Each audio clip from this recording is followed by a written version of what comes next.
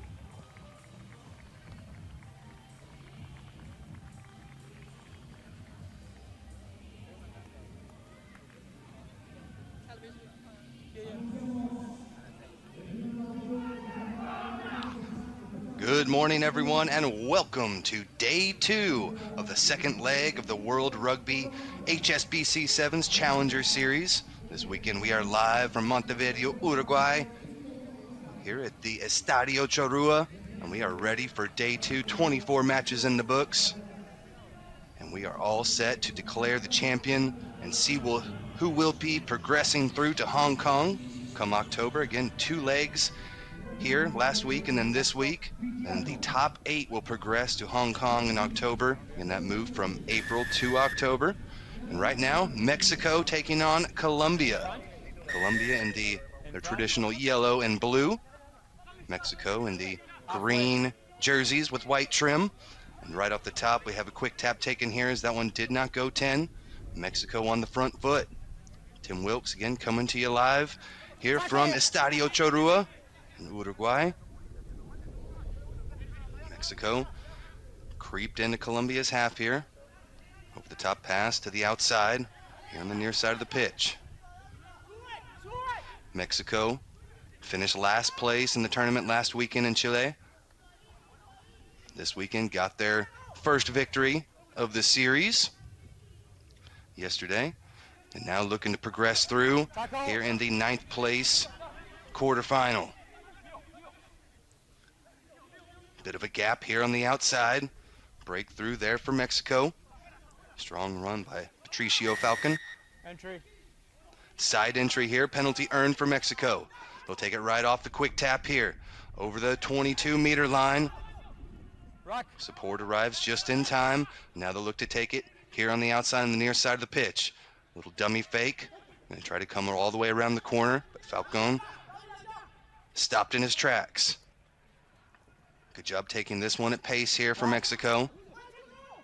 Good counter ruck, but Mexico still with ball in hand. Another run from Falcon. Working hard here in the early first couple of minutes, but a penalty. Time off. Put the ball down, please. Ball down. Just ball down, please. Referee's just looking to slow things down here. We do possibly have an injured player here. Shoulder charge into the ruck. I've seen contact to the body area. Here, there, shoulder charge into the ruck.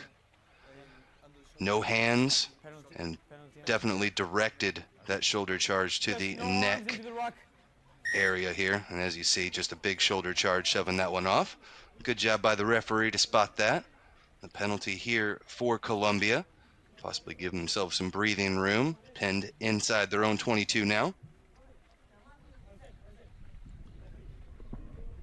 Injured player Arlie Urrutia. Take a quick sec here.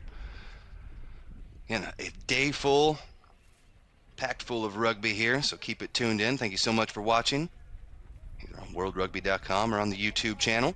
Let's go. Just going to get retaped, and we are all set to play. Time back on. No wrap and ruck. No relief of pressure here as Colombia goes with the quick tap, playing from inside their own 5-meter line. Work it up a little bit. Try this near side of the pitch. Solid defense there from Mexico. Farid Samano. But unfortunately, up a little high, says the referee. They'll play the quick tap and look to charge. Nice little inside step. Has support there. Big tackle Again there from Samano. Kept that one a little lower this time. 3 minutes gone by here in the first half. Colombia versus Mexico in our first 9th place quarterfinal matchup. Kick through does Colombia here, trying to give themselves some space to work with. Now Mexico back on the attack. Galindo into contact. Knees touch, tackle there. They did not release in time, so a quick tap penalty here for Mexico. Nice charge here, but a solid tackle from Colombia. Stops him just in front of the 10-meter line. Midway through the first half and still no score, but a break down the near side of the pitch. Here goes Samano. Big stiff arm and comes around the corner, and he'll be able to bring this one all the way back, centered under the post for Mexico's first try of the match. Well done there from Samano. Had 4 tries last weekend in Chile. Integral part of the team here, as we've seen already in the first few minutes. So Mexico takes the lead now. And Mexico coming out of Pool A. Not some easy matches. Had Germany and Uruguay yesterday, as that kick is good. Takes us to 7-0. We're able to get their first win over Papua New Guinea yesterday. Scored 5 tries on the day. In Germany right now was in their pool. They're sitting as the number 1 seed from last week. As you'll see, just could not take him down there. Arla Urrutia had a bit of the jersey, but Samano just too strong to break through in for the score. This time Urrutia off the hands, went backwards, says the referee. Turnover is good. And then a steal in the ruck. Nice little poach there for Colombia to retain possession again. But the pass just off the mark. Trying to come around the ruck and just missed him. Urrutia showing some moves now. Across the 10-meter line into contact. Has support there with him. That ball comes out though. Colombia are able to play on. They've got a 3v2 on the outside here. And just decide to take it straight up the gut. Davila tries to offload into contact there. Tackle. Unsuccessful, and we've got a turnover. Galindo was able to scoop that one up for Mexico. We'll look to take the weak side out there. Samano, the nice pass over the top. Mexico over the midfield stripe now. Mexico with the majority of the possession here in the first half of action. Tackle. Taking their time with it now. Knees touch, tackle there. Need to get a little bit better depth there for Mexico, but they've got some numbers here on the outside, and Samano making Colombia hurt now. We've seen some big tackles, the try already. Just charging into those tackles here. They need someone to come up and get this. Must use it quickly, says the referee. 1 minute left to play here in the first half of action. Mexico up right now with that 1 try. Solid counter ruck, but not rolling away the call there. That tackler just back on the opposite side of the ruck. Didn't get out of there quick enough, says the referee. Okay, when that tackle's made, if you happen to fall on the opposite side, you got to work hard to get out of the way so you don't slow down the ball for the attacking team. Referee said took a little too long. You see Mexico already a bit exhausted here. Patricio Falcon trying to rally the troops here, put a little bit more points up on the board before halftime. On to the mark. Yes. Alejandro Chavez, the 31-year-old, with a throw here. Gets it back. Nice pass to the back line here to start things off for Mexico. Beautiful step around 2 defenders. Tries to stretch the legs past the third. Rock. Could not do so. Strong defense there by Alejandro Navarro. This one's kicked through. Penalty, offsides the call. So this will be the final play. We'll see if Mexico look to take the points off the drop kick, or possibly quick tap and look for the 5.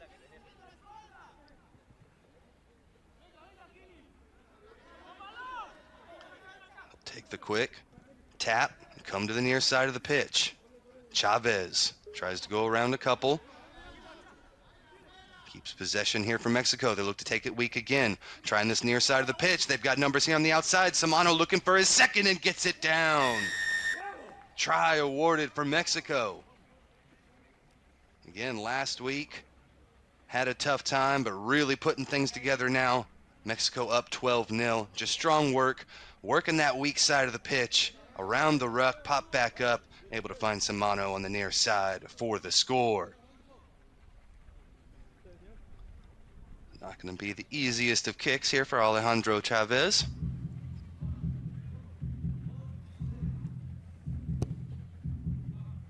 Off the mark to the left here, and that will take us into the half. Mexico 12, Colombia 0.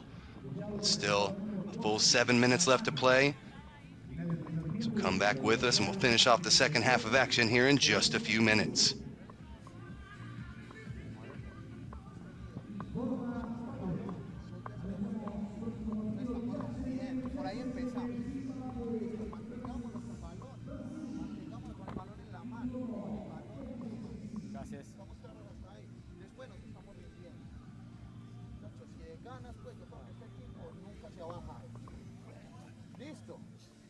Stay sharp on that, yeah. Vamos, que de ganar no nos pueden ganar. Y eso es lo que está pasando. Ellos se nos ríen en la cara, disfrutan todo lo que hacen y nosotros con la cabeza en el piso. Estamos, David, vas a salir, va a entrar Álvaro. Vas, en el line-out salsa él, usted vas afuera. Y en el scrum, Titi va en el centro y vos vas en el scrum. Hey, vamos, en serio, vamos. If they're taking space away from attack. ¿Tú, Cane? Colombia.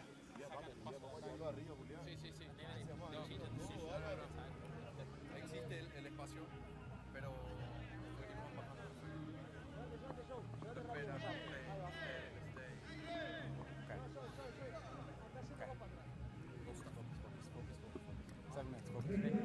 Breakdown accuracy, that's what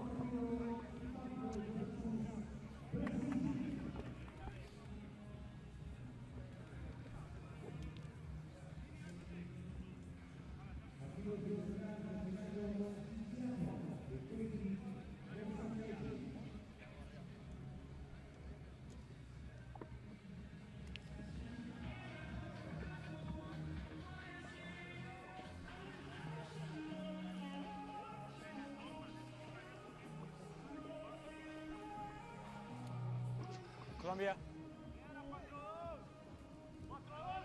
We're just about set for the second half of action here. Mexico up 12-0 in this 9th place quarterfinal match.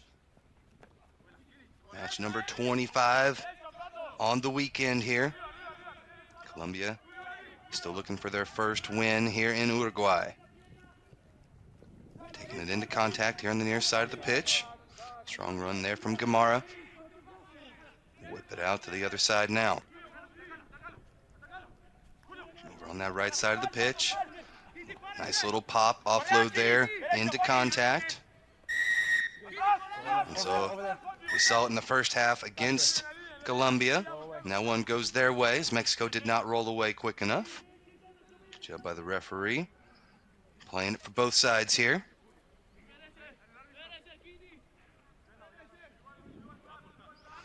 In 3 matches yesterday. Those legs are getting tired now. Who has the conditioning to put forth the effort here? Backwards says the referee. So Colombia plays on. Nice little burst here from Navarro. And a good offload. He's able to take him over the midfield stripe now. Knees hit the deck, so they must release there after the tackle.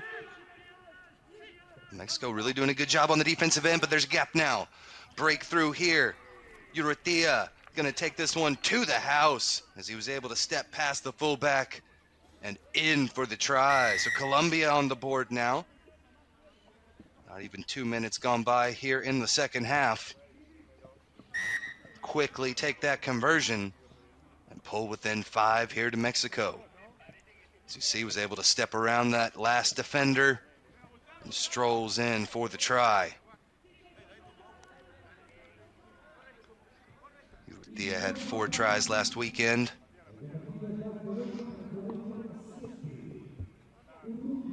It's the 26-year-old trying to make a name for himself. Really has been the standout here in this match.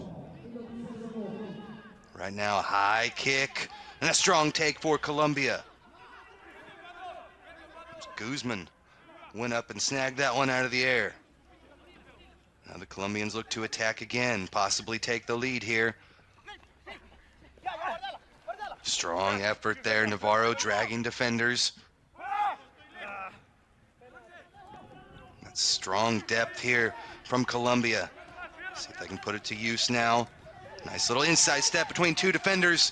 And it's Garcia who will stroll in for the second try of the half here for Colombia.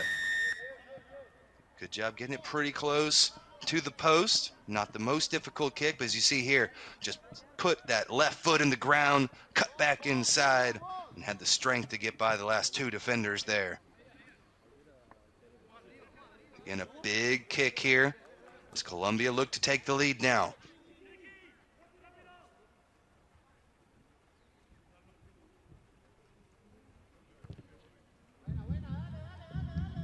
Left-footed kick off the mark, though.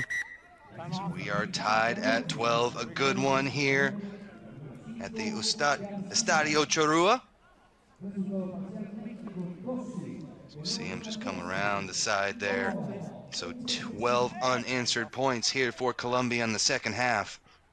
Not even midway through. We'll see what the last 3.5 minutes have in store for us here. Are you okay? Yeah. Turn back on. And both these teams just about out of contention to make that top 8, but still putting forth some strong effort here. It's on the full. This one did go out into touch on the full, and it must hit inbounds. This one did not, so we'll have a free kick back at midfield for Mexico. Really their first possession here of the second half, as Colombia was able to keep and retain it, especially off of that restart. There's a nice steal. Strong poach there for Colombia. They're able to play on here. So not even one phase there goes Mexico. And now it's Colombia back with it again. Again, 12 unanswered points. We got a boot on the pitch, but here's another burst around the sideline. Strong run there again from Garcia, who's turned it on here in the second half. Now Colombia looks to try this far side of the pitch. There's a breakthrough by Navarro. The try score and a kick through. Chaser is Urrutia. Able to dot it down for the score. 17 unanswered points here for Colombia. And they are starting to pull away now. Just an errant pass, and what a huge amount of skill there from Urrutia, who is able to catch that with the right boot, poke it forward, and scoop and score for the try.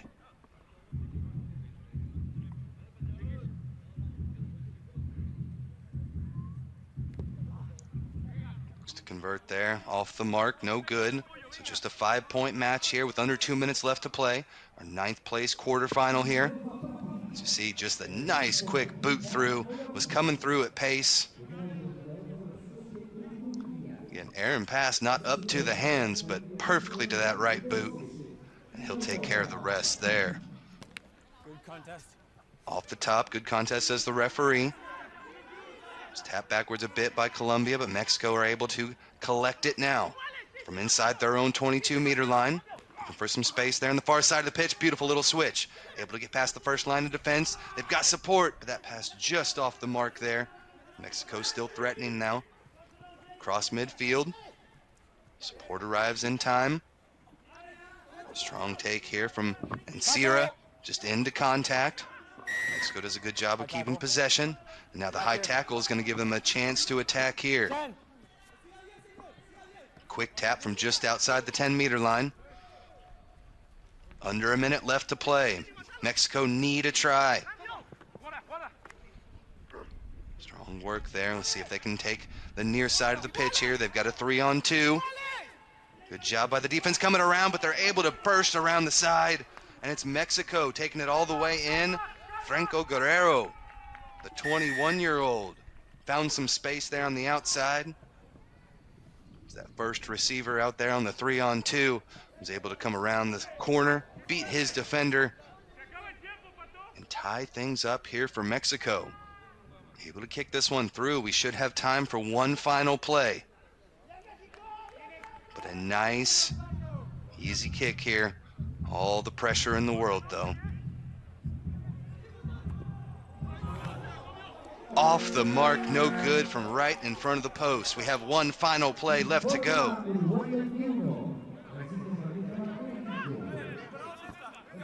Mexico here with the kick on the restart. Time off, please. As you see here, just that one fend really drug the defense out to the outside there, had them sucked in. Again, those tired legs for Colombia just could not get to the outside enough to cover that space. Who has enough left in the tank to come away with the victory here? One final play. Time on. Mexico will be looking to take this one off the top here in the restart. A bit further than they may have hoped, but almost bounced into their arms, but it's Colombia in possession now. They'll look to take it all the way over the top, try the near side of the pitch here. Nice little step inside. Out to the near side here to Urrutia. The try scorer was caught at midfield. Colombia still in possession now. Garcia took it into contact. Again, final play here. And a tie match. Good defense from Mexico. Driving them back about 12 meters here from the gain line. This one pops out and Colombia are able to retain possession. Aaron pass keeps them moving the wrong direction though. They've got numbers here on the near side of the pitch. Mexico need to come fringe out to the outside. And they're going to look to use those numbers here. Strong burst around the corner. Garcia already with one try. Pass over the top. Finds the target. And they're going to be in for the game-winning try. I believe that's Urrutia. Was able to collect that pass from Nider Garcia.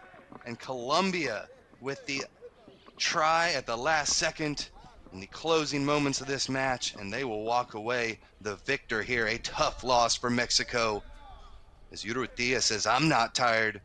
He's got the legs to take in the final try and secure the victory for Colombia. Conversion kick is up and good, and we are starting off on a strong foot here today. What an excellent match. 24-17 your final. Colombia are the victors, and there is the missed opportunity for Mexico. Hands on the head there for Patricio Falcon, the 21-year-old. Learning experience for him, and a big win for Colombia. They'll progress on to the semifinals in the 9th place match. We've got the next one coming up here, Zimbabwe versus Brazil. So stay tuned for the next here in just a few.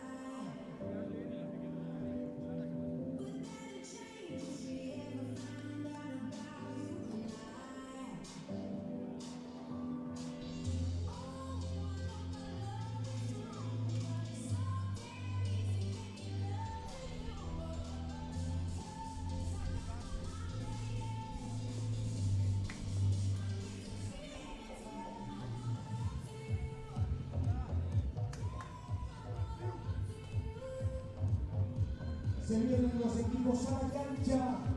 Se viene Zimbabwe, Brasil. La saca amarilla. Equipos verdes para el equipo carioca.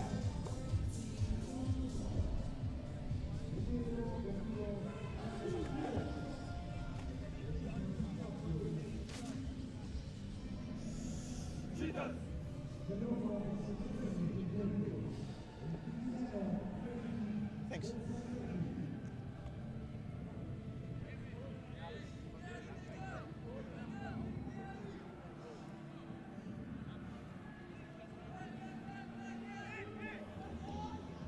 And we welcome you back here. Match 2 on the day, 26 on the weekend here from the World Rugby HSBC 7s Challenger Series, live from Montevideo, Uruguay. Okay, thanks. The Estadio Chorua, here in the Carrasco neighborhood, tucked in beautifully here. just under 70 degrees, about 19 degrees Celsius. A fantastic day for rugby and a huge match here between Zimbabwe and Brazil. Brazil in their traditional blue shorts, yellow tops. Zimbabwe in the black and yellow. Contest for it here, and Zimbabwe are able to come away with the penalty here. They had their hands on before that ruck was formed, and now they'll look to attack. Last minute push to get them back 10. Now Zimbabwe inside the 10 meters here. Into attack, drive themselves all the way back here with passes to the back line. There's a step through. Katsbury in for the score. Able to offload that. That was Nudela able to offload to Katsbury there, and a big try to start things off for Zimbabwe. For just joining us, Zimbabwe was able to play 6th last week in Chile. And again, the top 8 teams are able to make it to Hong Kong. And right now, with Zimbabwe sitting here as we watch this try yet again, the beautiful little offload step through there from Nadella off to Katsbury. Katsbury had 3 tries last weekend. The 25-year-old showing off the skills here. But again, Zimbabwe need a good finish. If they can, they've got to win this 9th place match off a big hit here, though. Claudio gets clobbered there by O'Neill. Now Zimbabwe look to attack again. 8 meters out here. Look to try the outside yet again. Advantage being played for offsides. You can be a little bit aggressive here on the attack with the advantage. Able to dig it out of there. They've got a 3-on-2 here on the outside. Into the 2 defenders here. 10 meters out now. Think about taking it weak. Shamala just has to take it into contact here. That ruck was formed. Penalty here for offsides is what we'll go back to now. So 2 minutes gone by, all Zimbabwe here.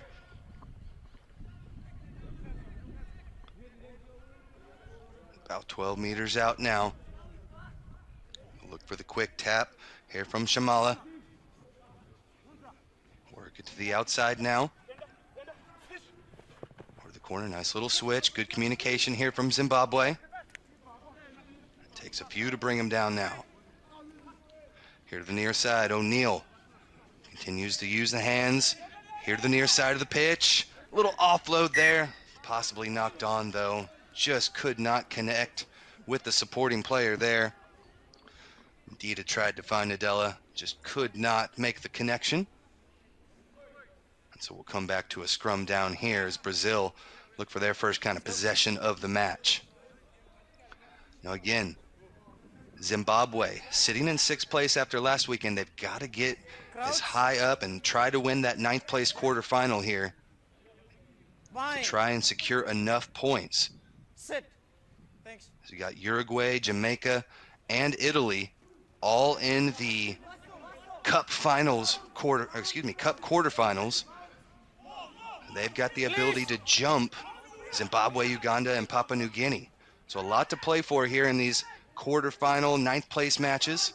But Zimbabwe working hard out there right now. Got Brazil pinned back, but they're stepping through over the 22-meter line. It's got a foot race here at midfield. Being chased down, but he'll have enough gas in the tank to give Brazil their first try of the match. Strong work there. Ariel Rodriguez, the 21-year-old, dots it down for Brazil. And gets him right back into this match now. Kick coming from right under the posts. But as we saw in the last match, never a given. As again, this one off the mark.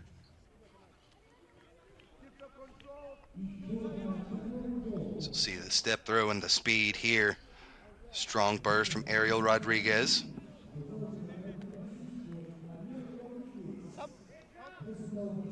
Dives through for his first try of the day.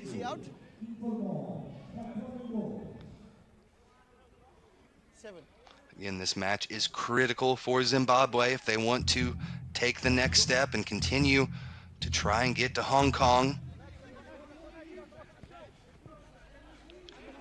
Nice little step through, not held. So good work for Zimbabwe off the restart.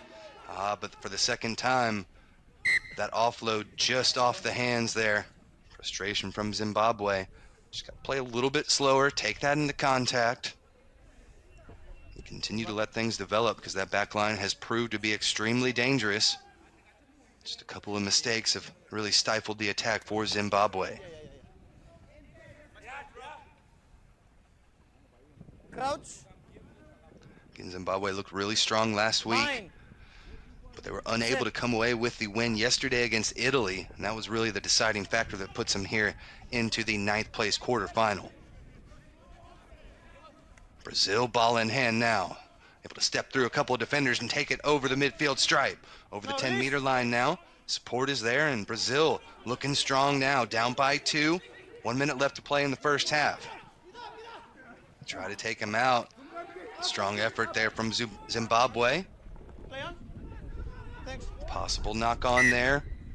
Referee spotted it, so they tried to go quick, but the strong pressure from Brazil completely rips that apart, and they're able to get themselves a scrum inside Zimbabwe's 22-meter line.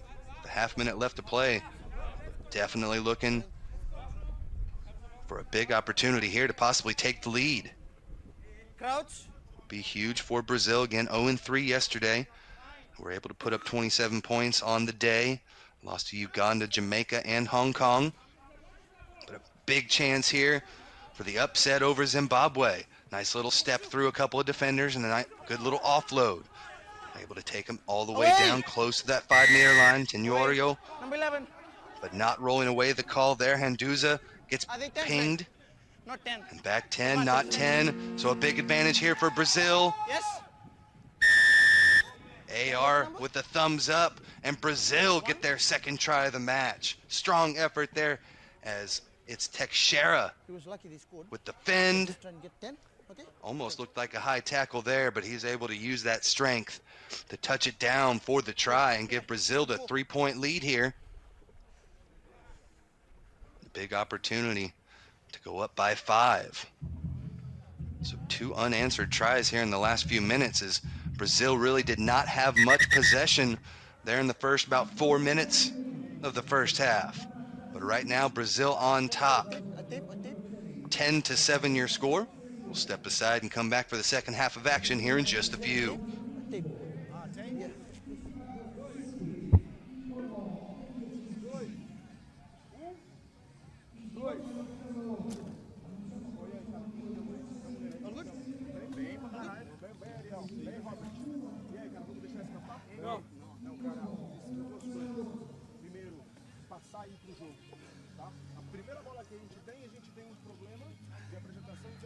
Who's lucky they scored the try. Number 1 not 10. So I just never won it with you. Carregador naquele momento. Yeah. Beleza? Cara, mas passou isso, foi direção. Tá aprendendo, evoluindo. Construímos, chegando pra dizer, cara. Isso. Boa. Perfeito. Outra coisa. Cuidado pra gente não ser estressado muito rápido na defesa. Vamos os caras de pé. Você viu que sob pressão os caras não conseguem jogar, então tem que se preocupar em pressionar. Não se preocupar em ficar dentro da bola, dentro do resto toda hora, cara. Beleza? Deu oportunidade, cara. Bora. Cara, daqui pra mais, hein, mano? Era um companheiro. 1, 2, 3. Brasil 7. All right. Yeah. Thanks. Last one. Last 7. 7.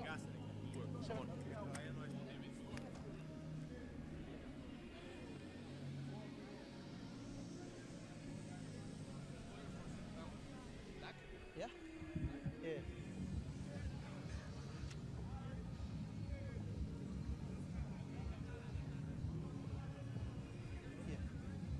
Left. Okay.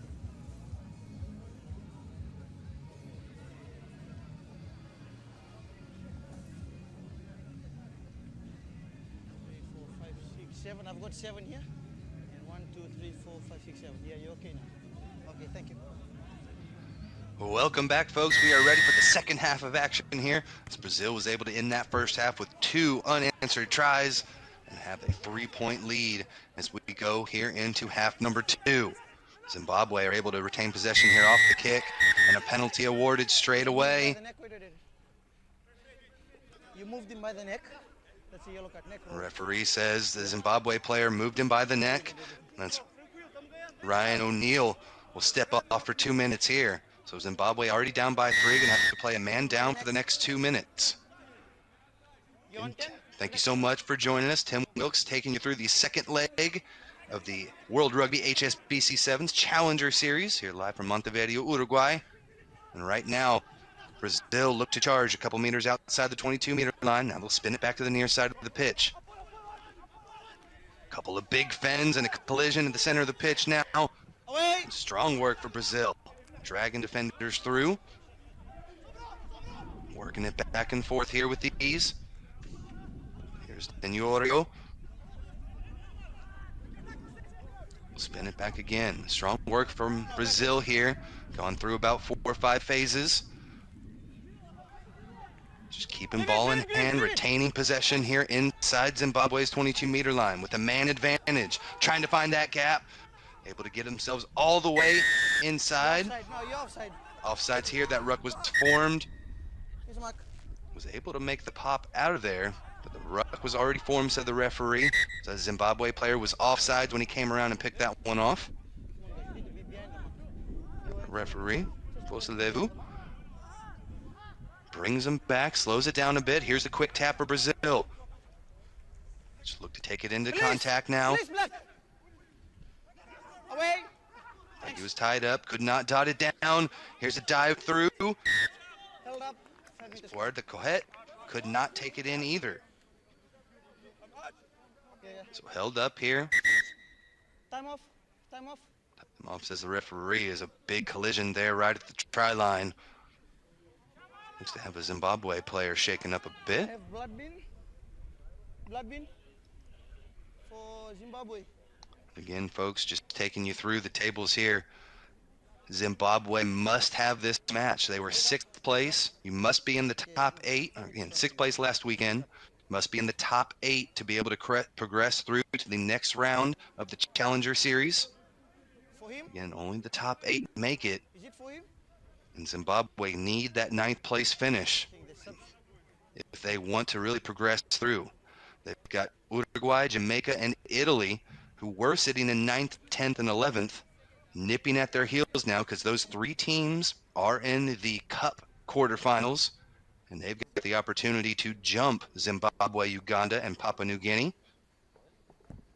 It's really important for, again, Zimbabwe, Uganda, and Papua New Guinea to come away with wins here in their first Cup quarterfinal, as we see, trying to get it down, but just an excellent job there by Zimbabwe, getting underneath that ball and preventing them from scoring the try.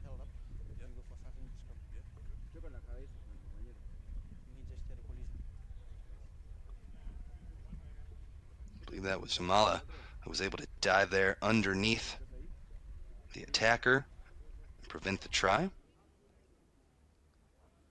We've got the medics out right now and time off. Again, thank you so much for joining us. No matter how you're watching, the worldrugby.org YouTube channel. Just a fantastic facility here. Again, this is the home of Los Toros and the Uruguayan Rugby Union. The headquarters here at the facility.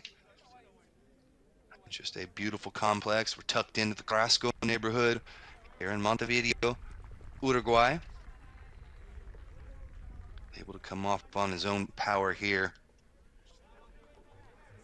Good to see. A bit of a head-to-head contact possibly there. Mudaraki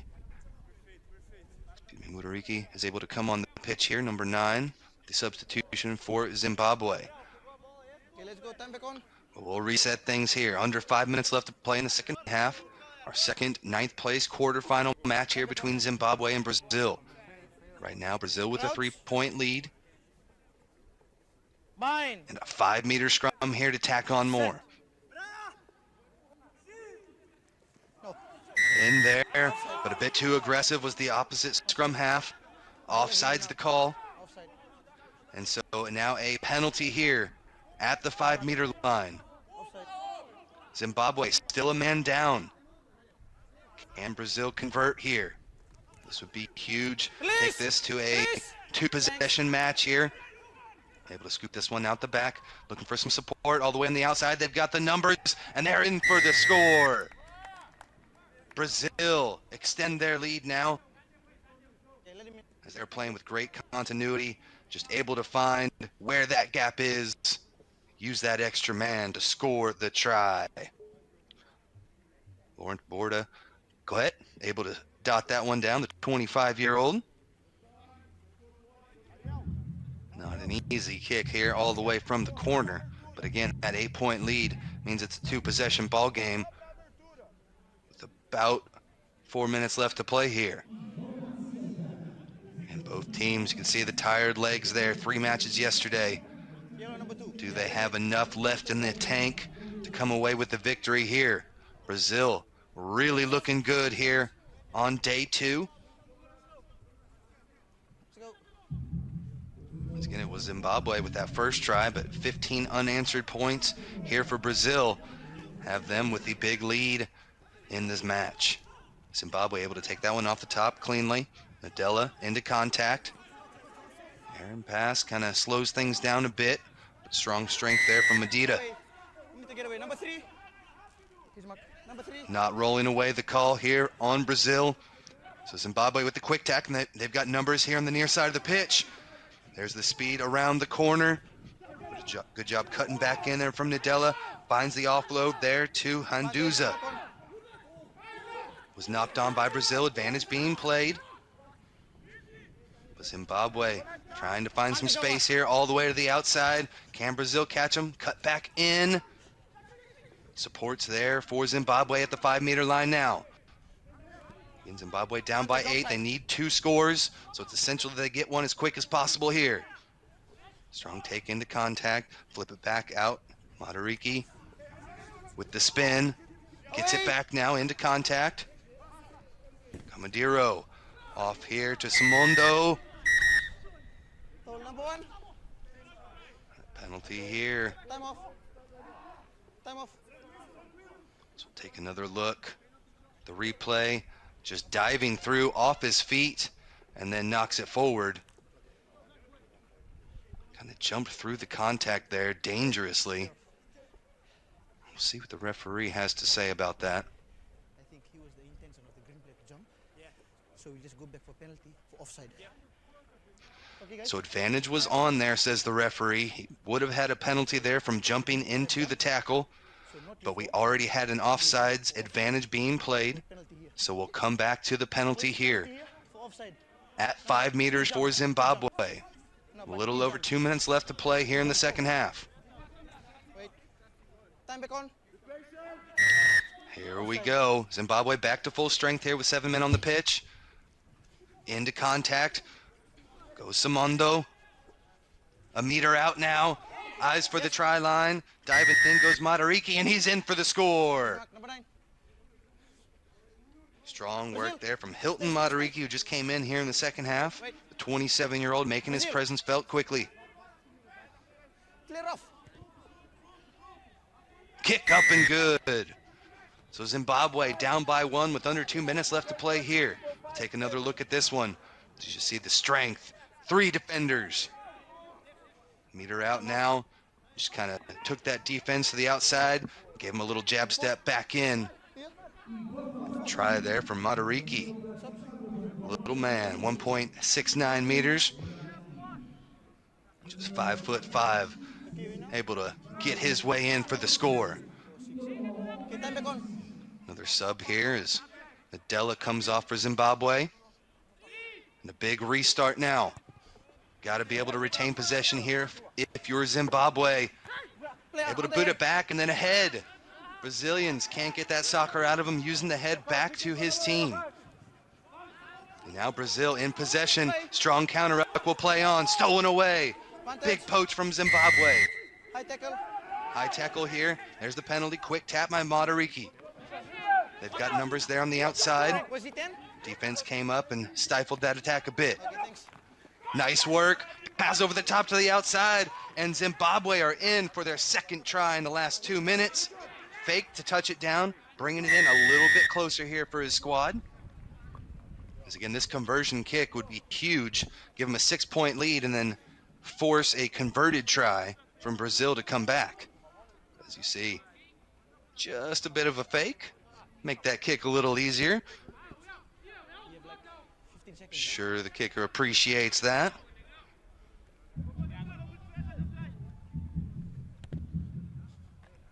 Up and good. So a 6-point lead here, 21-15, the score for Zimbabwe, as they've been able to reel off 14 unanswered points.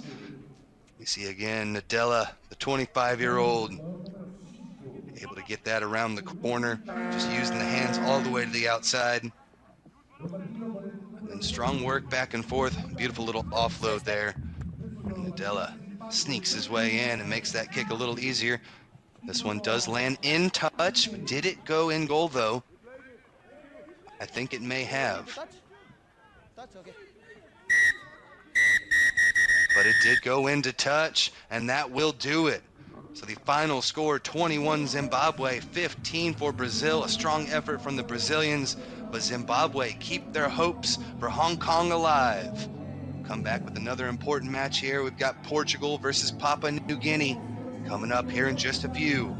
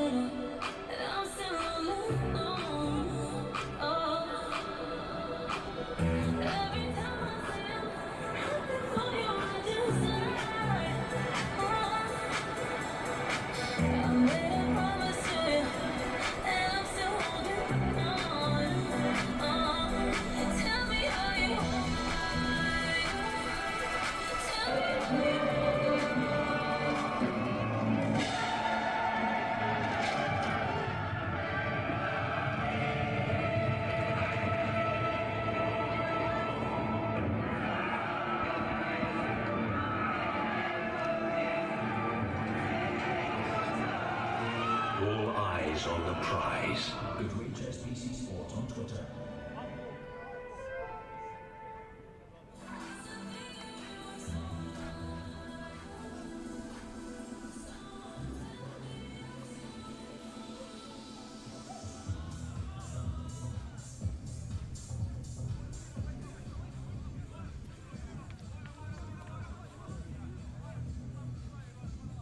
Okay, perfect.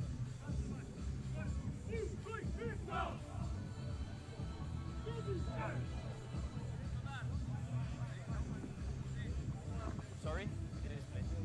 Say again. Okay. We go. Okay.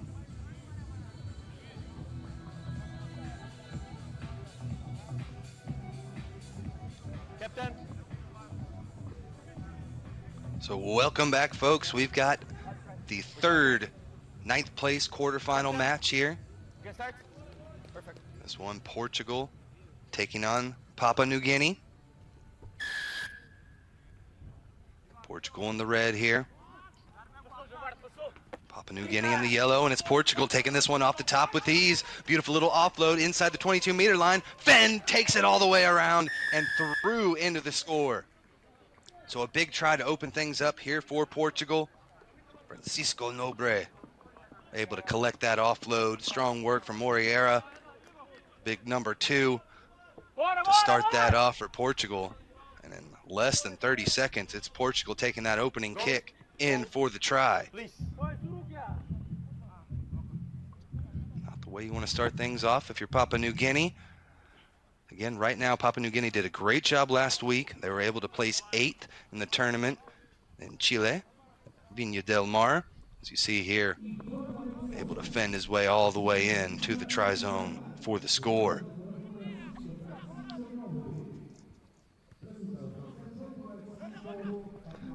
So our second restart, this time PNG able to come away with it. Squirts back a little bit further. They got a release here.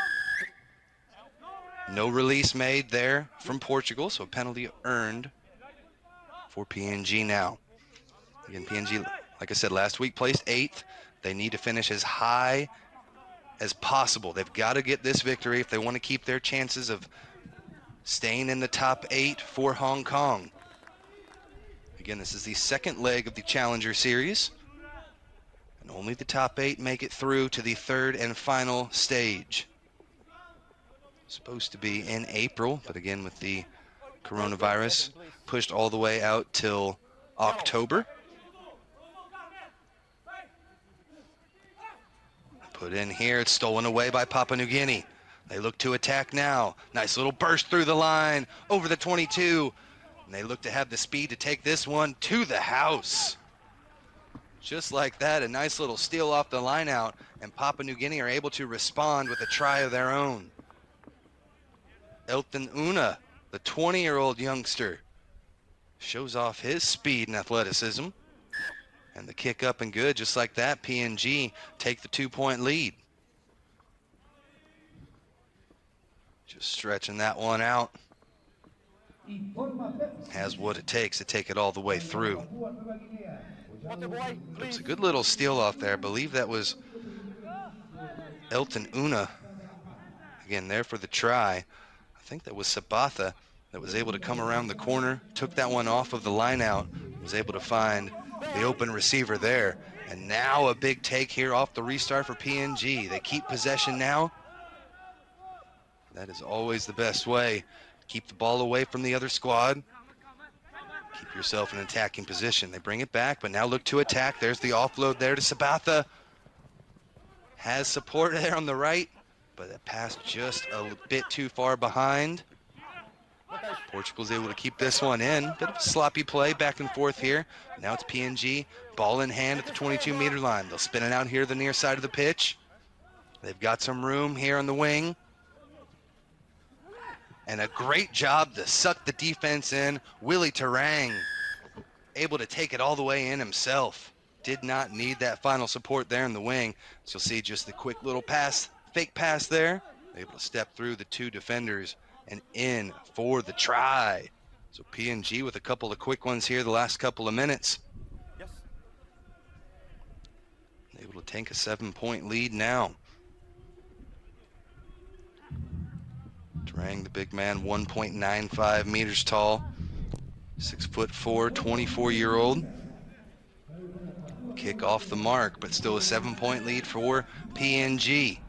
As you see here, nice little hop step, fake pass to the outside, drew that defender in just enough to where he had no chance. Thumbs up from the AR says, try good.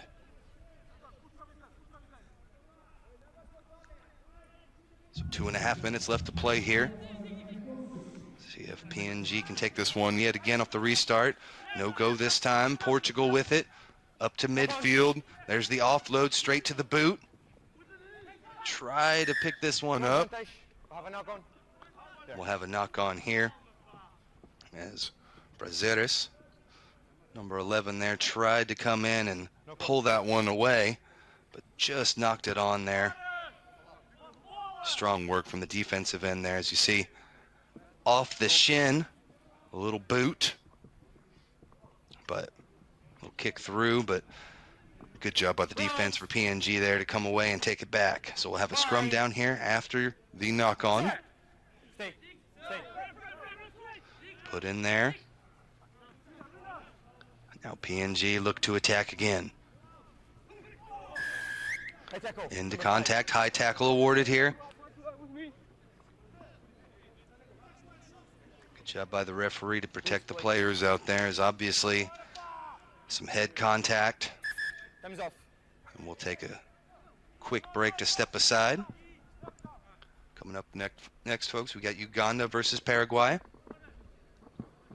Uganda, another one of these teams, just like Zimbabwe and Papua New Guinea, that have got to get a win in this first quarterfinal match if they want to keep their hopes alive.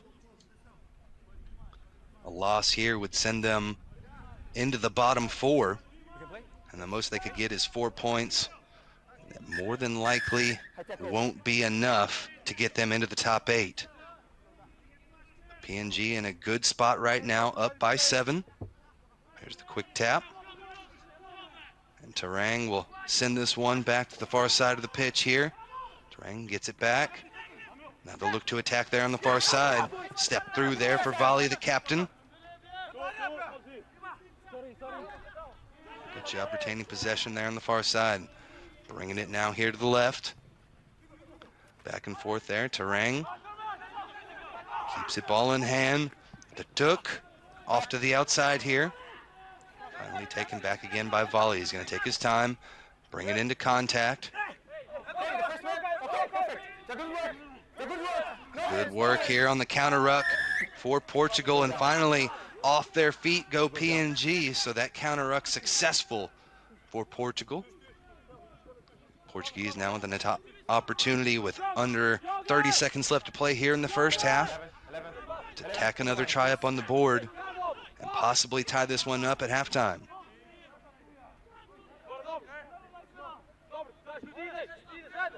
Quick tap here from Salgado. Switch back in, trying to take that weak side out there. Strong effort through the defense. This one came through, unfortunately knocked on there. That hooter just sounded, so that'll mean the final whistle here the first half. We'll come back with the second half of action here between PNG and Portugal, as Papua New Guinea with a 7-point lead as we enter the halftime break.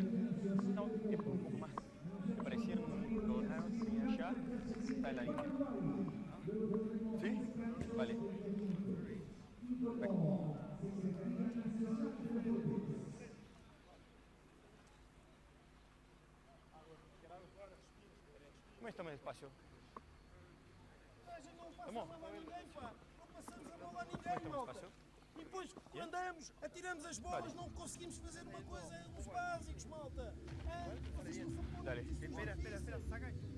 Façam aquilo, pá, muito cedo, este cruzamento. Arrastem-nos, para que é tão cedo? Calma. Venham, arrastem e depois a defender, não deixá-los sempre entrar. Joga nas costas, nós vimos isto, temos que estar 2-1, temos que estar mais perto. Temos que puxar fora, de forma a que eles tenham que vir para dentro. E nós estamos a dar as vantagens todas, estamos a jogar, a deixá-los jogar aberto. Impossível, malta. Bora, malta. Bora, pá. Bora, mexer mais a bola. Bora. Bora. 1, 2, 3, go! Sem merda, bora.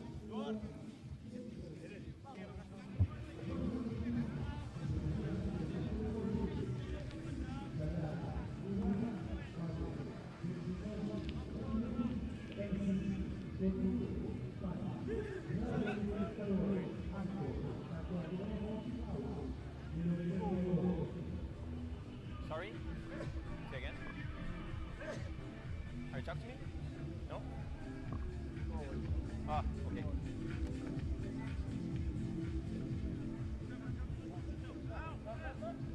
We can? Okay. Captain! Welcome back to Montevideo, Uruguay. Tim Wilkes taking you through match number 27 here. That's Papua New Guinea with a 7-point lead here over Portugal. Portugal in the red and white, Papua New Guinea in the yellow and black. Tackled there at midfield. Portugal able to retain possession. They'll look to take it weak here. Test the near side of the pitch, but a high tackle there as Terang got dinged. Getting up a little too high.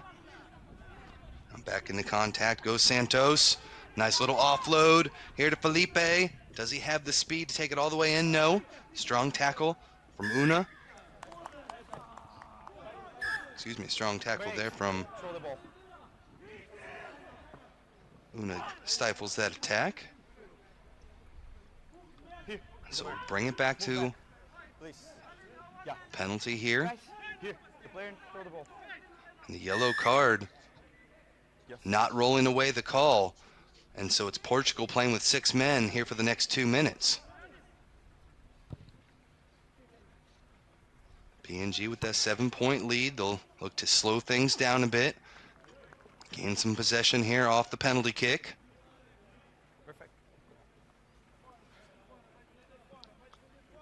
See Elton Una there.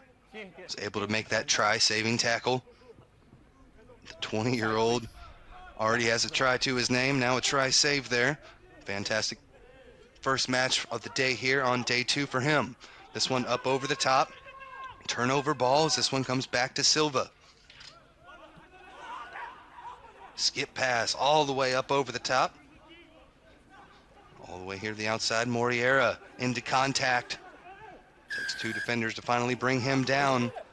And they lifted him up off the ground. Penalty awarded here. Quick tap taken by Portugal inside the 5-meter line. And they're in for the score. Francisco Nobre in for the first try. The 19-year-old putting in the hard work here. Beautiful little offload. Able to shake that last tackle. And in for the try. Would not be denied. Had 2 tries last weekend. And a big one here with 4:30 left to play. Portugal creeping back in it.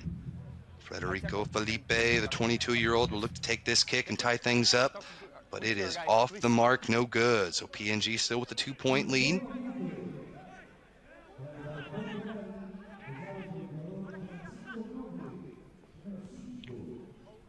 A huge match for Papua New Guinea for just joining us. They've got to win this one to keep their hopes alive for Hong Kong in October. To be able to make that 3rd stage of the tournament. Change. Golding, number 2. Looks like this one did land in touch before trickling out. Actually did have a knock on there. Perfect. Yellow cards, come back. Perfect. Time is on. Senben is back in. So Portugal back to full strength after scoring that last try with a man down. Time. Set. Good. Good, good. This one kind of starting to break apart, and it's stolen away by PNG. Referee just let that one go, and we'll continue on here. Speed on the outside. Strong run there. Tairang into contact just outside the 22-meter line, or Papua New Guinea. Offside's the call, so advantage here.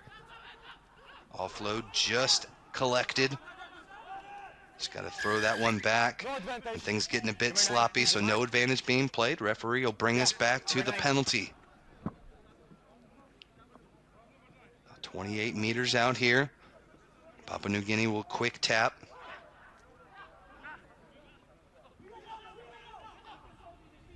Look to find some space here. They'll try the near side of the pitch. Got a 3-on-2 on the outside.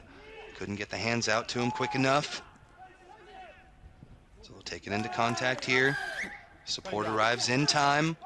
Portugal were off their feet in the ruck though, so a penalty awarded. They'll take the quick tap. Push Portugal back 10. And now here a possible break. It's Tairang with the offload here to Una, and Una with his 2nd try of the match. He'll take his time with it. Wait to see an opposition there before touching it down, but a big try there for Papua New Guinea as they go up 7 with the kick coming from right under the post here. So a big try there for Papua New Guinea. This one up and through, so 19-10 your score with 2 minutes left to play. Again, this is our 3rd 9th place quarterfinal match here as we watch again. Tairang with the nice little offload into contact there to Elton Una, and the 20-year-old dots it down. Wait. 9 goals. Again, 2nd try of the match there for Una. 1 red. As the 20-year-old has really had a outstanding performance here in this match. Just 1 try last weekend, but 2 here in this match. Yeah. Perfect. We can play. Also had a try-saving tackle. Portugal ended up scoring eventually, but again, it was strong effort for Una throughout the day.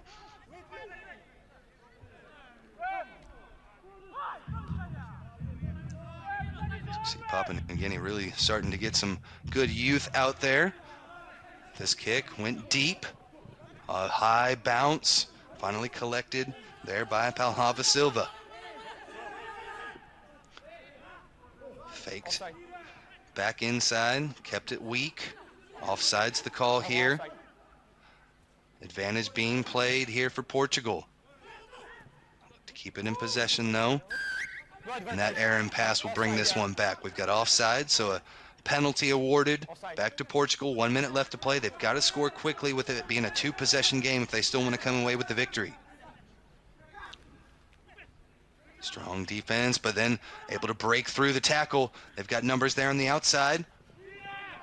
Here comes Salgado into contact right at midfield. All the way back to the near side of the pitch now. Francisco Nobre, the 19-year-old, keeps possession here for his squad. Keeps them alive. 30 seconds left to play. They've got to score before that hooter sounds because they need 2 tries to win this one. Move back. Or just a try and a penalty kick will do it as well. But right now it's strong tackle after tackle here by Papua New Guinea. Portugal able to come all the way to the 22-meter line now. Can they finish this one off?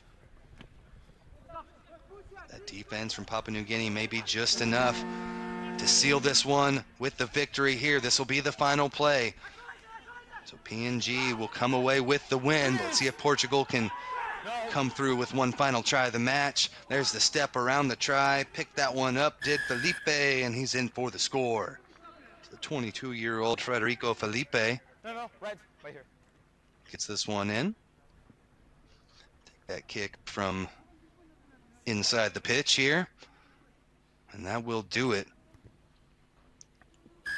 Conversion good. So our final score, Papua New Guinea 19, Portugal 17. So life still for Papua New Guinea as they're fighting for their place in Hong Kong. Take a quick break. Coming up next, folks, we have Uganda versus Paraguay, another big 9th place quarterfinal match. So stay tuned for more rugby right here.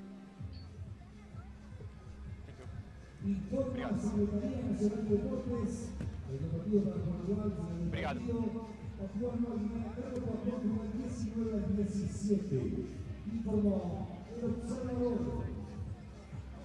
Sí. Ya se viene Uganda, ya se viene Paraguay.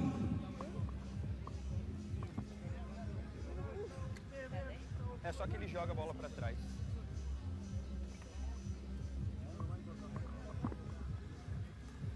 Vou tirar o raio só.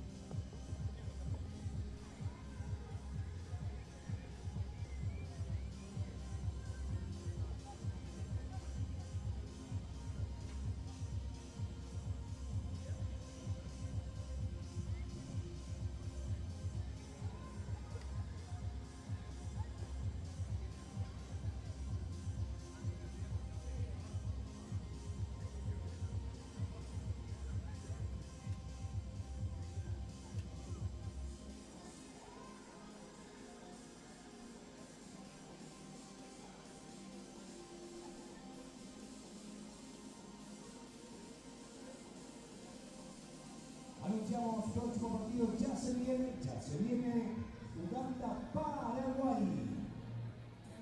Luego de este partido tenemos un receso de 10 minutos y posteriormente avanzaremos con Alemania, Chile. En esa región, buen rugby. Luego Japón, Jamaica. 14-01 Tonga, Uruguay. 14-24 Hong Kong, Italia. Retiramos. Próximo partido, Uganda, Paraguay. Enjoy. Have fun.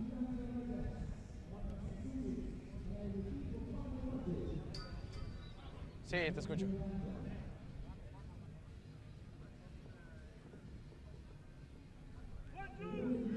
Buena suerte.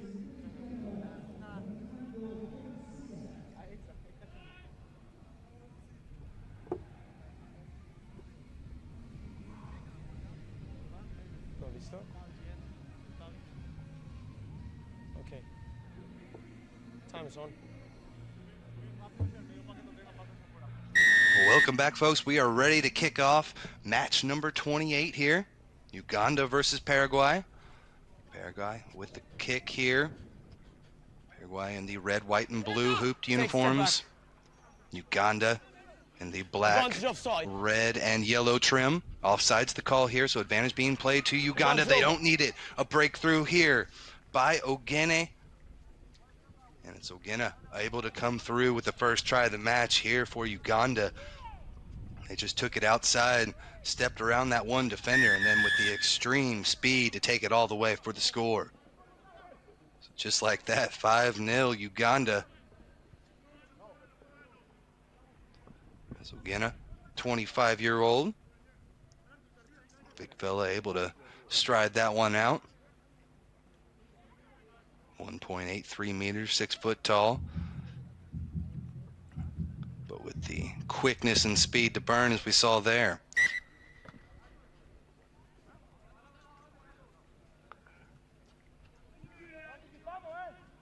Kick is good, so it extends the lead now, 7-0.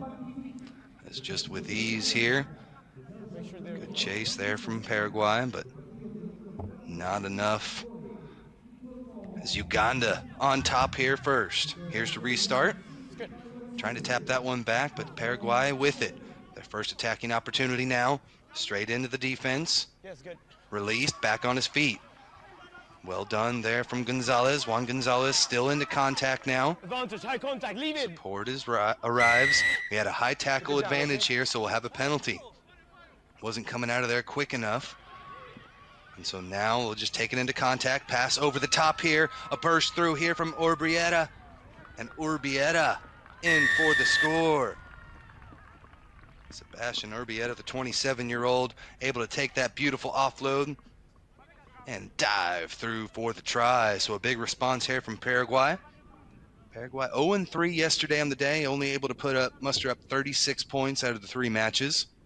Ended in 4th place position. Uganda had a victory over Brazil, but losses to Jamaica and Hong Kong have them here in the 9th place quarterfinal. Kick looks good off the post. Banked that one through. Called his shot there. Paraguay with the big response and tie this one up at 7. Urbieta with the big try again there. 3 minutes gone by here in the first half of action. Again, our 4th and final 9th place quarterfinal. And another breakthrough. This time, it's Offerworth. Steps past the final defender, over the 22, over the 5, and in for the score. Feuerwath with the try. As Aaron had the speed there, the 22-year-old, to break through. And so the second time, just a quick one phase, not even a ruck, I don't think, for Uganda here, as they have ball in hand and they have made them pay off the initial phase both times. Kick there, up and good. Extends the lead now 14-7. A try-fest on our hands. Try a minute here in the first half. Camila, ¿puedes cuidar el offside en salida, por favor?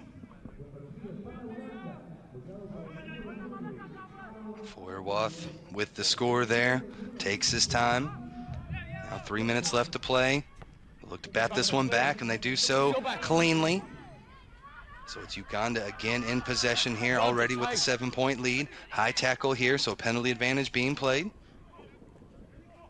Uganda can be a bit aggressive here with the advantage, and a beautiful little step through, and yet again, no rucks needed for Uganda. They're able to come through with their 3rd try of the match. They dot it down, and it's Aaron Feuerwath with his 2nd try. Back-to-back there for the 22-year-old. Only 1.71 meters, 5'6", but has the speed to break through, and that time just came up, was in beautiful support there, and so the offload came to his hands, and he had the pace to take it to the house from there. As you see there, nobody can catch him once he's inside the 22-meter line. And it's Uganda with 3 tries here in the first half.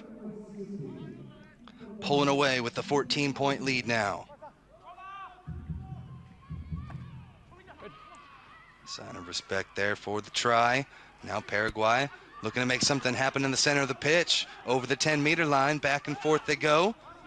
Good little fend sets things up here. The Paraguayans to attack.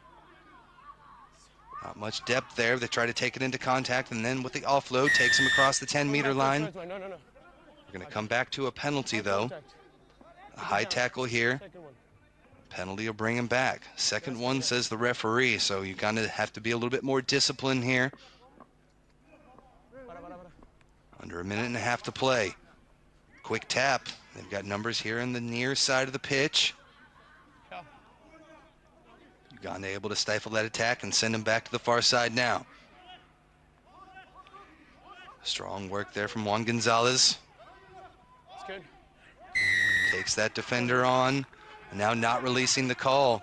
Ruck did not happen in time, so Uganda were able to get the penalty there for not releasing. Paraguay just got a little too far out of their support there. No quick, says the referee. We're going to have a line out here. As that one looked like it was knocked into touch, so Paraguay with the option here. And they choose scrum instead of the line out. 20 seconds left to play. It'd be huge for Paraguay to be able to dot down a try here and get right back into this match. But again, Uganda must have this match if they want to progress through to the 3rd stage of the Challenger Series. Sitting right on the bubble, 7th place last week. Advantage being played here for the knock-on there. And now it's Uganda back with it. They're going to look to try and score one more. All the way around the corner of Feuerwath again, looking for the hat trick. Decides to pass it off and just shows, here you go, Nakore, we'll let you take this one and get your first try of the match as well. Sits down, going to take as much time as possible. Dots it down, and Uganda with their 4th try of the first half. Just go and score it. Referee says no need to be cheeky there with the Indian-style sit-down.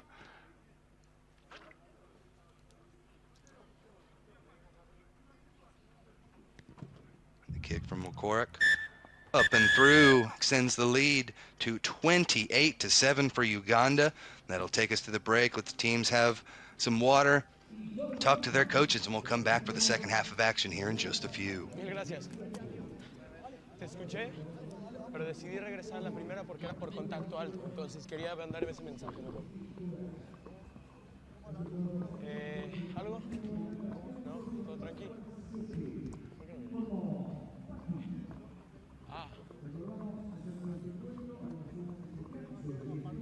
Fuera de eso, bien, sí, también lo he visto y si lo ves, llámalo y sí, claro. Igual mantener los ojos abiertos en eso, en los offsides, en los breakdowns. ¿Algo de tu lado? ¿No? Tranquilo. Sí, en la salida alguno quédese arriba para nada más estarles metiendo presión de que no vaya a salir alguno antes, ¿va? Pero fuera de eso, ¿algo? Sí, sí. Vale, ya está. ¿Jugamos? ¿Listos?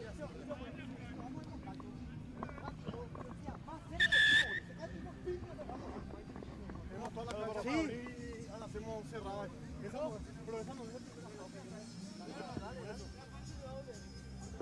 Okay. It's kind of hot, eh? You guys ready? Okay. Captain, ready? We are all set here for the second half of action between Uganda and Paraguay. Coming to you live here from Estadio Churrua, here in the Carrasco neighborhood, nestled in Montevideo, Uruguay. Tim Wilkes coming to you live here in the Challenger Series. Second leg, and a penalty here as they were off their feet in the ruck were Paraguay. Penalty awarded to Uganda. It looks so good there in the first half. Beautiful offloads, lots of speed out there on the pitch. Off the quick tap, they'll look to take their time. Just searching for some space here, all the way to the far side of the pitch. Step around, and just like that, Uganda with their 5th try of the match. Little offload, spreading the love. And they'll dot it down right between the posts yet again. That was Michael Okorik off with the try, but it was a nice little offload from Wakorik over to Okorik. The 29-year-old dots that one down. 35-7 now your score after the converted try. You see just too much strength. Could not take him down as he was able to speed his way around the corner. There was Wakorik. And Michael Okorik able to touch it down for the score. And yet again, Uganda able to come away with the restart here. Let's see if they can at least bring them down. Beautiful little offload off the top, and they are in again for the try. Desire Ayera dots it down for Uganda, and these guys are relentless at the moment. 40-7 your score.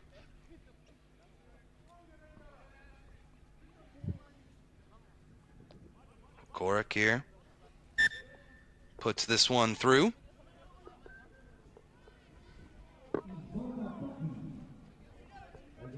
As that offload up and over the head, knew the support was there, so good communication from Uganda, good continuity. These guys know where each other are all over the pitch, and they're able to make Paraguay pay there. Restart here, collected, actually just booted back. Advantage being played here to Uganda. Big skip pass, advantage over, that one right off the chest, knocked forward. So we'll have a scrum down here, back to Paraguay.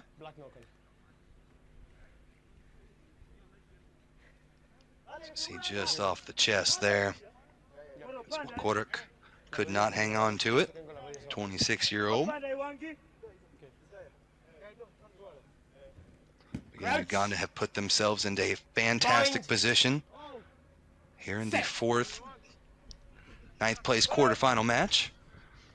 It's Paraguay with it now from their own half. Look to try and run away from the defense here, all the way to the near side of the pitch. High tackle, advantage being played here for Paraguay. No advantage gain, says the referee, so we'll come back to the penalty.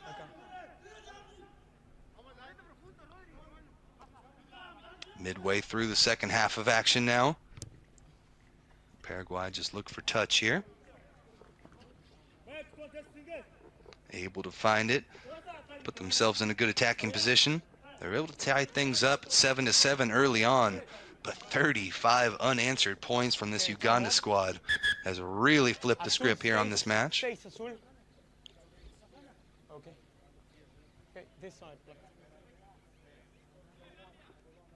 Referee Fernando Garcia. 4 black. Number 4 black. It's out already. No. Have a substitution here, slowing things down a bit. No, time is out. Yes, don't worry. Time off at the moment. Again, thank you so much for joining us. Just a beautiful day here in Montevideo, Uruguay. Good. Time is back on. About 70 degrees, 20 degrees Celsius. Bit hot out there in the sun, but perfect weather here for the boys. And right now it's Paraguay able to take that one off of the line out, into contact now, 5 meters out. Strong work from the Paraguayans. Now they'll look to spin it back to the near side of the pitch. Thought about the skip pass, now with the offload after contact. Support arrives though. Penalty awarded here. We're going to come back, and possible card here for offsides on Uganda. We'll be able to come back on the last 43 seconds or so. But it does mean that Paraguay play with a man advantage. See if they look to use it out to the weak side there to the left. Substitution here. Putting some fresh legs on for Paraguay. Time on. Here it is. They will look to take it to the weak side. Trying to stretch this one across, but a strong defensive effort stifles that attack, and was held, not releasing the call, so a 5-meter penalty here. Back for Uganda. Excellent defense. Now with ball in hand, close to the 22-meter line. No.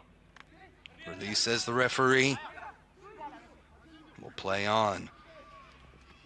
Big gap there for Uganda. They make it a little bit easier of a pass. And now some huge moves for Uganda.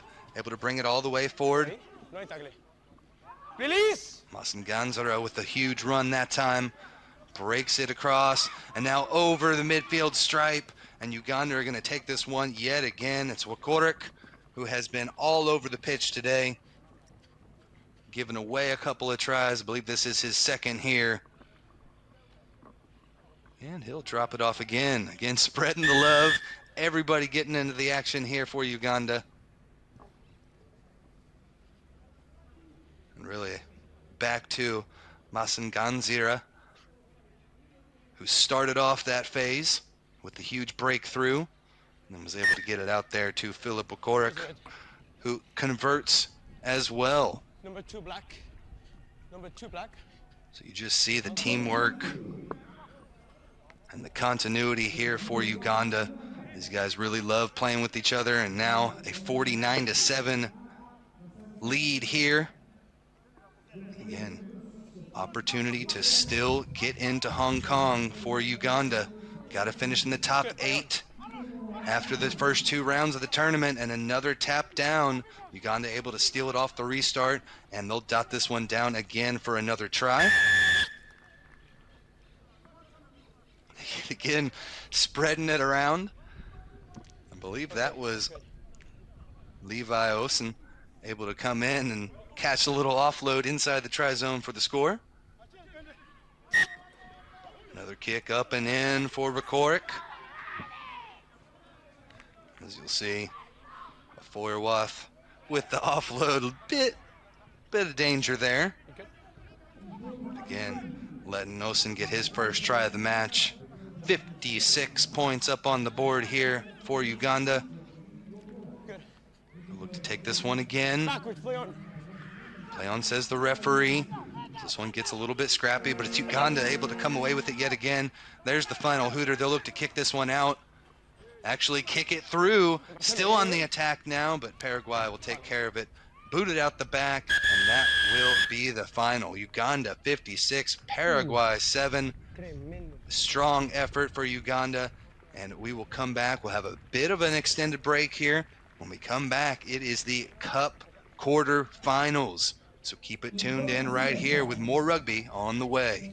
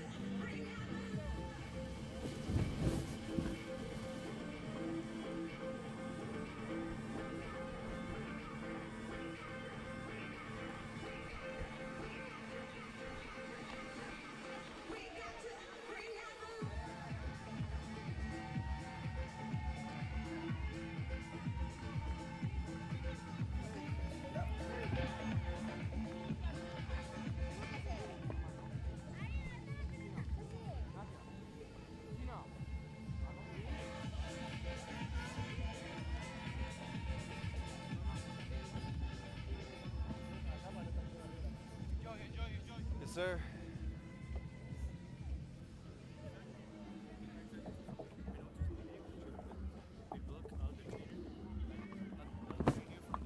Breakdown. You got it. I'll watch you. Alright, you got it. I'll be on the lookout, yeah? Go.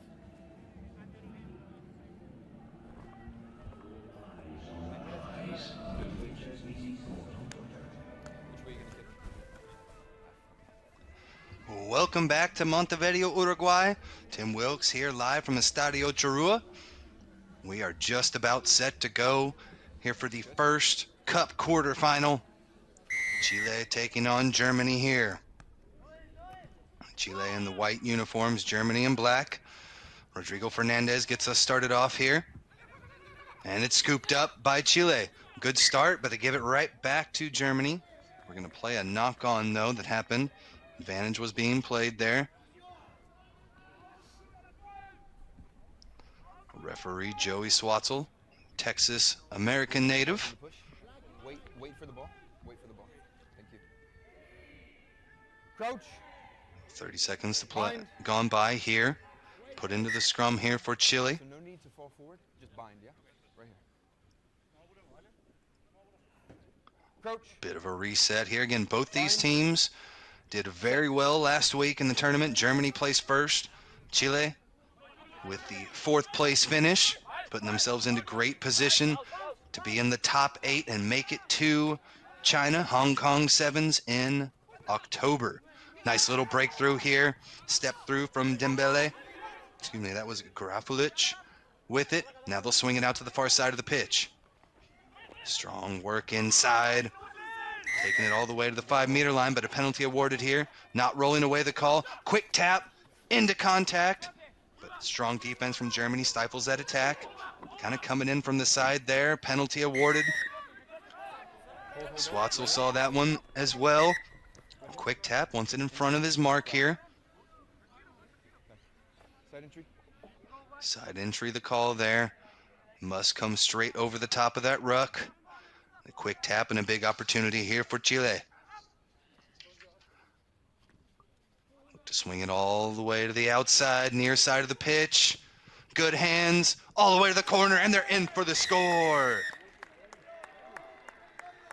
De Wits with the try for Chile.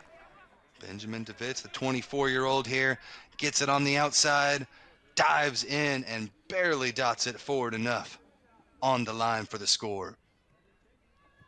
2 minutes gone by, and Chile already on top here.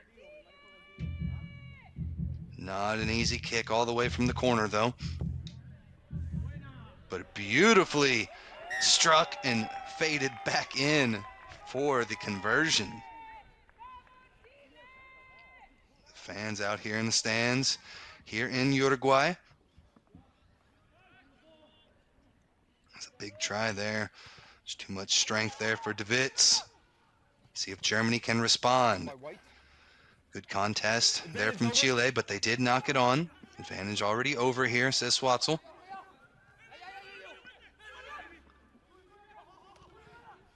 Pass here to the near side of the pitch. Strong run through there by Buckman. We'll get it back going, but through the hands of Fromm. Makes Germany retreat a bit.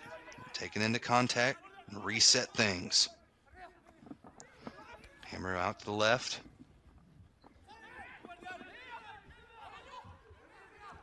In Germany playing from inside their own 22. Germany the #1 team last week. Looking to retain that right, but they got an extremely difficult match here for Chile against Chile. Good work then by Hemmer.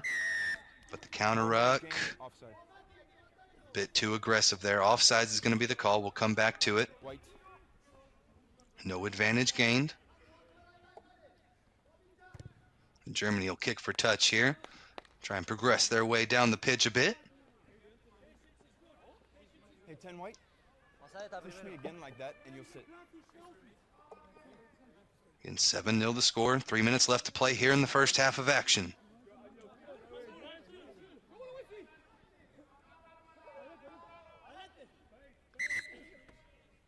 Open. I need to keep the Swatzel meter, with please. the whistle here. Trying to keep a nice meter tunnel. Hammer with the throw here for Germany. 28-year-old right down the pipe there. Gets it back now, spins it out to the back line. Strong work here from Heimpel. All the way to the outside. Gets it to Lichtenberg. Over the 22-meter line. Support arrives. Spin it back the other direction. Nice hard line into Daw.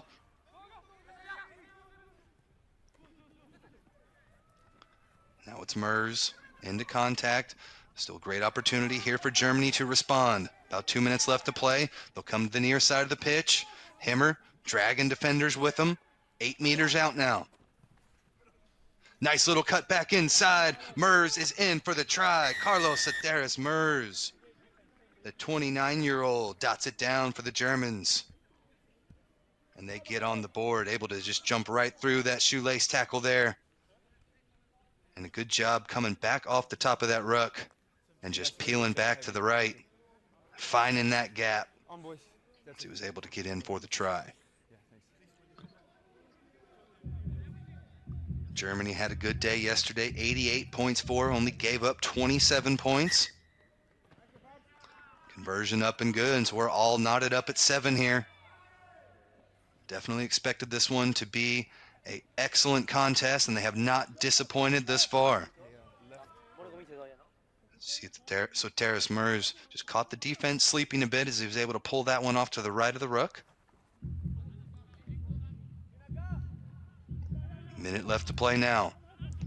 Straight down the center of the pitch is where they send it. Play on, says the referee. And a good job by the support to clean that one up. Chile ball in hand now. From inside their own half of the pitch, looking to work it around. Strabuki just takes this one into contact. Strong counter work. Ruck Buckman all the way through, but did fall down to his hands there at the end.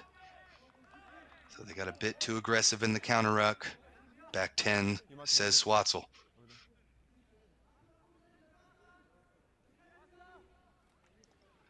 Restart here for Chile.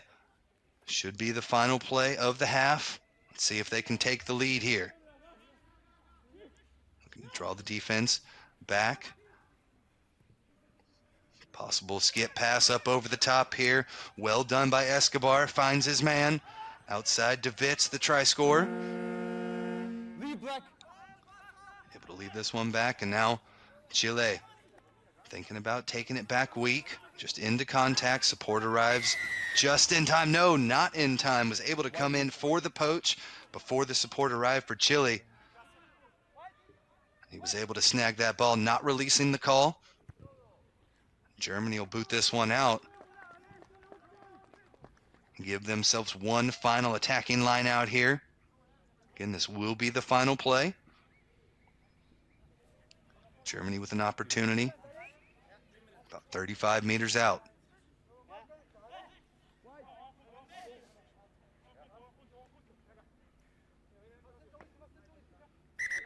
Guys, a meter. Bastian Himmer.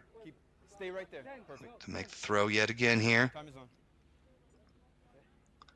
Last one went awry and was scooped up by Chile.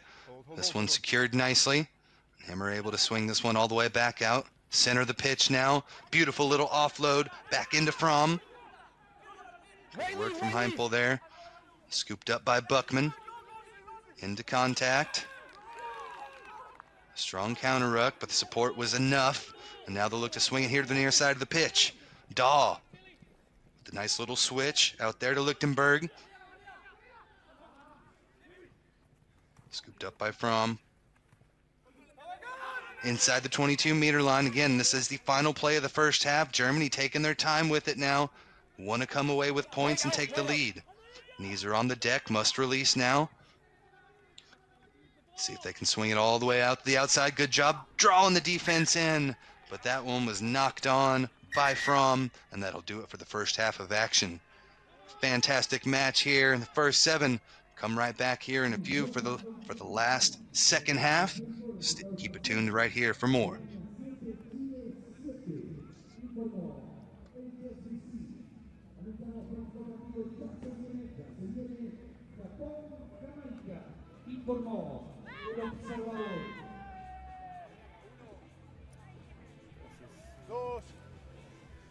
3.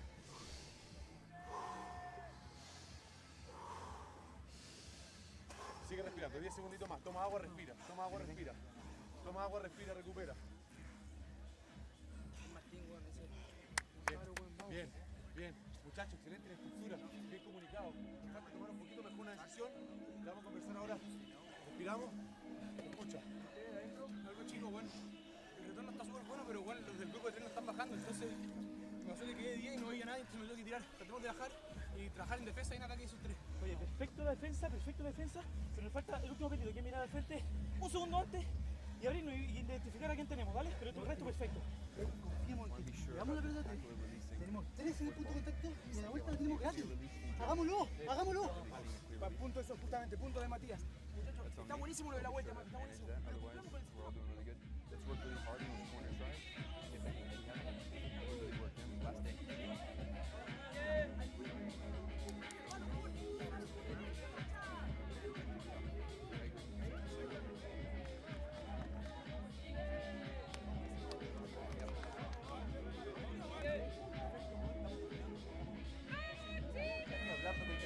Siete minutitos más. 7 minutitos más. ¡Locura, viejo, dale! Vamos. ¡Vamos, weón! ¡Punto atrás! If you're jumping into the guy on the ground who's holding a position, he's allowed to be there. If he moves into space, I got you. Yeah. Middle, left.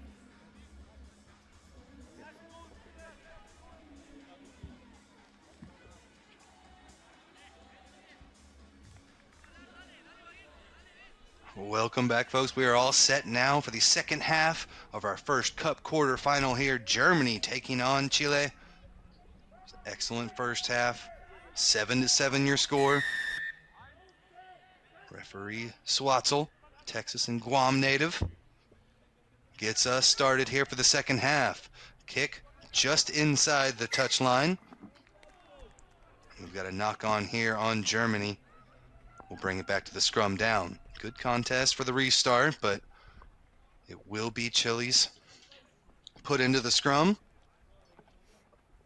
Saw some Chilean fans out here in the stands supporting their country and their squad in last week's tournament. Good response out of Viña del Mar in Chile. Here in Uruguay now. Chile looking to make something happen. Again, finished 4th in the tournament last weekend. Germany was 1st, so 2 top teams here in the Challenger Series. High tackle there, says Swatzel. Have the kick taken from the 22, just looking for some space here.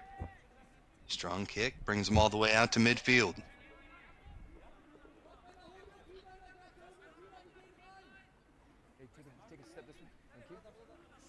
And this German side really rolled through the competition yesterday, only gave up 27 points. Second best defensive numbers of the tournament. Bringing it down, spinning it out to the outside now. Center of the pitch, straight into the defense goes Chile. Nice little work off the back of that ruck. Again into contact, making meters though. And a penalty here off his feet was from, so a penalty back to Chile. Over the 22-meter line, but a big stick. Buckman showing the nastiness there. Offload off the mark here. Chile still in possession though. 2 minutes gone by here in the second half of action. And it's Buckman earns his team a penalty here. So fantastic work rate from Buckman. And you'll see here, he gets on the ball with his teammate as well. I believe that was Himmer getting into the action too. Kick out into touch. Germany slowing things down a bit. Time is off. Hold. Here we are. Here's your mark. Here's your mark. And coming up next, Japan versus Jamaica. Time is on. Jamaica trying to make that jump from the 10th spot into the top 8. This one up over the top, and Chile able to attack yet again. Second time we've had an overthrow for Germany in the line out. And now Chile look to attack. De Wits off to the far side of the pitch. Now back inside to Garufalic. Chile 10 meters out now. Penalty awarded. Looks like Germany was off their feet in that ruck. Now they'll look to take it here. Huichi with the offload. Strabucci driven back there by Germany. They've got numbers there on the outside. He's got the space. Does he have the pace? Not enough. Good job by Himmer. But then the support is there, and they're in for the try. Fantastic work by Chile, playing as a full squad, bringing them all the way out to the outside, and then the offload back in is enough. As there you go, back inside, and a huge try for Garufalic, and Chile is on top, 12-7 here. And neither of these teams really in a ton of danger of missing out from Hong Kong. Again, the first place finish for Germany and fourth place for Chile, setting themselves up nicely. And now Chile really looking to make a statement and fully punch their ticket here. Look at that beautiful offload, nice little support as Garufalic caught that ball at pace, was able to break through 2 tackles to get in for the try. Just see the emotion there as Chileans worked so hard for this. Not going to give it up easy. The kick was off the mark, no good, so 7-12 is our score. To take the kick off to the right here. Straight into the Chilean defense. Chile really marching their way forward to meet the Germans behind the gain line. But Germany still able to retain possession here. Near side of the pitch, progressing their way nicely. Across the 10-meter line, right at midfield now. Referee has them release. Ball is there. Penalty, not releasing the call. Looks like that was De Wits getting a bit too aggressive there on the counter ruck. Once that ruck is formed and a player from each team meets over the ruck, you must release. No hands on the ball at that point. It's a good job by Germany with the support arriving just in time. Earns themselves the penalty. 2 minutes left to play here. Germany 7, Chile 14. See if Germany can tie this one up. Their best attacking opportunity of the second half here. Take a step, take a step.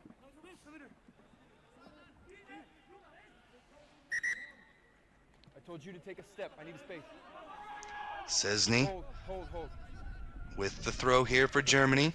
Take a step this way. Right. Swassel just trying to keep that meter tunnel. And Germany's already missed 2 lineouts. This one, ball to hand perfectly. Skip pass a bit off the mark here. But Germany are able to retain possession just inside the 10-meter line. Trying to look for some space out there on the far side of the pitch. So it's Darius Mers, the try scorer, probing the defense, finally into contact. They're able to earn themselves a penalty, not releasing the call. So it looked like Planella for Chile, not rolling away the call. So off the penalty here, Germany will take the scrum. Gives you a little bit more space, sucks in 4 players on the defensive end. So if you've got the athleticism on the outside for a 3v3, could be advantageous. So we'll see with the put in here from Szczesny. Hold. The 27-year-old scoops this one out the back. Now Germany look to attack. Nice little bit of pace, straight into contact. Able to retain possession now. Beautiful little offload. There's the skip pass to the outside, and Germany are in for the try. Lichtenberg with the 5 points. Tim Lichtenberg, the 23-year-old, had this one come straight to him. And not going to find too many tries easier than that for him. Great job sucking in the defense and spinning it out wide with perfect passing. And Germany are able to tie this one up. We're 30 seconds away. This final play is going to be huge. Big kick. Off the mark, no good. Fabian Heimpel could not convert. See again, Chile did get a hand on that one. Tried to deflect that pass away, but it just was not enough. As Lichtenberg was able to snag that out of midair and dot it down for the try. So final play now, 12-12 the score in our first cup quarterfinal. Kick goes out into touch. We'll have a free kick here for Chile. To get the ball there from the outside. Sure they have a set piece planned for this. Again, winner of this match progress forward to the semifinals of the Cup. Loser falls into the fifth place match. Drop down into that bracket. So here we go. Final play of the match. Chile with the quick tap there from Matuazi. Look to attack on the far side. Matuazi gets it back again. Into contact over the 10-meter line. Places it back to his squad. But this one knocked forwards. Hands in the ruck, though, the call. Penalty awarded. That one just squirted out the side towards Germany. Swatzel was in perfect position, though, to spot. Hands in the ruck. Not releasing the call, he says.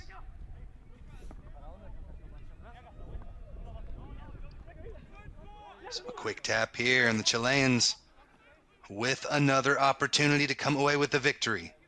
Look to set things up. Just going to take it into contact here on the weak side. All the way to the wing. Now they're setting up something here. Nice deep line.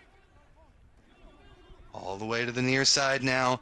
Full speed into contact goes Garufalic. Already has one try on the day. Ruck was formed. No release. Or excuse me, must release there. Germany did so. But now it's Chile again on the attack. Using the weak side. Garufalic into contact again. 8 meters out now. Back to the center of the pitch. Germany does a good job keeping that defensive line secure. But now back and forth go Chile. Over to the weak side. I got it. Have a runner coming through. Was able to draw the defense in, but Germany so composed here. Doing a great job. But Chile with the pass to the outside. One final man to beat. They're around the corner and in for the try. Augustin Planella scores the game-winning try for Chile in the dying moments over first place Germany. What an incredible match and a huge statement for the Chileans here. Look at that final bend. Nobody left, and he is in for the score. Chile 17, Germany 12. Good respect from both squads as we see here. Not going to be an easy kick, but it does not matter. As the whistle sounds, Chile take down Germany 17-12. What a fantastic Cup quarterfinal there. We've got 3 more to go, so stay tuned for more rugby right here. That's okay. Yes, of course we will. Of course, yeah.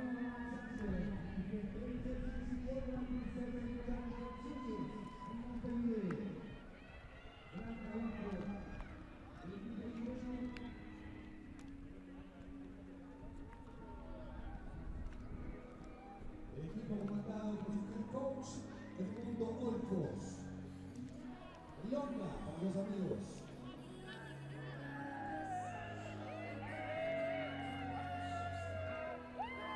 Bien, Tonga.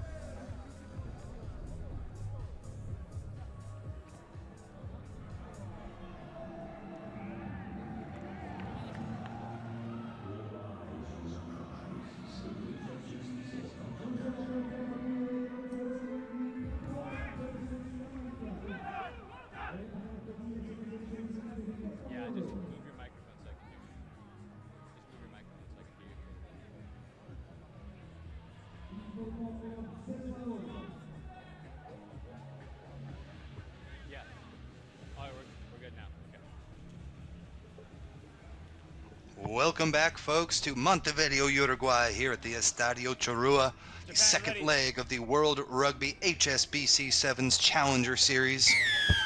We have the second Cup quarterfinal match here. Jamaica taking on Japan. Jamaica in the black and green. Japan in the white with red trim. Huge matchup here for Jamaica. Last week, they placed 10th in the tournament in Viña del Mar, Chile, and a win here will secure them an 8th place finish. That means they can finish no worse than 4th, and that will be enough points to get them through to Hong Kong. But Japan standing their way here. Japan, ball in hand. You see the athleticism all the way to the near side of the pitch. Strong work, able to draw the defense, find the gap, over the 22-meter line now. Go the Japanese. Looking for some space here. Saru, the big man, can have those offloads off the top. Got to keep hands on the ball when he has it. There it is yet again. Looking for the offload. About 10 meters out now are Japan. Thought about spinning it outside. They'll take it weak. Straight back into the teeth of the defense here. They've got a 2-on-1 on the outside. Seru with it. Uses that power and strength to just completely drive over the defense there. Again, Seru, 6'4", 1.96 meters, and just towers over the defense and uses that height to barrel over for the score. Just like that, a minute and a half gone by. Japan with the 5-point lead. Tim Wilkes taking you through this match here. Japan had a great day yesterday, 3-0 on the day, put up 123 points, most from any team yesterday. Only gave up 29 as well. As you see, Seru, the big man, able to stretch across for the score. And good job really from Japan, just sucking that defense in. They had everything out to the far side of the pitch, but they were able to cut it back in, knew they had the numbers there, and off the back of the ruck took it weak for the score. Kick taken cleanly here by Jamaica. Nice step through, up to midfield, but support is right there. Spin it back out now, Eddie. All the way to the far side of the pitch here for the Jamaicans. Good hands to the outside. Tyler Bush into contact now over the 10-meter line. Back to the team here. Michael Facey here with it. At midfield, probing through the defense, looking for some space, but Japan did a good job shutting that window. Put him down. Effort there, Caro. Referee says put him to deck. And that was a maul, not coming out of there, so good job tying up the player there. Tying up the Jamaican attacker, and Japan's able to come away with a scrum down here. So again, you come in to that tackle. If they're able to keep you up off the deck, that's a maul. And at that point, you must be able to present the ball back to your squad. He could not. Coach. Japan did a good job covering that up, and they win the penalty off. So a scrum down here through the legs, and around the corner goes Fujita. Fujita now to the outside. Over the 22-meter line go Japan.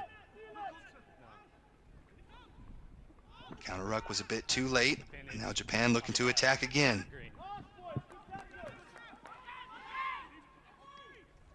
Numbers here on the outside. Seru could not handle it, but offsides the call.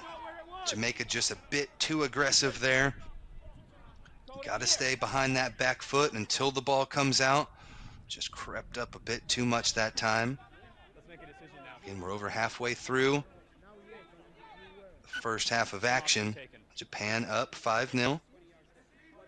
And off the penalty, they'll go ahead and choose the scrum, just like we saw Chile do the match prior.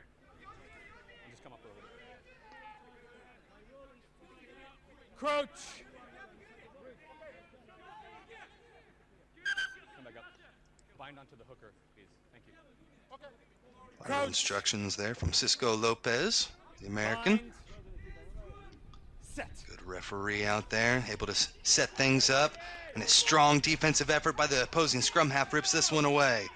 Noshani Eddy did a Good job on the back of that scrum, and now sets things up for Jamaica. They've got speed on the outside, but this one did go forwards. So good effort by Japan, preventing that final pass to the outside winger. But Jamaica showing their burst of speed we haven't seen yet thus far. Time's off. Green 3, substitution. And after a rough week last week, Jamaica with 2 wins yesterday, beating Uganda and Brazil. He tried to get that pass over the top, just could not make it happen. All right, let's just form first. Here's your mark. First substitution of the match. Time is on. Come back up. If you don't bind onto the hooker, again, I will free kick you. Crouch. Bind. Final instructions here. Scrum for Japan. Lets this one stabilize, puts it through the feet. They're able to get this one a little bit better than the last one. Now Japan, ball in hand over the 10-meter line. Nice little burst of speed. Around the corner goes Kazushi Hano. Strong counter ruck, but the Japanese are able to pull this one back and ready to attack yet again. 1:20 left to play here in the first half. Good defense from Jamaica, preventing them from getting to the outside, but now a burst through here. Over the 22-meter line, needs his support to arrive. Oh, but it's just off the hands. Knocked on. And we'll stop and bring this one back. Good work from Japan, but the pass, final pass, just off the mark. As Fujita could not get that one secured. Ah, just off the right mitt there. But good effort from Japan. And a solid tackle there from the fullback, committing to the ball carrier, forcing that pass. That's all you can do at that point. And you see the mistake, so good work from Jamaica, staying alive in this one. Cheers.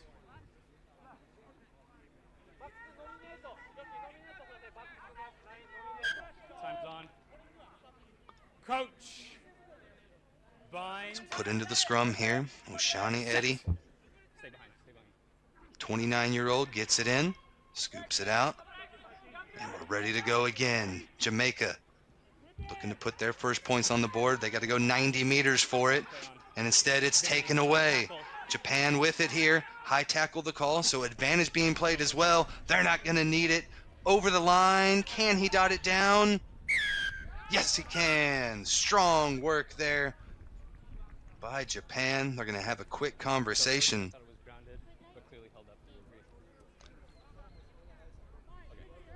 Raravu Sojima able to dot that one down. No, not, says the referee. No try, held up. Big number 5, 6'2" Japanese player there, unable to dot it down. As you'll see, nice little dummy, beautiful fend, but it's that second contact and a bit of a help from the post. Helps Eddie keep that one off the deck. Get off your knees on bind, please. Crouch. Bind. But not out of the woods yet. Here are Jamaica. 10 seconds left to play in the first half. They've got to have a strong defensive effort here if they want to keep it to a 5-point match. Numbers on the outside for Japan, and an easy try for Kazushi Hano, 28-year-old, waiting there on the outside. Again, you'll see it come through. One little pass sucks in the defense, and a beautiful opening there on the outside. Good job with the split backs there. Confusing Jamaica, and Japan able to come away up by 10 now. Conversion here. Yoshikazu Fujita off to the left, no good. So at the break, Japan 10, Jamaica 0. Good one on our hands here. Jamaica must have this win. Would secure an 8th place finish for them, but a lot left to play for on the line. So come right back with the second half here in just a few. First, I gave a try, but I've seen it now that it's really held up.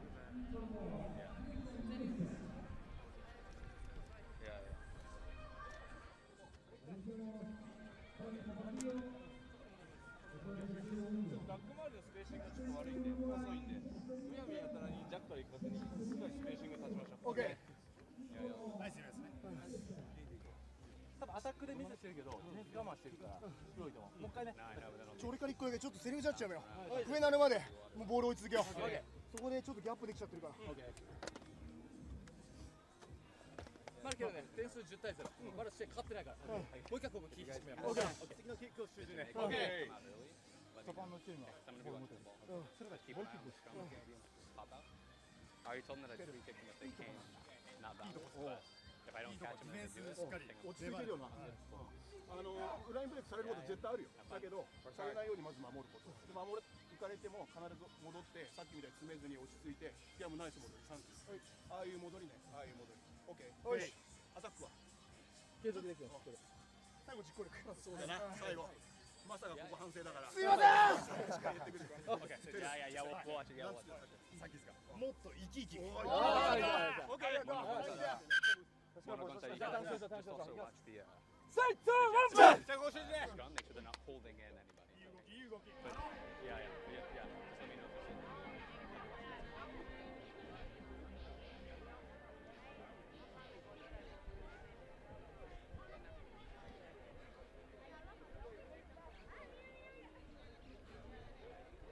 Yeah, okay. Japanese fans showing their presence in the stands here in beautiful Estadio Charrua, Montevideo, Uruguay. Japan taking on Jamaica here. Off of the kick here to start things off in the second half. We've got a knock on. They're off the restart, so it'll be a scrum down to Jamaica. Jamaica again able to take down Uganda and Brazil yesterday. 55 points on the day. Hong Kong was a little too much for them, but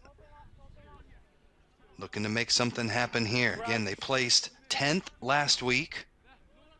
Already assured themselves at least an 8th place finish here. But if they can win this match, they will secure their place and punch their ticket to Hong Kong. But right now, Japan not looking to make it easy for them here. Jamaica, ball in hand, right at their own 22-meter line. Scooped up off the back by Osborne. Spins it to the outside. And it's Jamaica all the way back to a meter out now. They need the support to arrive. Ball's there in the back. But they are pinned about as back far as you can. To look to kick this one out. Goes the wrong direction, out the back. So taken out. We'll have a 5-meter attacking scrum for the Japanese. Time is off. Substitution. Green. So here in the first minute and a half, Jamaica under a lot of stress, back in their own end. Unable to kick that one away cleanly.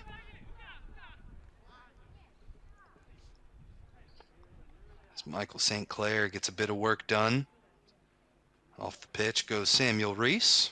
The substitution there. Dylan Davis, the 17-year-old, onto the pitch now. He did have 2 tries last weekend as well. So putting on the speed here to try to finish up things off the last 5 minutes for Jamaica. But right now, Japan with the 5-meter scrum, looking to extend their lead. Put in there, gets it out the back, and again, with ease, they're able to score off the back of the scrum. Japan really using that scrum to their advantage, use the split back, come out to the left here. And a nice little easy pass out to the winger is all it takes for Hano to get his second try of the match. Take those all day long if you can. 28-year-old. Perfect. Was able to come around the corner there. Look to convert this one now. Up by 15 with 5 minutes left to play. Drop kick off the front of the post. Bounces back, no good. Unlucky there. As you'll see, scrum half gets it out. One pass all the way to the outside. And an easy try for Hano.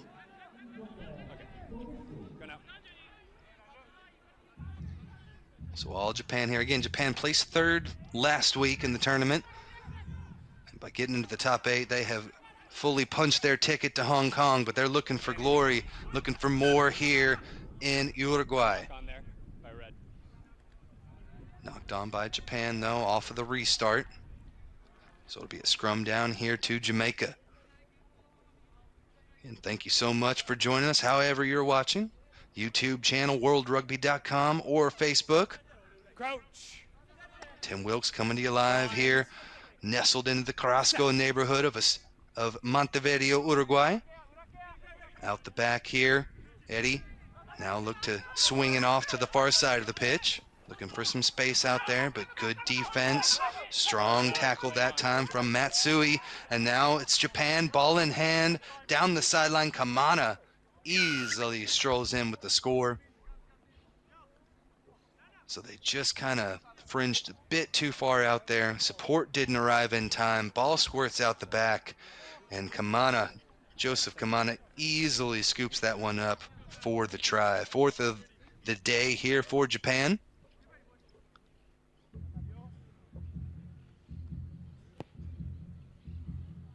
Kick by Goya, off the mark, no good. But again, a huge 20-point lead for the Japanese with 3 minutes left to play here in the second half. All but secured the victory here. Strong work on the counter ruck as Jamaica just was not able to get enough numbers into the ruck, kind of falling off the side of it there. Another substitution for the Japanese. And it'll be Fidi Safuya. Safuya with the kick, off the mark. Went backwards, says the referee. Now Japan 5 meters out, looking to attack and add some more points. Nice little pass to the outside, but that one did go forwards. We'll come back. We do have penalty advantage being played. Intentional knock on there. So now Jamaica will play with 6 men for the next 2 minutes. Any real chance of comeback here? Away in the breeze here for Jamaica. Bringing in a substitution here. Omari Kano there, or Caro, take a seat in the bin. 28-year-old. We'll have to watch for the next couple of minutes. Japan again up 20. Looking to put this one away. Time's on. Yeah, bind on the hooker, please. Cisco Lopez, the American referee, gets us started yet again. Okay, let's go now. Crouch. Bind. Set. Put in there. Off to the near side of the pitch yet again. And for the 3rd time in a row, Japan score off of a 5-meter attacking scrum. They get it done with these here. Good hands all the way to the near side of the pitch. They're in for the score, so strong effort from the Japanese there. I believe that was Takiri with the score there. 32-year-old making his presence felt here. Lotte Takuri in there. Now Japan looking to stretch their lead yet again. Not an easy kick here. Off to the mark. Off to the left of the mark, no good. 1.5 minutes left to go. Jamaica just looking to try and salvage some good play here. Get themselves ready. Try and come through and win that 5th place trophy. Japan have eyes for the cup though. Again, finished 3rd last week with a 3rd place match victory over Chile.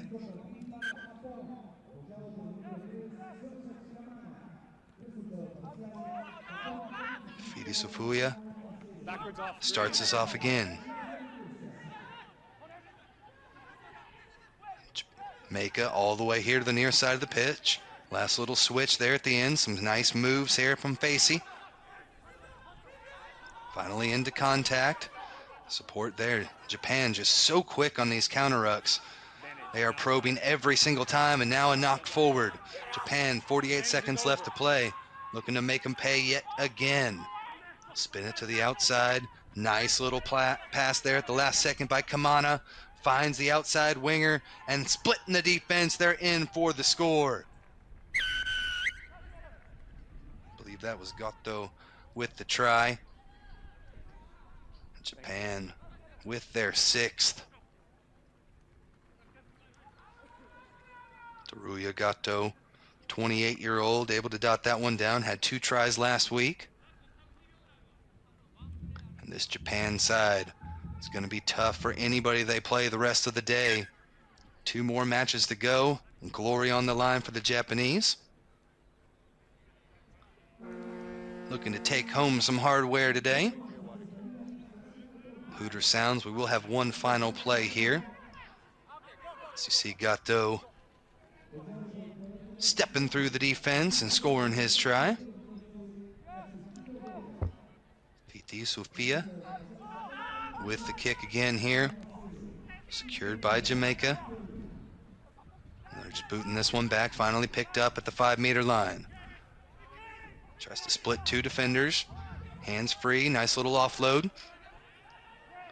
But the errant pass goes into touch, and that will do it. Japan get the 32-0 victory here in the Cup quarterfinal. They progress through to the semis. Jamaica fall into that 5th place match, and we'll have your third Cup quarterfinal coming up here in just a few. Stay tuned.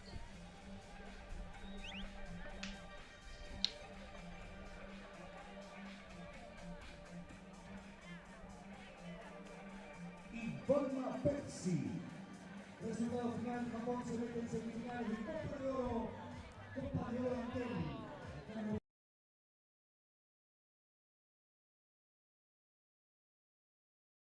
Semina local, ya se viene buscando un lugar en semifinales de Copa de Oro. Uruguay versus Tonga.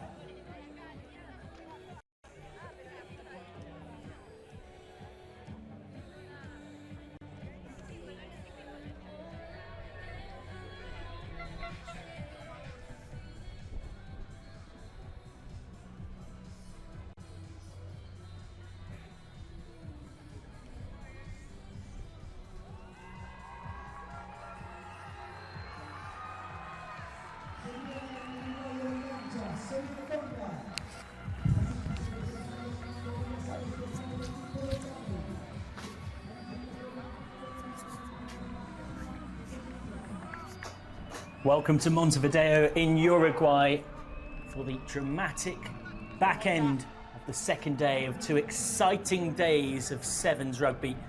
Craig Chan is our referee. We've got the music on Carmina Burama just to hype up the tension as we head into the third of the 4 so-called quarterfinals proper.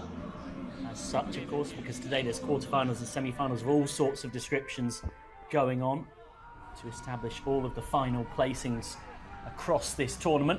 It is Tonga versus Uruguay, and it will be Uruguay to kick off, attacking from left to right in this first half. I'm Michael McCann, your commentator. It's an absolute pleasure to have your company. I'll be with you for the next 6 matches in this avalanche of Sevens World Rugby Challenger Series rugby. Tonga immediately from the restart, or the first start I should say, from the kickoff, try and make some ground. Tonga attacking from right to left in this first half, of course. If you're new to sevens, or if you're an experienced campaigner's experienced campaigner, whatever you are, or anything in between, thank you very much for being with us. It is really good to have you with us here in Uruguay. Big moments for the hosts, these, as they try and advance into the semi-finals. Kick from deep. They need a bit of chasing. It's Tonga who get there first. Good covering from Samisone Asi. You can hear those partisan home fans. Oh, that's a terrible pass. And it might in fact have created a try-scoring opportunity, but instead here come Tonga. Well, that really does sum sevens rugby up. 1 minute you're under your own posts. Next minute you're sprinting forward. Tapu holding on too long, aware of the fact that his teammates weren't really around him to clear out the limited ruck area. So even in sevens there is of course still just about a ruck area. Not that the game focuses on it anywhere near as much as in the 15-man variety of the sport. And so Uruguay will have this early penalty. And they'll take a bit of distance, deep into the Tonga 22. Of course, sevens consisting of 2 7-minute halves. For those new to the sport, it is fantastic to have you with us. Both teams lining up in the traditional 3 forwards, 4 backs setup. As Uruguay go wide, they should have the first try of this quarter-final. They do have the first try of this quarter-final. Mateo Vinales with the easiest of finishes. His teammates had done the hard work in truth. And the man who scored 4 tries last weekend in Chile now dots down for Uruguay in the quarter-final here to get them off and running.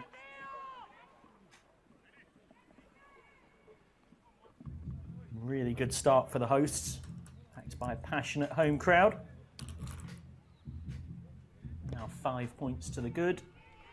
But the drop kick conversion just slides wide.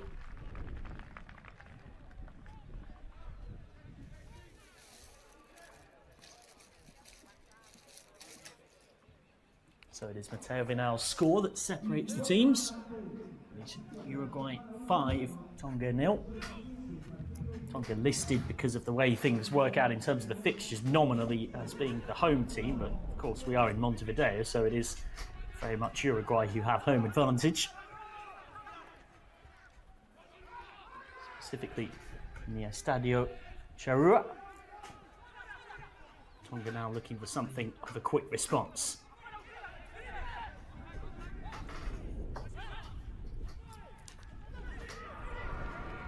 Good tackle, and it needed to be by Agustin Della Corte. Good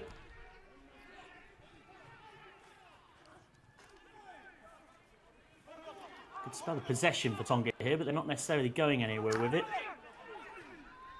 Now that's a bit better, that's a bit more purposeful in terms of the carry. Just trying to draw Uruguayan defenders in before putting some width on it, getting some air on that ball, which they do now. Now here goes Basso. Basso round the outside.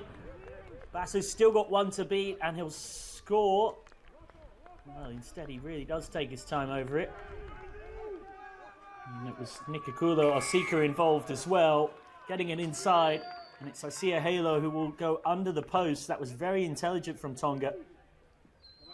Nikakulo Osika still had Basso to beat. Could have scored the try and had the intelligence and the presence of mind to think, well, actually, in a tight quarter-final, the extra points are so important. Unselfishly gave the try to his mate, Isaiah Halo. And that's a drop kick you're not going to miss. And now it is 7-5 to Tonga. Just watch here. So Nikakulo Osika could score. Instead, throws the pass over Guillermo Liechtenstein. Of course, it can go one of 2 ways. If he gets over the try, then doesn't end up scoring, then you can guarantee that's going to be going all around social media in the worst possible way for him. But it worked out okay. Now with 1.5 minutes left of this opening half, it is Uruguay pressing and winning the penalty.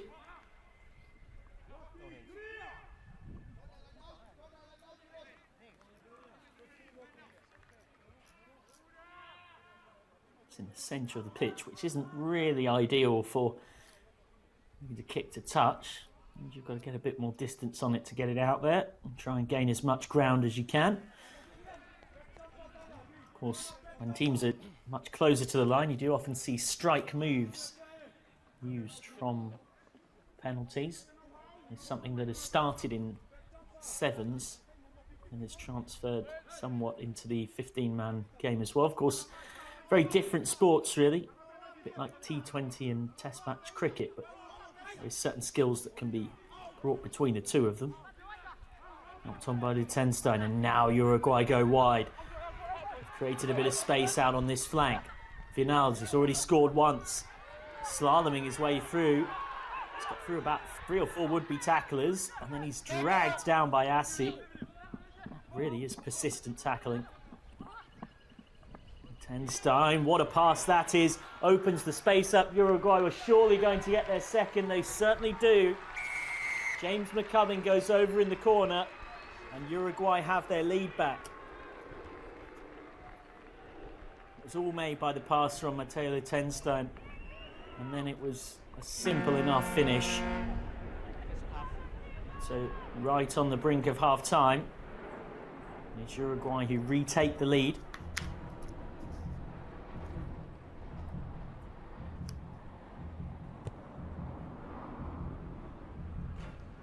Oh, and so nearly. Half-time. Half-time instead. How crucial could that be? The extras unable to be converted. So at the break, it's Uruguay who lead by a somewhat slender margin.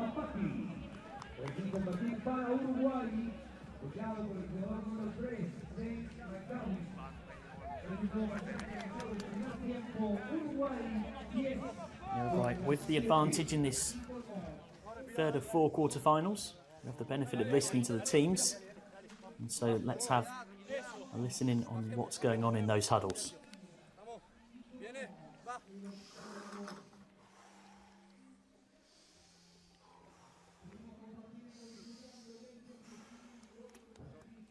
Escuchemos una cosa antes, ¿sí?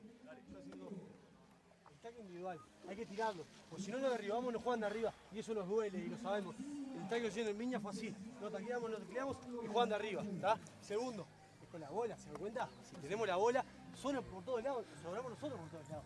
Eso se nos van a cerrar y para afuera. ¿Sistema? Está el tren ahí. Sí, dale. Pelota nosotros, ahí está el partido. Yo pedí hoy. Escuché. Uruguayan captain Felipe Echeverri with the speech there, followed up by head coach Guzman Barreiro.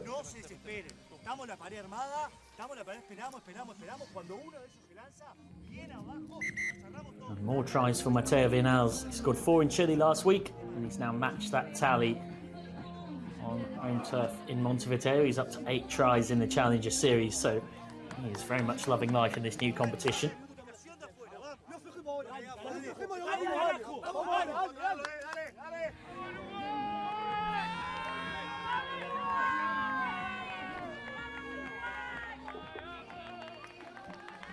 Those home fans making their support known, and they really can make a big difference here. They're certainly trying to do just that.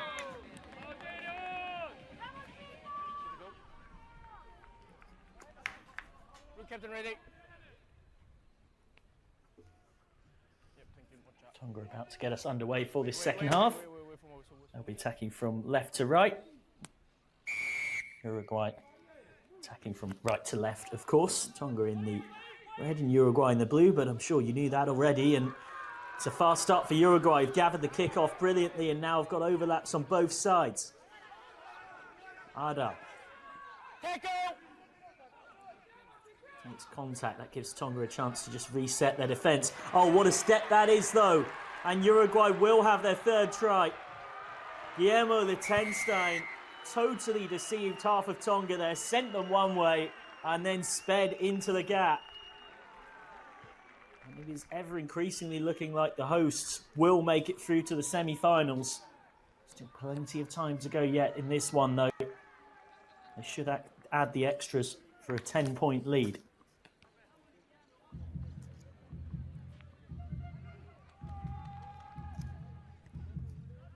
They certainly do. 15-7 to Uruguay.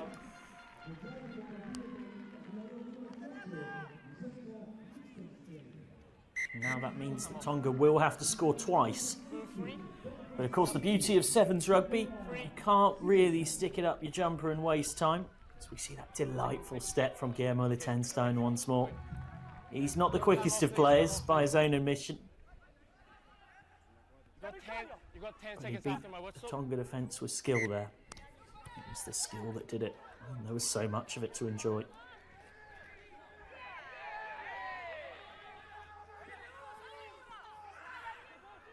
Now here come Tonga. Breaking out from deep with Sione Tapu. Can they get it wide?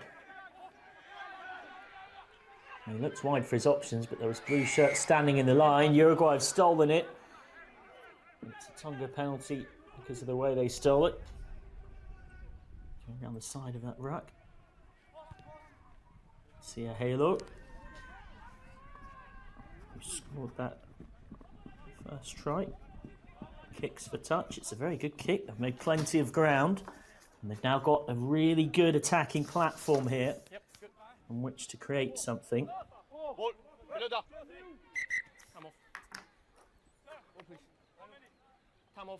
Referee Craig Chan wants a chat. Just establishing the numbers in the lineup for those new to rugby. And that's a means of restarting play. Got to go down the middle between the two teams, but you have the advantages of the throwing side because, of course, you know exactly where and with how much height ball plans to be thrown. The equal numbers have to be assigned beforehand in the interest of fairness. And this time it's Tonga who make the error at the breakdown. Change for Uruguay. Baltazar Amaya going off. And the speedster Marcus Pastore, who's often used as an impact substitute later on in games, comes on. Because it's substitutions, I need to time off. All right, let's go. Bring it up. Let's go. Uruguay. No, wait. Blue, come up. Come up. Good. Time back on. Crouch. Bind. Scrum set. Guillermo Liechtenstein Now do it again. to deliver the put in, but Craig Chan will reset us first. I want you to let him bind. You bind under, okay? Worth saying as well the amount of effort and stamina the referees have to have for sevens as well, because remember they have to be everywhere on the field. It's quite incredible the work they do behind the scenes. I'm told that the way it actually works in terms of match allocations for who gets the finals and the rest of it is a brutal fitness test the day before. And the referees that come out on top are the ones that come the end of the tournament get to do the bigger games. Which, well, if that isn't Darwinian survival of the fittest, I don't know what is. It really is something. No quick throw, line out. Blue, I want the gap. I want the gap. Good. Lost by Uruguay. And now Asia Halo will have this line out.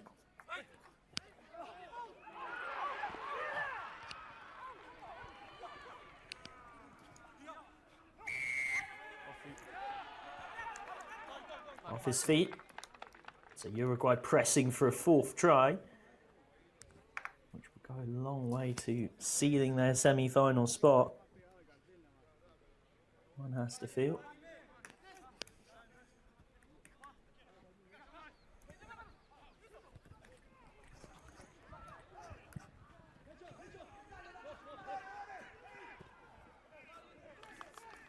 Rock! Echeverri, the captain. Looking for a pocket of space. Liechtenstein's found it again. He's been so good for Uruguay today. And across this Challenger Series, both last week and this one. And Uruguay will eventually dot down through Garcia. Ignacio Garcia in the corner. And with a 15-point lead and less than 2.5 minutes remaining, it is Uruguay surging towards a semi-final spot. Conversion's going to be devilishly difficult from out there. You got 11 seconds. You got 11 seconds. Time is off. 11 seconds after whistle. Time back on. Uruguay taking their time over the kick. One is allowed a maximum of 40 seconds. Just slides wide from Guillermo Liechtenstein. And you can hear the delight of the partisan Uruguayan home fans. So they should be delighted with the way their side are playing. Last weekend they finished 9th, a promising debut.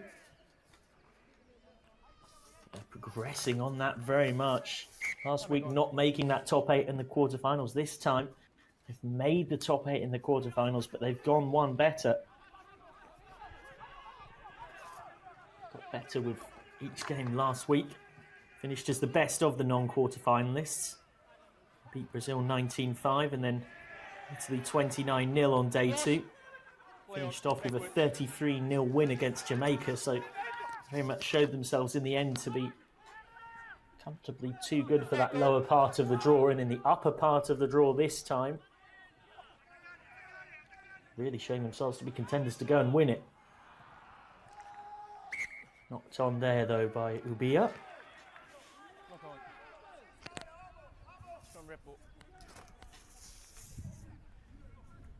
Remember, the winner of this match will face the winner of our next upcoming quarter-final, which is Hong Kong versus Italy. We already know what the other semi-final is going to look like, because Chile have beaten Germany, who of course won the Challenger Series in Chile last weekend. So it will be Chile versus Japan, who blitzed Jamaica 32-0. Meanwhile, Chile and Jamaica will face off in the 5th place semi-final to establish the positions from 5th through to 8th. And then the combined scores from rankings of what's happened in Chile and Uruguay across the last 2 weekends will be put together to find out our 8 teams compete in the playoffs. And here's a spot in the World Sevens competition for the top 16 sides in the world up for grabs. Bottom side from that one will be relegated. These teams fighting for that one spot to get promoted, and Uruguay making quite a case for themselves at the moment as they go over in the corner. Batisto Basso seals the win with a kiss just as the hooter went for overtime. He had Nicola Osika in very close attendance, but still finished it off. And Uruguay are into the semis.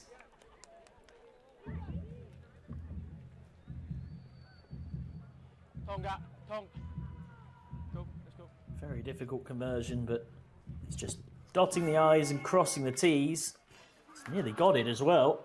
Wasn't a bad effort. But that is the end of that. What a moment for Uruguay. 9th last weekend, but now excelling on home turf. Won yesterday against Papua New Guinea and Germany, and then Mexico too to top their pool. And now they defeated Tonga as well. They are a force to be reckoned with, do not doubt. As for Tonga, well, they won yesterday against Portugal and Colombia, as well as Chile. They've come unstuck here.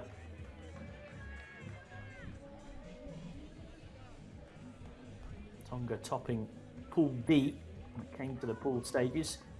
Uruguay finishing second, behind Germany. Of course, they did lose to Germany yesterday. Despite coming second in their pool, they've defeated Tonga, who had won their pool. So something of a slight upset there. And it was a comprehensive win in the end by 27 points to 7. So next up, it is Hong Kong against Italy. Oh, very excited to see what drama we've got in that one. We've had one devilishly close quarter-final, Chile seeing off Germany by 17 points to 12. The other two have been relatively comfortable. Uruguay defeating Tonga 27-7. And Japan beating Jamaica 32-0. So these are our teams. Hong Kong, Italy, which is coming up very shortly indeed. Italy finishing second in Pool C, defeating Zimbabwe and Paraguay yesterday, but losing to Japan. Hong Kong topping Pool B after defeating Jamaica, Uganda and Brazil. Last weekend, Hong Kong finished second, losing only to Germany in the final. So it's Hong Kong versus Italy in the last of the 4 quarter-finals. Hong Kong on the left, Italy on the right. Hong Kong beaten finalists in Vina del Mar and Chile, now wanting to go one better this time around. Italy last week finishing 11th. And credit to them, they've built on that really nicely and improved this time around to get themselves into the quarterfinals by finishing second in their pool.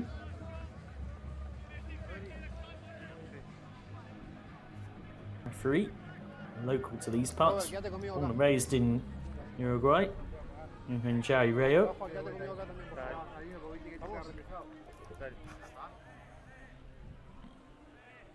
Hong Kong versus Italy then. Hong Kong in the white, attacking from right to left as we look at things.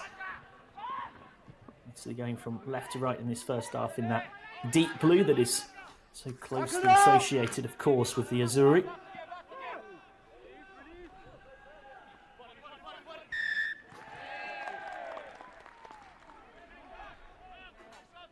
The penalty for Italy.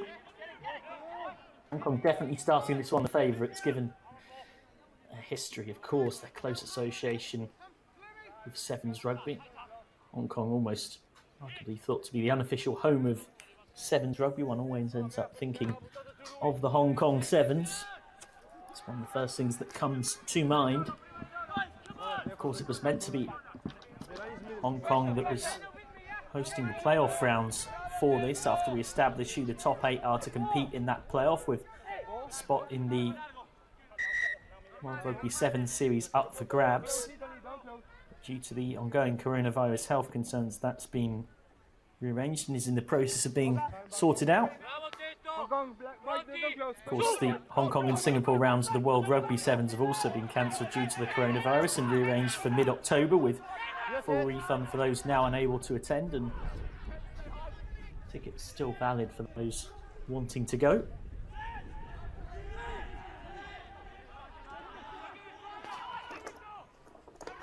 Good hands early on from Italy here. Have made a really good start to this game.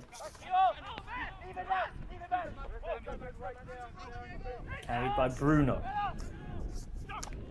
Just making the Hong Kong defence work, but credit to Hong Kong, they haven't managed to find too many openings yet. As I say that, Ghana almost does. Almost being the operative word, just about stopped. You can hear the cry from the Italian head coach, Andrew James Vilk, on the sidelines. Patience, just telling his players to wait for the opening, but this is, by 7 standards, a heck of a long spell of possession for Italy. All in their own half, but now they get the offload, and here go Italy, surging forward, and they will have the first try of this quarter-final. Massimo Coffi does eventually touch down. He's not in a rush to do so. We do often see this in 7s. Players content to eat the clock away. That he did, having gone all the way around the outside to make the conversion much the easier.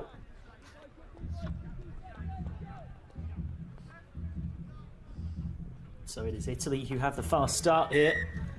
7 points to 0. Massimo Coffi makes the difference.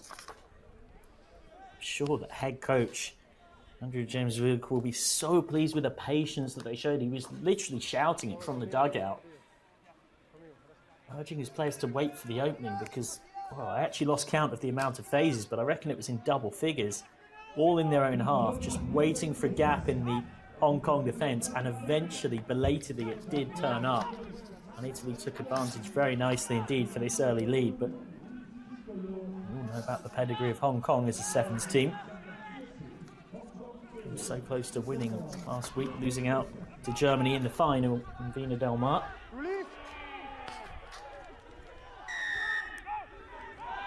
They've got a penalty here. And they enter the 22 of the Italians for the first time in this match. Kane Bukat winning another penalty. Can they take advantage? Worked wide, there's plenty of space out there, but instead carving through the middle goes Yam Kam Shing, and Hong Kong have their first try of this quarter-final. Yam Kam Shing with it. Had 3 options outside of him. Kind of used those as the dummy. Set the defence, and once they committed, could charge up the middle. And given the easy kick that is left, it will surely be 7-all very shortly.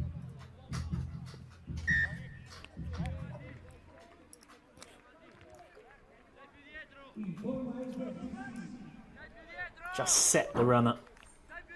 And Luigi Nicolo Fadalti had gone the other way, which meant that there was plenty of space. Kamshin just showed real intelligence and presence of mind.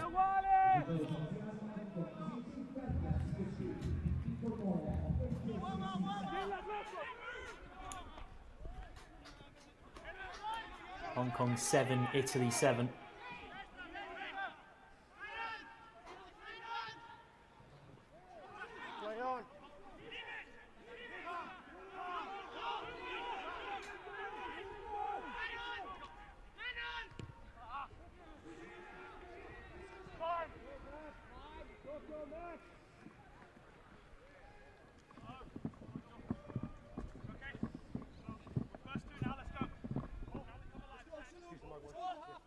end of this first half. It's been a really good, tense half of sevens. Both defences actually very impressive.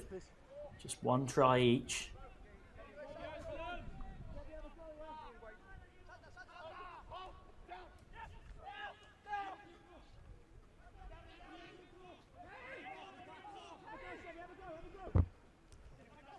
Now here come Hong Kong. Good carry initially by Jack Neville. Now Russell Webb can set them going from the base of that ruck. Space out wide, and they do exploit it oh so nicely and should go over in the corner and do. Rafe Morrison scores. And Hong Kong have come from behind to lead. Morrison with an oh so valuable 5 points.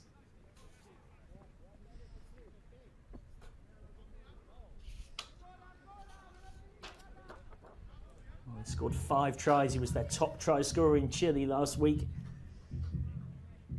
He's been delivering the goods this time around as well. The conversion by the narrowest of margins misses from Russell Webb.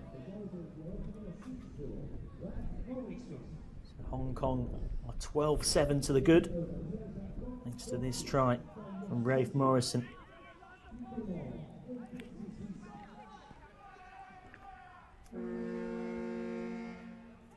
Well, we've had the hooter, but of course we will get this last play at the back end of the first half.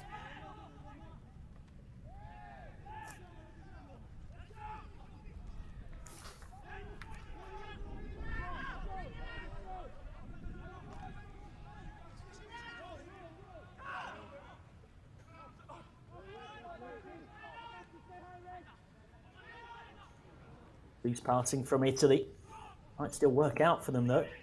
Tiadana takes contact.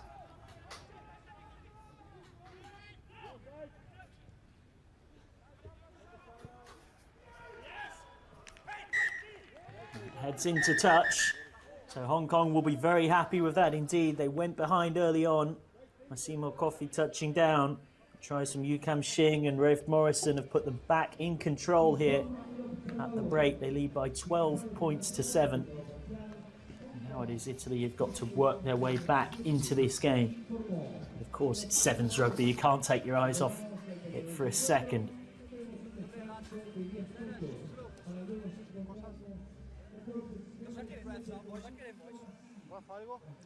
Defensively, lads, when we're coming with line speed, let's have a listen to the Hong Kong team talk. Yeah, chop it back. So what do we need to beat them with? Yeah, we need to hit them there, lads. If they chop it back down, at the moment, what are we tackling with? Arms. Let's get our shoulders in nice and close, boys. Yeah, we make our tackles, we pick our moments to go into contact area. Boys, it's good D.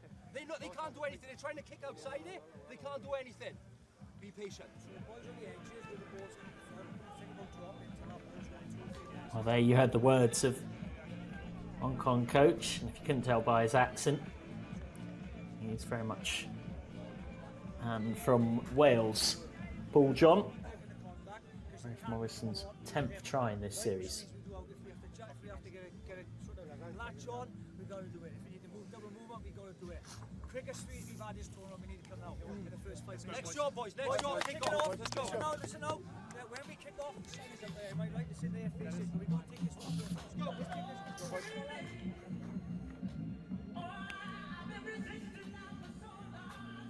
So there you go. That was the Hong Kong team talk. It is fantastic to have such close access to all of the sides. To be able to hear exactly what's being said. So Paul John demanding that his players tackle with their shoulders rather than their arms, really complete their tackles on the opposition. Try and force Italy back. Hong Kong, as I mentioned, very much the favourites for this one, having been the runners-up last week. Sevens rugby pays no respect to favourites, nor does sport in general, oh so often.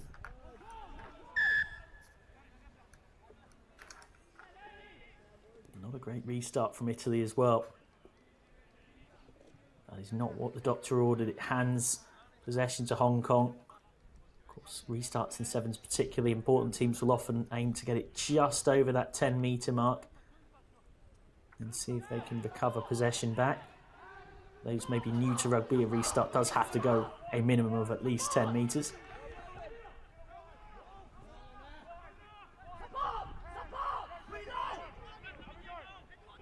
Now here come Hong Kong putting some real air on the ball.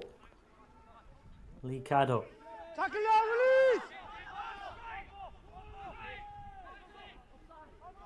Stop an Italian defence for now, but for how much longer? Could go 2 scores here, clear here, Hong Kong, pardon me. Michael Coverdale takes contact. Ricardo works it wide. Morrison. So he scored 10 tries between last weekend in Chile and here in Montevideo. They've lost that one in the contact area. And Italy get the set piece that they can play off.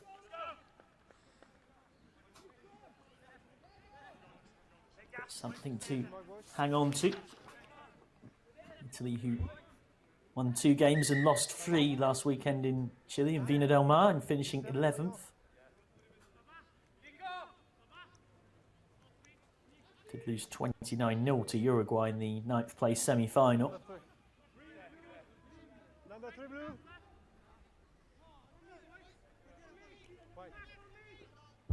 Highlight of their campaign in Chile was a 45-15 pool victory against Paraguay.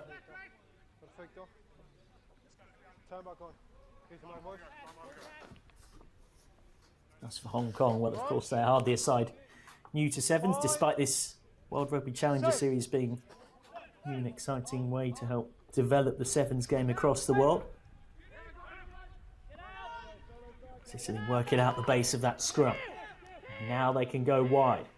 Got to be careful as well, though, making sure you seal off your own ball, because if they lose it here, penalty is almost certainly probably a try. That's good hands instead from the Italians. Nicely worked on by Praticetti and Cubana. Oh, there's a huge loopy pass, a courageous one, and a very good one that sets Italy going. As they burst through now, what's the support runners like? They've got 2 of them. Cubana helping it on, and Italy will have a try. They'll be level, if not ahead. Bonavolonta will touch down, though he's in no rush to do so. He eventually completes the score. And Italy go length of the field, and how pivotal could that prove? Oh, so important. 12-7, and were they to lose the ball there in a Hong Kong score, that gap would widen. Instead, they should add the extras, and Italy should go in front. And they do.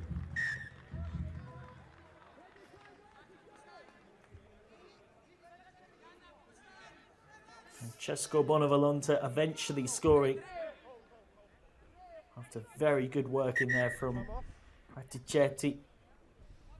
Alejandro as well involved. And it ended up with a pretty simple finish, but hard work had been done.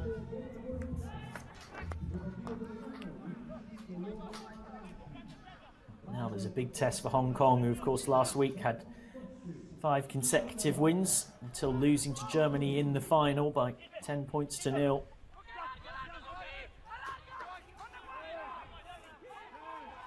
Italy, having finished 11th last week, are in front against last week's beaten finalists. Just shows what a depth of talent there is, that this competition can unlock that kind of potential across the sevens circuit. Exactly what we want to see, and exactly what this competition was made for.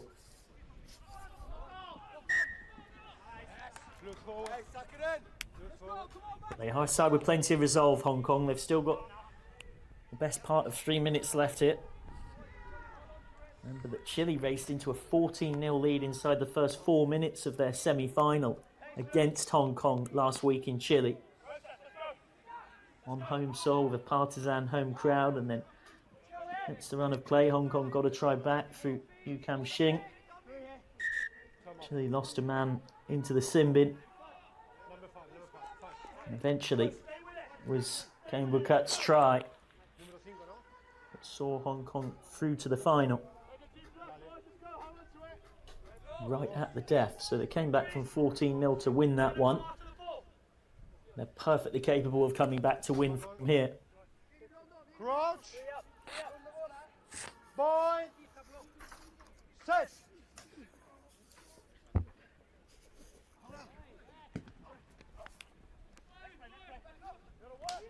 Good quick ball out of the ruck for Hong Kong.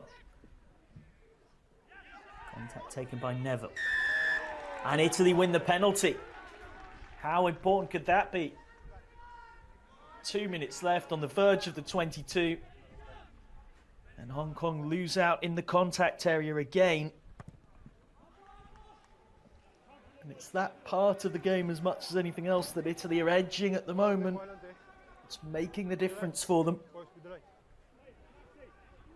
Of course, Hong Kong lost a chance to qualify for the 2020 Olympics in Tokyo in December. Lost a very close game against South Korea in Incheon, which went into overtime. Said that they wanted to be in the top 8 across the 2 legs in Chile and Uruguay. The runners-up spot in Germany all but assured them of that, but they could be going out in the quarterfinals this week. Of course, they've got recovery and rest that's so important for all of these teams. Pretty brutal couple of days of sevens last weekend, and now we're back at it once again, of course. It's the 4th of the 4 days across those 2 events. Another Italian penalty. Jamie Hood penalised.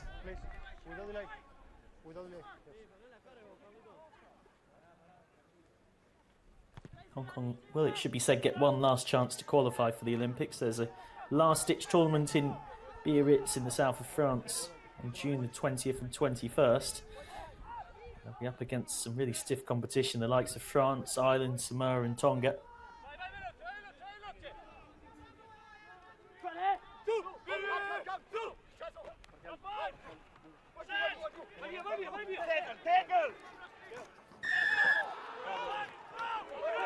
And Hong Kong have got the ball back.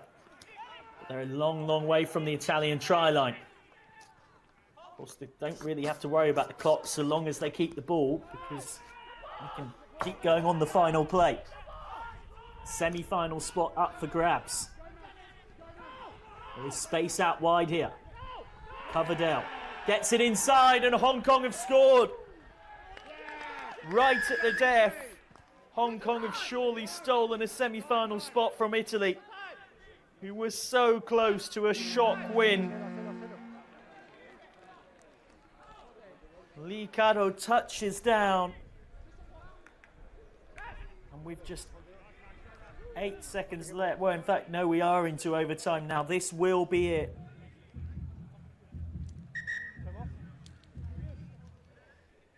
Russell Webb set to take the conversion. Handshakes have started. The conversion drifts wide. It matters not, though. The important figure is Hong Kong 17, Italy 14. What a game that was. And right on the last play, that try from Jamie Hood gives Hong Kong the victory. They win this one by 17 points to 14. Italy so unlucky and oh so improved, and they can take so much from this. They got 6 points last week for finishing 11th. It's part of the overall standings. You can guarantee that we're getting a lot more than 6 points this time around.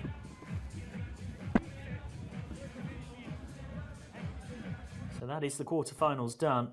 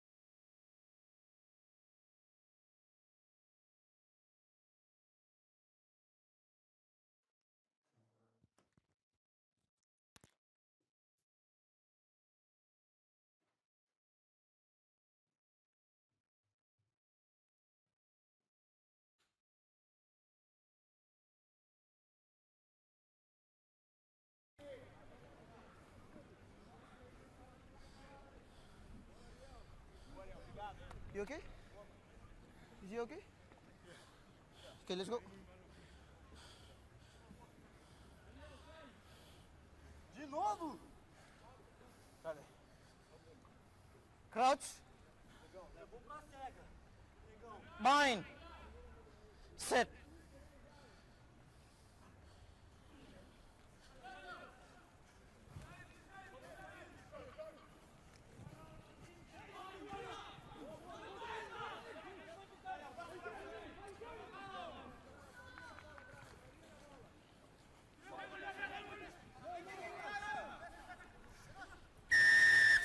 Clear release. Welcome back to the Leave it. Sevens World Rugby Challenger Series here in Montevideo, where we are now into the 13th place semi-final between Mexico and Brazil. Brazil, of course, defending in their famous yellow and green. Mexico here rampaging forward towards the line. They're black and white. And this South American derby, if you want to bill it as that. Apologies for the slight delay in commentary starting as Mexico dot down and have the early advantage. Okay. Celebration to match. I'd be lying if I could tell you what that's all about, but what is for certain is Mexico have gone 5-0 up here. Neat move creating the space out wide. And then eventually Angel Lopez touchdown for 5-0. As I did mention, apologies for the slight delay in commentary restarting.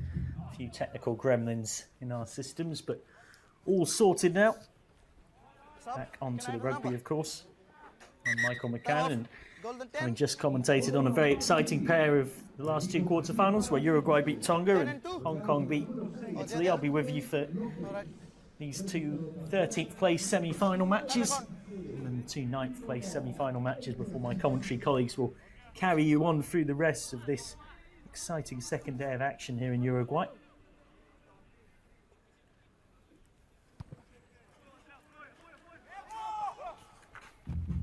Play on. Uruguay have got the restart. Pardon me, Mexico. Not sure where I got Uruguay from.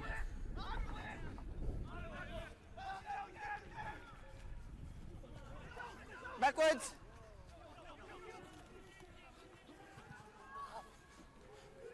And Mexico will surely have a second try here. Yes, they do. Franco Guerrero makes it 10-0, and they should get the extras to go 12-0 up. A very fast start here from Mexico. And Brazil have got work to do, and they've got to do it quickly.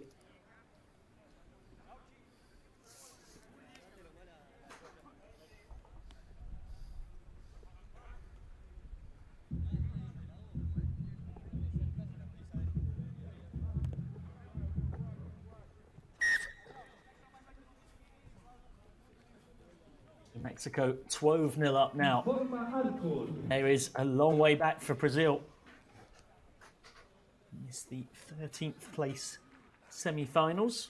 That sounds a bit odd. Basically, when you've got a sevens tournament with 16 teams and you've got to rank them all from 1 to 16, as well as having your main competition, which we've just had the 4 quarterfinals for. It's a series of other competitions to rank all of the teams. Advantage. Playing advantage. Knocked on by Brazil, who are having a nightmare of a first half here.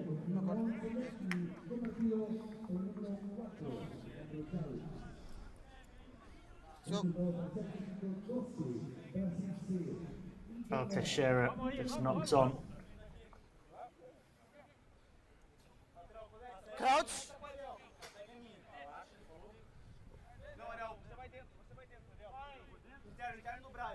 Sit.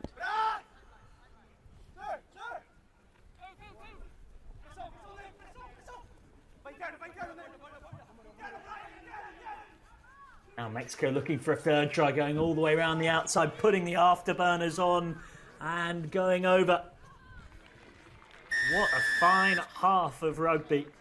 An exhibition in sevens.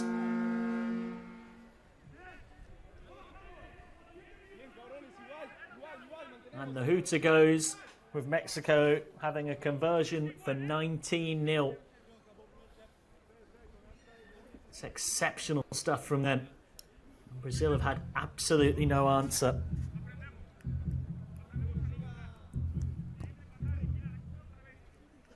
The conversion's wide, but that takes nothing away from a very fine spell of rugby.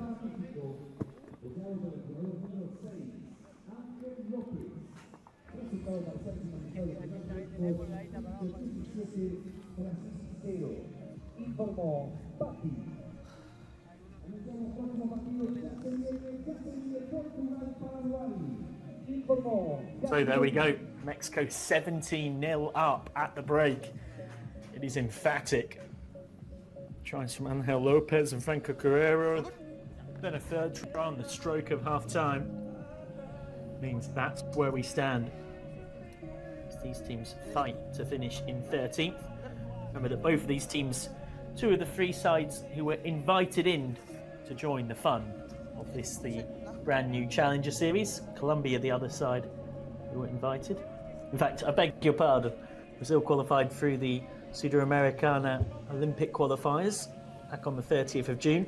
Mexico, as well as Colombia and Paraguay, have been invited to join the World Rugby Challenger Series. Last weekend, Brazil, pretty disappointing by their own admission, finishing 15th and getting just 2 points towards the standings. Mexico finished bottom 16th, getting just the consolation point. Mexico is showing what they're made of here. Head coach Simon Pierre handing out instructions.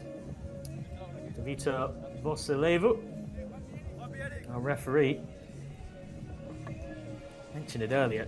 It is absolutely brutal to referee rugby sevens. You can't even put it into words. When you think that the referee has got to be near the breakdown, near the ball at all times in a frantic match like this, still played on a pitch, of course, the exact same size as the 15-man game, and there's space all over the place. So Mexico attacking from right to left now, and they're black and red, Brazil of course in the yellow and green. Be desperate for a second half like the first. Certainly got good territory from the kick-off, but Brazil have the ball. To try and pin them in the in-goal area, maybe. You really don't see that very often in sevens, pretty much ever. Yeah, counter-attack is good. Brazil need a scrum half. They haven't got one. They needed someone at the base of that ruck, Brazil, when there was nobody there. Mexico counter-rucked brilliantly, and now we're establishing just how we're going to restart play here.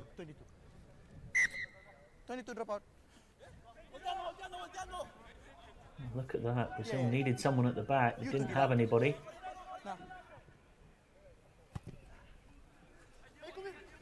Brazil go deep on the dropout. Does concede possession.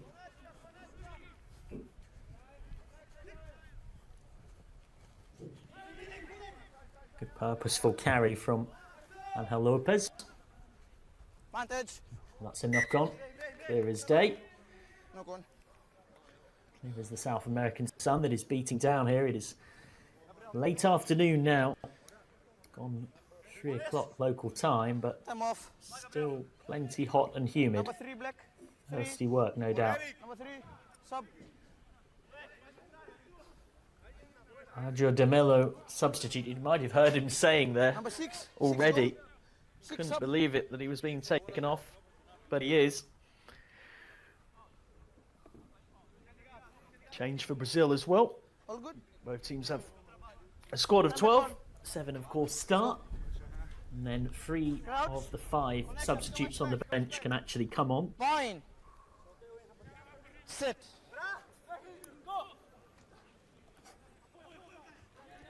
It's the first real chance Brazil have had to attack Mexico in the whole match. They've been on the back foot so much.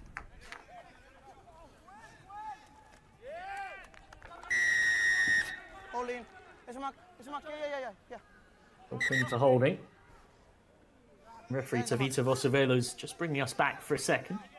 Hold in. Mexico, of course, very much improving on last week, where won once and lost 4 games. Did beat Brazil last week, it's worth noting, 19-10, the Mexicans.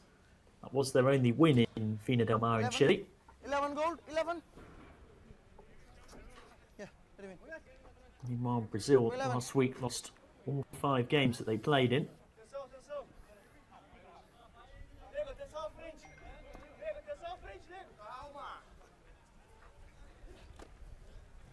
Play.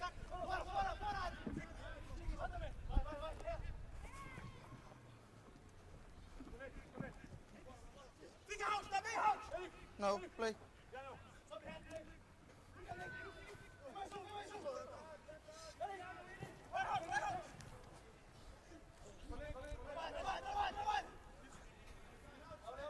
Ball is out, play. Ball is out. They've had a slightly better second half than the first, Brazil, in terms of the fact that, well, they haven't scored a point, they've at least managed to stop Mexico. And it looks like it will be 2 wins in 2 weeks. Mexico against their South American counterparts. Promising signs for the future of rugby, sevens rugby, and matches like this that are exactly what this competition is all about.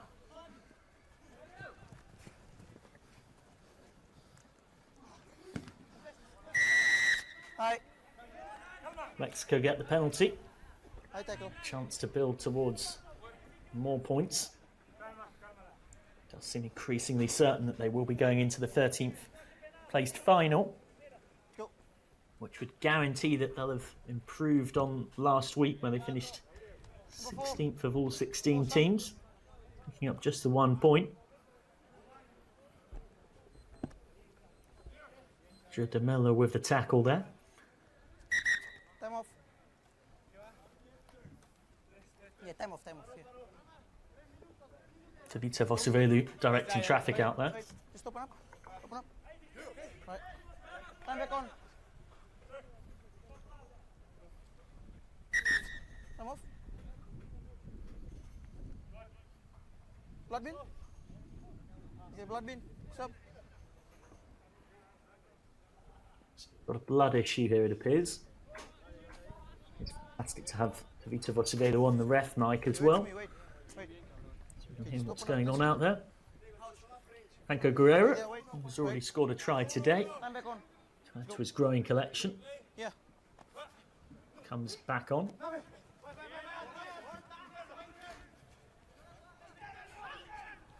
Now set wide. It's time to try and stand his man up to show Falcon. Create the space. Now they can work it through the hands. And then look at the pace there. Trying to hammer over in the corner.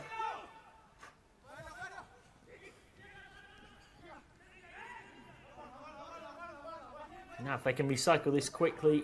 Advantage. Oh, that is good flying defence, but we're playing advantage. Maybe 2 flying that defence. Thanks. Yeah, caught offside. Mario Rodriguez. Play. Bit of a messy tapped penalty. If they go wide, there's a score for them in this corner. There certainly will be. 4th try for Mexico. Right. It's the captain now, Eric Castillo. Yeah, let him in. And it is steadily becoming something of a rout.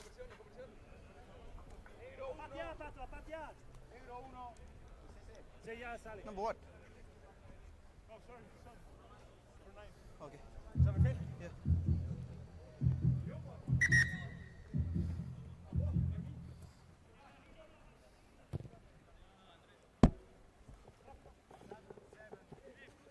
Black 7.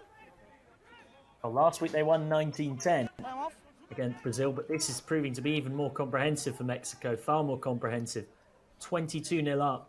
And still time to inflict yet more pain. Are they all okay? Eric Castillo scored a try in Vina del Mar last week. Just the one. He doesn't get many. He's the captain in the forward. Somebody, the flashy lads at the backs that are doing that. That's a great restart.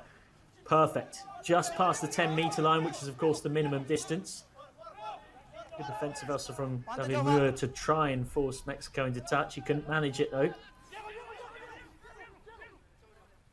Now Ricardo Ankara takes contact. Advantage.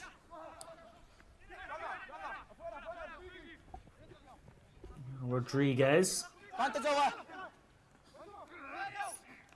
Used and one might argue slightly wasted that penalty advantage, Brazil.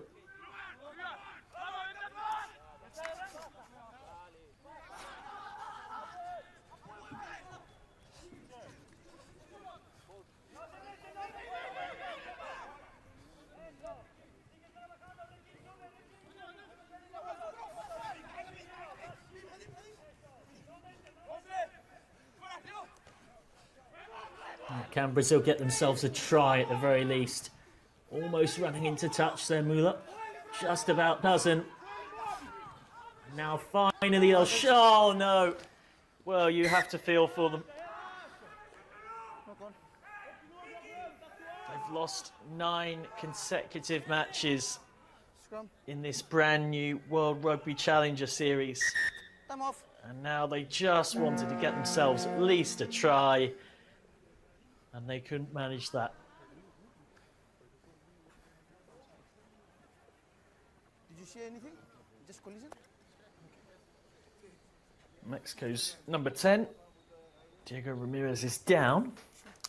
Free to Vito Vosivelo asking if he saw anything. Well, seems to just have been an attempt at a tackle, unless there's anything else there. And Brazil, after working that move so beautifully, knocked the ball on. Lost 41-5 against Hong Kong, 19-12 against Uganda, and 38-10 against Mexico in Pool B yesterday.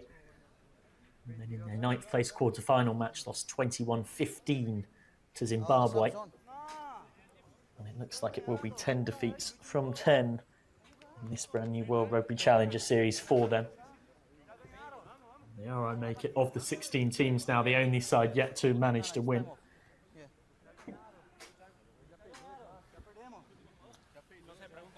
And it should be said as well that this is a huge development opportunity for the likes of Brazil. New competition designed to boost sevens growth across the globe and focus on the development of the next generation of seven stars through these emerging sevens nations. Heads off the back. It's a bit of a messy ending, but it wasn't a messy performance. It was ruthless from Mexico. They have dispatched Brazil 22-0. So Mexico, having won the 33rd match of this two-day series here in Montevideo, will head into match number 41, the 13th place playoff, where they will play the winner of our next match, which is of course match number 34, which is Portugal versus Paraguay. Portugal versus Paraguay will play Mexico. Of course, we now know our semi-finals proper in the main part of the competition. That will be Uruguay versus Hong Kong and Chile against Japan. Germany were on my mind because I was about to say that the holders, Germany, who won last week in Viña del Mar, were beaten by Chile. So those are our teams for Portugal versus Paraguay. The second 13th place semi-final is coming up very shortly indeed. Watch out for Duarte Moreira, the Portuguese captain, their top try scorer, heading towards double figures in the Challenger Series already. He is in particular so often so prolific for them. As for Paraguay, when they do get them, it tends to come through Renato Cardona. It's a key outlet for them. So we get a bit more of Carmina Burana just to create a bit of hype. But I'd say the spectators are looking a bit more relaxed than they are tense, and how can you not relax in beautiful sunny conditions like this? What's not to enjoy, eh? So Portugal versus Paraguay in the second 13th place semi-final. Two teams in this part of the draw. After, of course, not managing to get out of their pools in the top two to get into that main draw. Portugal finished third in Pool B, beating Colombia but losing to Tonga and Chile. Meanwhile, Paraguay finished bottom of Pool C, losing to Japan, Italy and Zimbabwe. Portugal managed just one win from 5 in Viña del Mar, ending up finishing 12th out of 16 in the overall standings. Well, Paraguay also won just one match in Viña del Mar. They won one match from 6, ending up finishing 14th. So we're off and running. Portugal in the red, attacking from right to left and immediately get the advantage. As Paraguay, who are in their deep blue kit, knocked on from the kickoff. Paraguay managing just one win last week, a 19-14 victory in the 13th place semi-final against Mexico.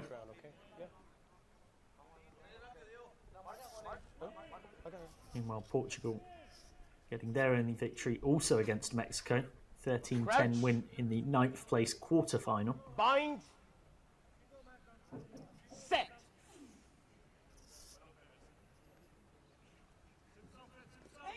Both teams certainly got a couple of thrashings in Chile and coming up against the higher tier nations, it must be said. Paraguay thrashed 48-0 by Germany in Pool C.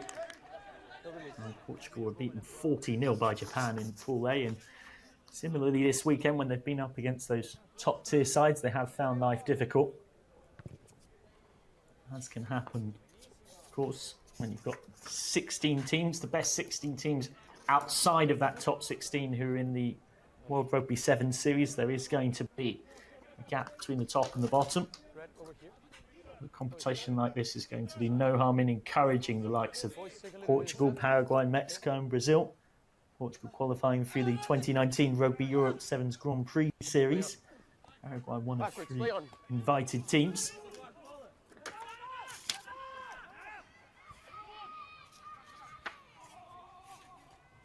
And it's Paraguay who get the early lead. Nicely worked. The referee puts the whistle to his lips. Chasing just their second all-time World Rugby Challenger Series victory.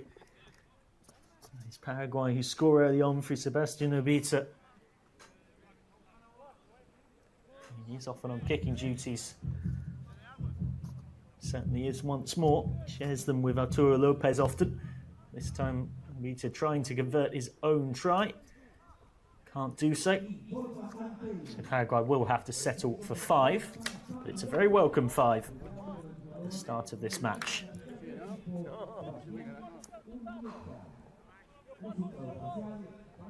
Sebastian Obita finishes it off. Just to start the doctored order for the Paraguayans.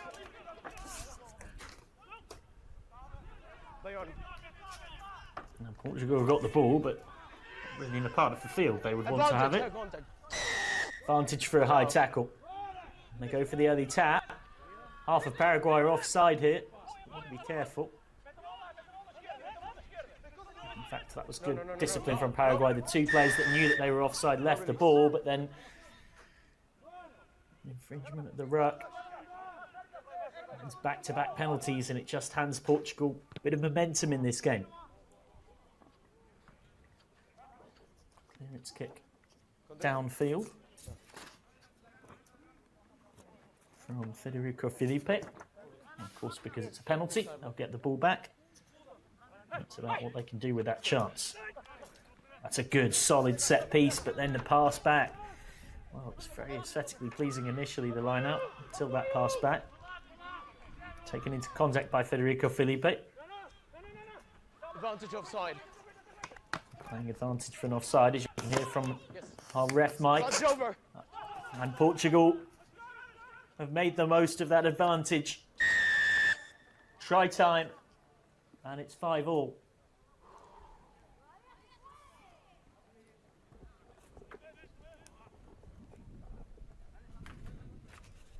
Pretty quick response, pretty impressive response as well, going one end of the field to the other, but I'm sure there'll be chat within the Paraguayan group about how 2 penalties were what really let Portugal off the hook and allowed them to build that field position and that momentum that ultimately ended in the score. Easy enough conversion as well. So 7-5 now.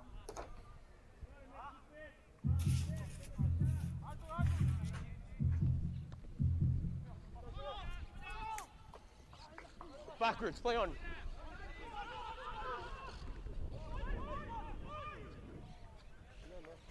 Feliz, Pati.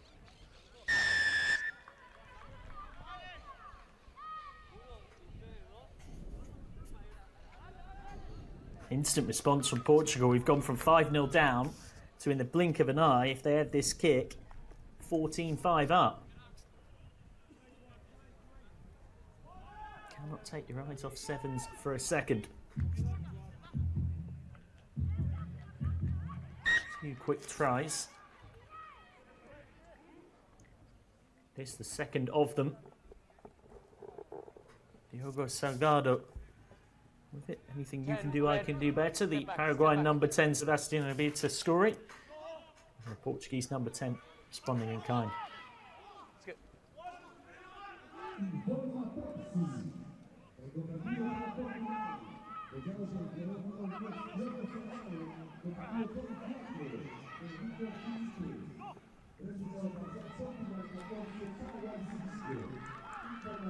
Is yet another try. 4 tries. I make it all 4 of them coming in the space of just 2.5 minutes or so. Paraguay strike back now. Well, both defences looking pretty leaky here.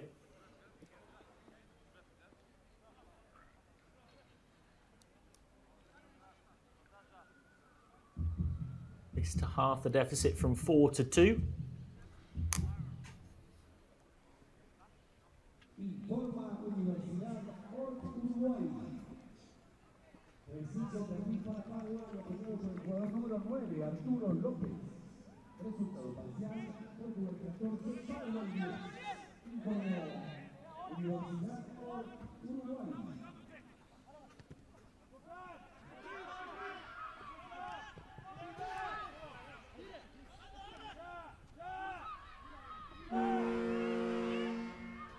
Well, the half-time whistle's gone. Half-time hooper's gone, I should say, but we're waiting on the half-time whistle. Final play time. Portugal burst through the centre. Jose Santos, but then lost forward. And that will be that. So, 14-10 at the break. We've got a close game on our hands by the looks of things. We've got a game where both sides have shown the ability to strike through the other. It is 2 tries each at half-time. It's the 2 conversions that have made the difference.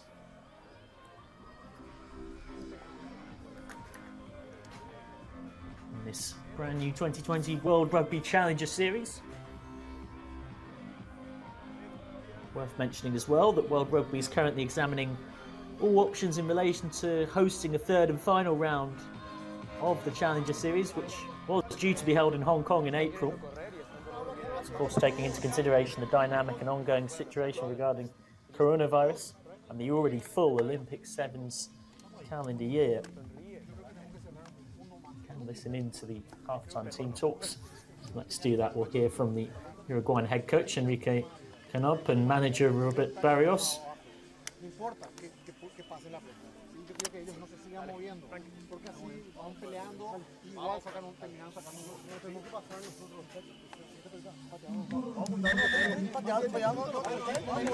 Tiempo resultado parcial, Uruguay 14, Paraguay 10. Informó Secretaría Nacional de Deportes. Anunciamos próximo partido. Ya se viene Colombia, Zimbabwe. You can see Vita grabbing his 3rd try across this Challenger Series in Chile last week and then in Uruguay this week.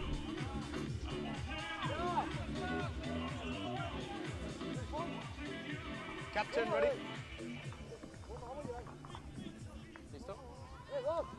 Time on.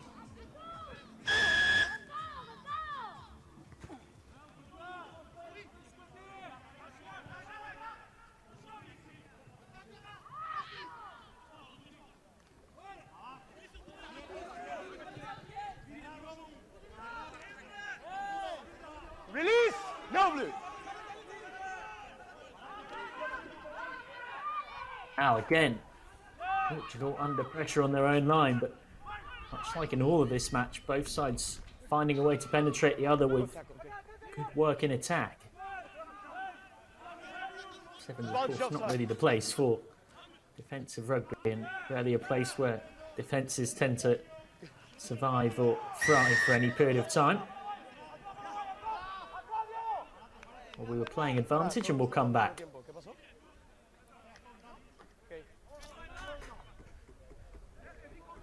Here, offside.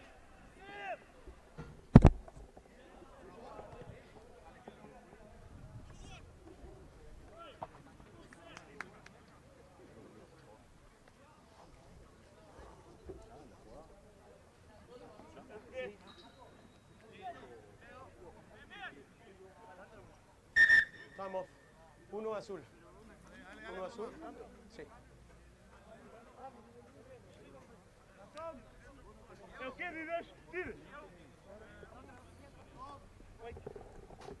So, Hold it. Portugal leading, Time back on. but by Come on.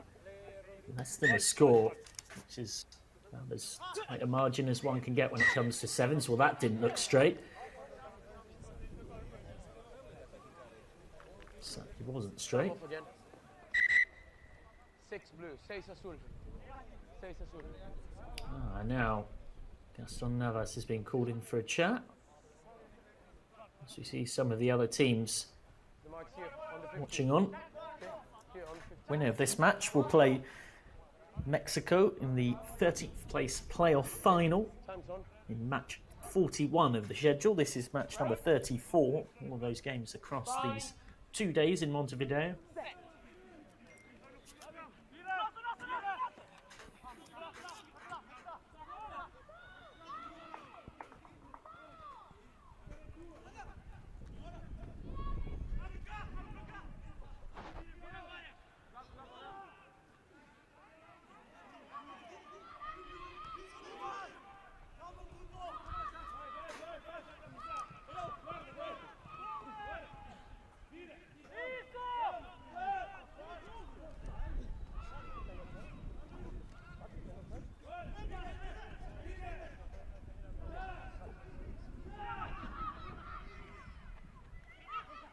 Good spell of possession for Portugal.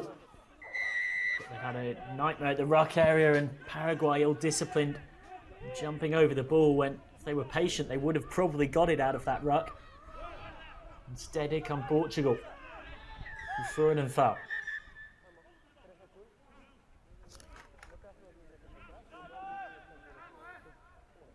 And it's a sin bin as well.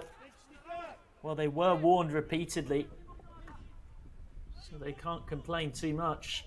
And Marcelo Martino makes no attempt to protest his innocence. He takes his pain, he takes his poison. And for the next 2 minutes, Portugal have a man advantage. And Duarte Moreira, the prodigious try scoring forward. Well, that time.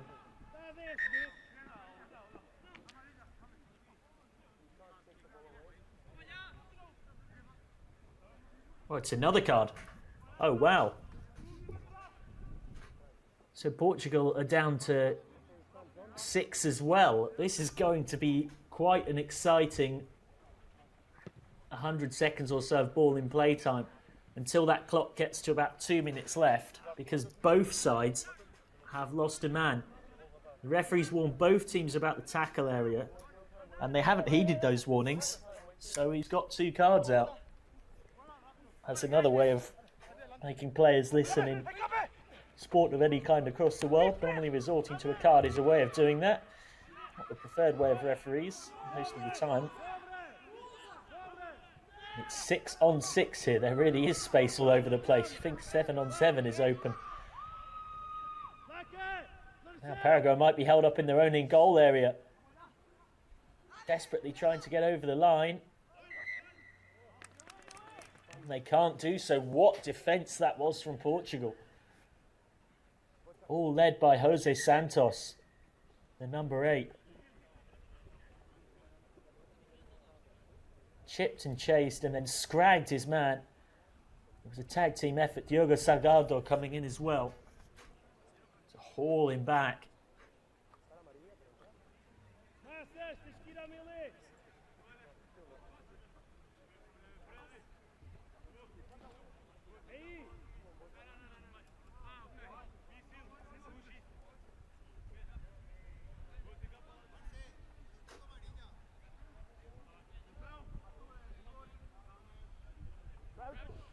Desperate times for Paraguay. Desperate defence needed.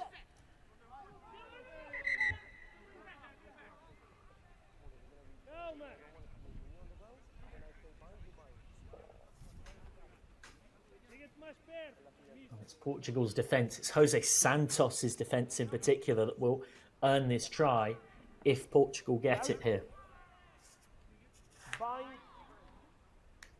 Set.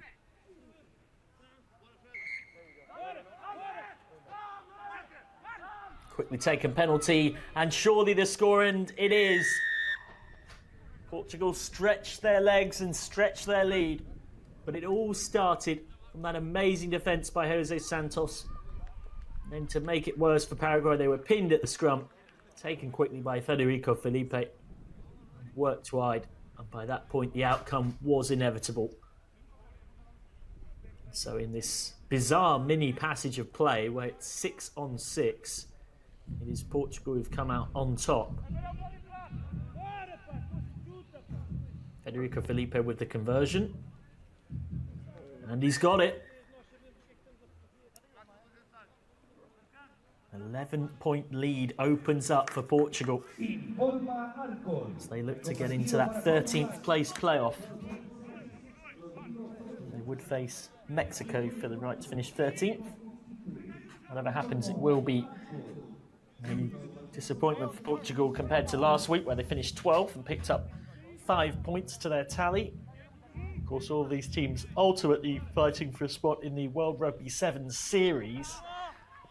That is very difficult. One in the immediate future can't really see the likes of Portugal and Paraguay being up at that end of the draw.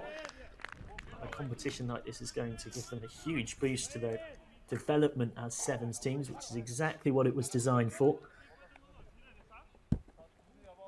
Then up the top you have the likes of Germany, Hong Kong and Japan pushing to join the World Rugby 7 series, which is where the top 16 play currently. Bottom side from that 7 series will be relegated.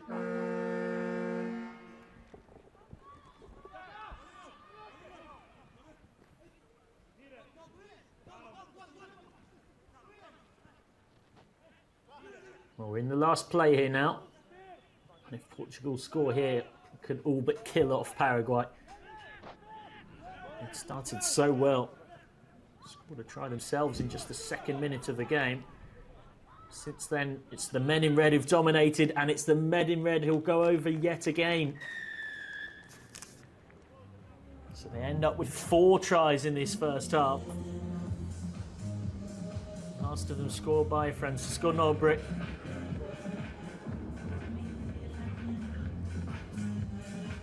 Runs it into the corner and makes no mistake, no Stuart Hogg-like corner moments for him. Of course, Hogg all but scoring a try recently in the Six Nations before dropping it over the line.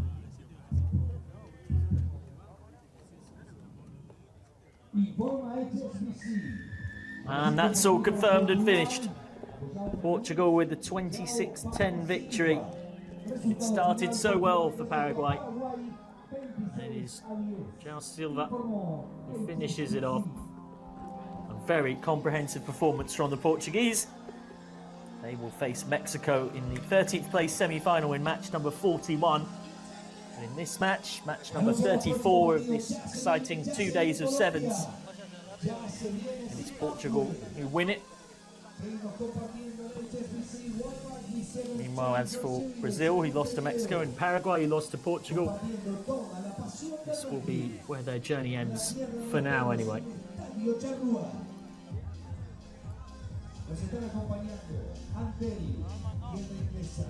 Well, to mention that ultimately for teams, the aim is to get that one promotion spot to move into the World Rugby 7 series.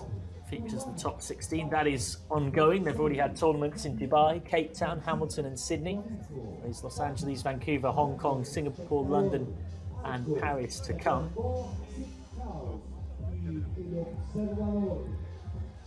Coming up next here, it is Colombia versus Zimbabwe. That is part of the 9th place semi-final, so we've moved up a little bit in terms of the bracket. The bracket we were just in was designed to work out who was going to finish anywhere between 13th and 16th. We're now up into the part of the draw where we're deciding who finishes anywhere between 9th and 12th. Colombia and Zimbabwe are playing in this 9th placed semi-final, which does sound a bit odd as a phrase, but that's why I mentioned that we're sorting out the rankings from 9th through to 12th, because the winner of this will play for the right to finish 9th. The loser will end up 11th or 12th. Did mention the World Rugby 7 series. If you're interested, the current rankings for that from 1 down to 16 are in order: New Zealand, South Africa, France, England, Fiji, the USA, Australia, Argentina, Ireland, Canada, Kenya, Scotland, Samoa, Spain, Japan and Wales. So in terms of who might be getting relegated down into the Challenger Series, one would be looking at that bottom 4 or 5, the likes of Samoa, Spain, Japan and Wales, who are vulnerable to relegation. But now, of course, our focus very much on the sides in front of us. It's Colombia versus Zimbabwe. Colombia on the left, and they're yellow and blue. Zimbabwe heading out in their white strip with a bit of black trimmings on there as well. Plenty of energy from the Zimbabwe boys.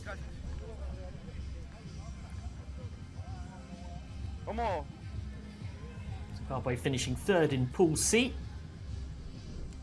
losing to Japan and Italy, but beating Paraguay. While Colombia finishing bottom of Pool D, losing to Tonga, Chile and Portugal. Captain! Zimbabwe earlier today beating Brazil 21-15. Get to this part of the draw. While Colombia earlier today beating Mexico 24-17. That's put them in this match. Colombia versus Zimbabwe. They're attacking from right to left. Zimbabwe with the ball now. And immediately knocking on that kickoff. Maduro with the error. Close.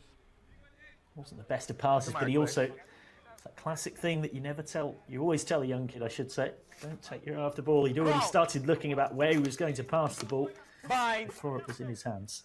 Set. Saying that the game does always look oh so easy from the commentary box.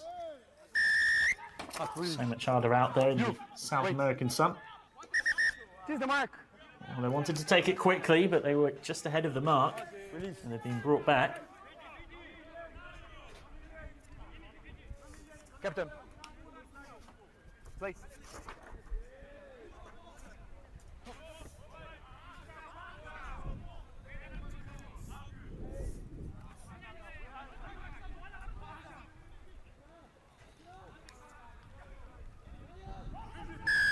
Not rolling.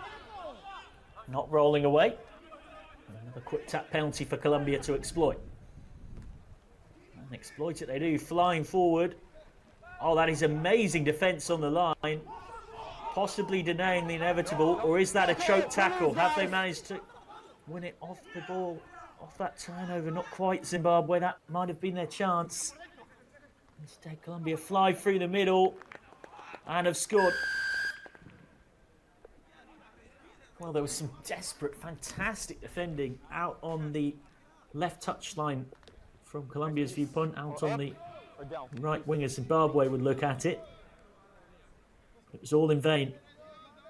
Eventually, Colombia getting the score, getting the fast start early on here.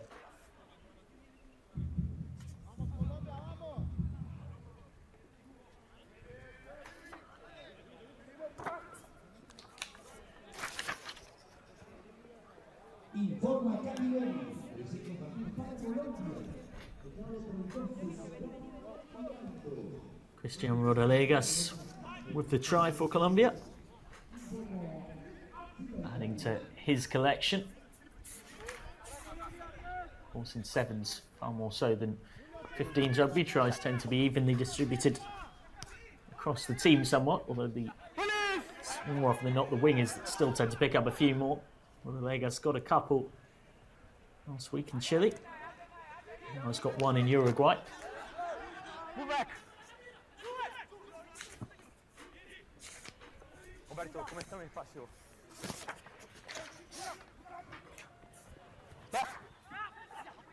Once again, referee content to play on.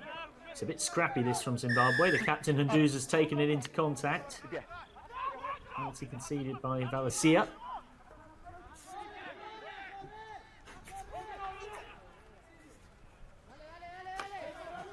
Now running it all the way, Zimbabwe.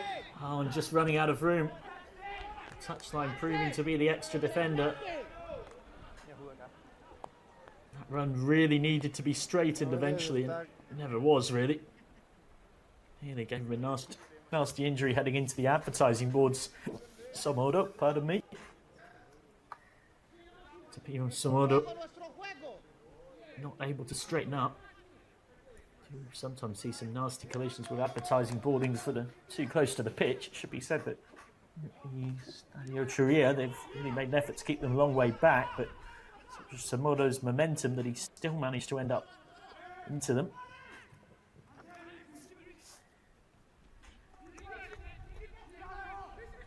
Again, O'Neill gets it away. O'Neill now at the base of that ruck. And they've got their first try. And it's Tapio Somodo who touches down. It'll be a nice moment for him after he had the initial breakaway and ended up running into touch. This time he gets his try. Zimbabwe are level.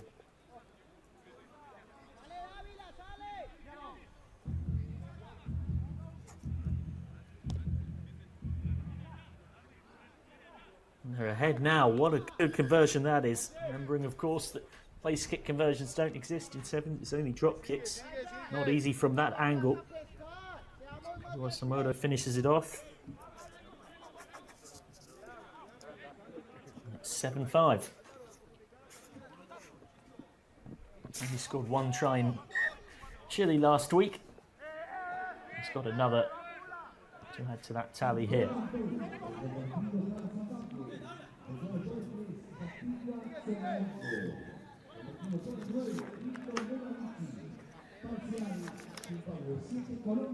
From the restart, Zimbabwe got the ball back as well. Chance to get that second try and pull clear. Last week in Vina Del Mar, Zimbabwe ended up finishing 6th, got themselves into the quarterfinals proper. Picked up 12 points to their overall tally, but this result will leave them in real danger of failing to get to the 8th place qualifying, pardon me, the top 8 qualifying tournament to reach a place in the World Rugby 7 series. But that will help. Second try for them, back-to-back scores. So now it could be so important to make sure they finish 9th to get themselves up those rankings. Could be the difference in terms of finishing in the top 8 overall, having finished 6th last week. Those combined rankings making a difference as to who gets into a potential playoff tournament. It is set to be rescheduled. It was due to be held in Hong Kong in April. Good to Kumadiro with this score. Really good use of the afterburners. Good use of pace and trickery, exactly the kind of thing that people watch sevens to see.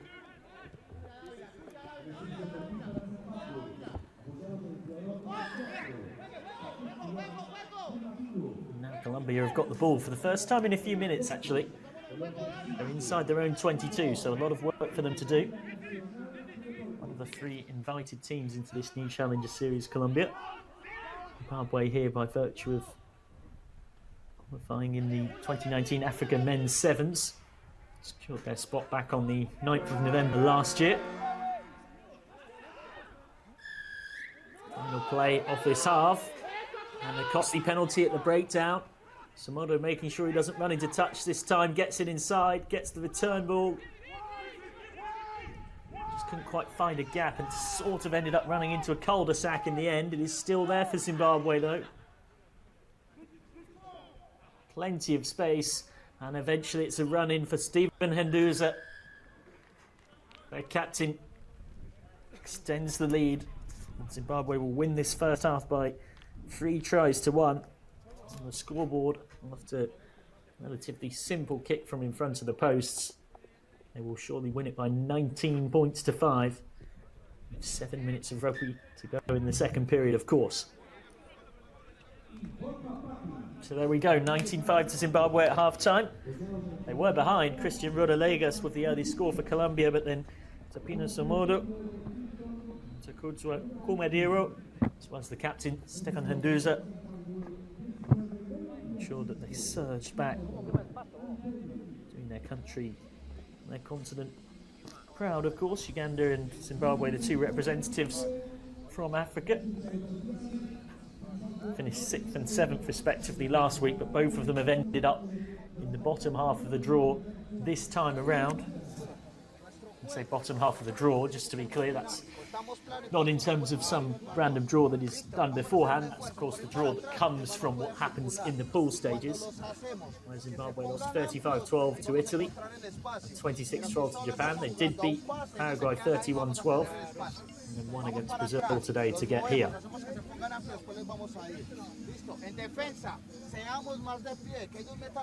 Let's have a listen in to the Zimbabwe head coach, Gilbert Musamba, and the team. So we have a look back.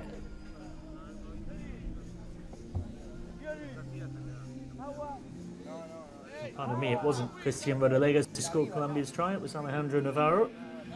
Getting my 2 mixed up with my 12 in terms of numbers, can only apologise. Commentators, much like rugby players, much like all of us humans, occasionally make mistakes.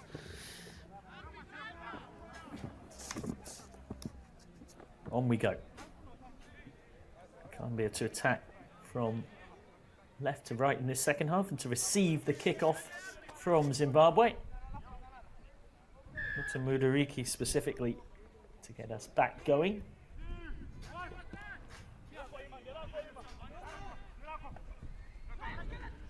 Allowed to bounce and collected very nicely by Ryan Guzman. Good physical defence from Zimbabwe. And the fast line out. That is exactly what people come to sevens to see. A couple of minutes setting everything up. And it was a cheeky chip from Samodo. Ended up back in his own hands. It's a bit scrappy from Zimbabwe. Was that a knock-on? Oh, I thought Madeira might have knocked that ball on. But we're playing on. They're going backwards here, Zimbabwe. Oh, they're not now. Hand off from Katsviri. Samodo. Samondo.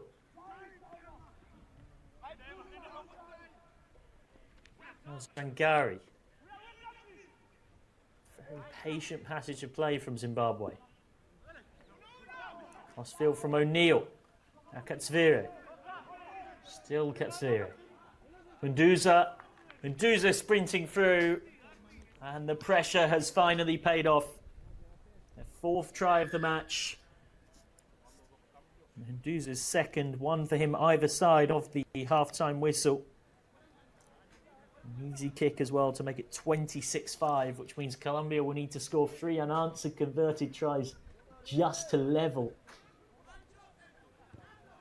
So it might be a little early to say it, but at the very least we can say without any doubt Colombia now in pole position to be in that 9th place final. Pardon me, Zimbabwe in pole position to be in that 9th place final. Colombia in pole position only for a heavy defeat.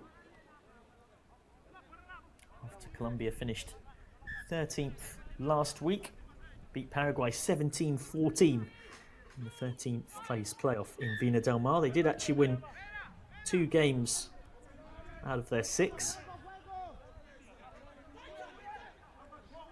Won 22-19 against Brazil in their 13th place semi-final after finishing bottom of their pool.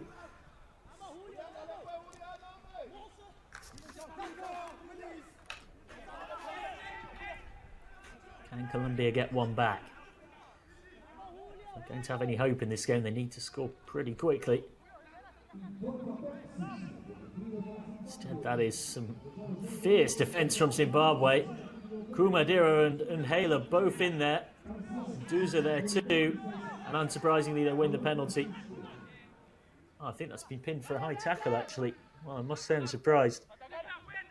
Looked like Zimbabwe were surely about to steal the ball there. Instead, Giraldo. Oh, what an offload. And out of nowhere, streaming up in support. Flies Brian Guzman and takes Colombia into double figures. Well, this was a superb bit of support play and a good bit of awareness to spot the runner. Madeira wasn't where he needed to be. And Brian Guzman touches down. So 26-5 becomes 26-12. And hope springs eternal that there might still be a comeback in this for Colombia against Zimbabwe, who last week in Vina del Mar won 3 and lost 3.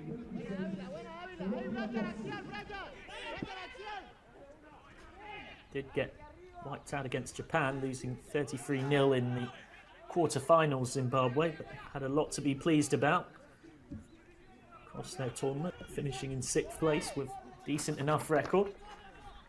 And they're streaming clear yet again. And they're going to run the clock down here. Colombia charging back to just make the try be scored. Stop the clock getting eaten away too much. Well, attack is very much the best form of defence when it comes to rugby sevens. That's what Zimbabwe have done there. Takudzwa Kumadiro scoring his 2nd try of the match to join his captain Stephen Handuza on a brace of tries in this game.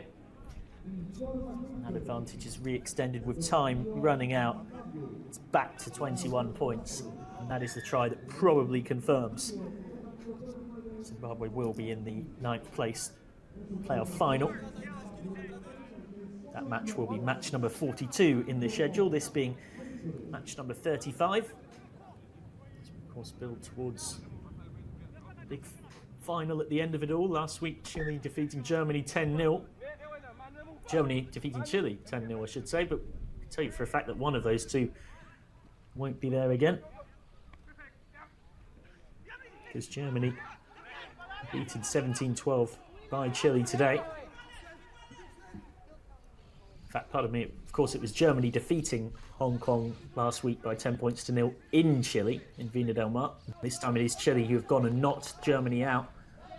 Meanwhile, in this part of the draw, it is Colombia still fighting hard. And Colombia crossing for a 3rd try. Well, it's been a very entertaining match. That is try number 8 already. And we've still got 2 minutes left.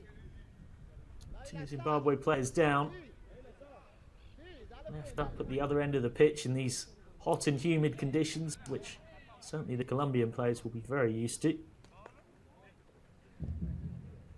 Important conversion, and it comes off the outside of the upright. And any lingering hopes of a comeback possibly fade with that missed conversion, because they now need still to score 3 tries to win the game, and they've got just over a minute left to do so. Had they kicked that, 2 converted tries would at least have got them back level. Bit of a delay here. Zimbabwe number 10, GK Mavara, is still down, receiving treatment from the medic.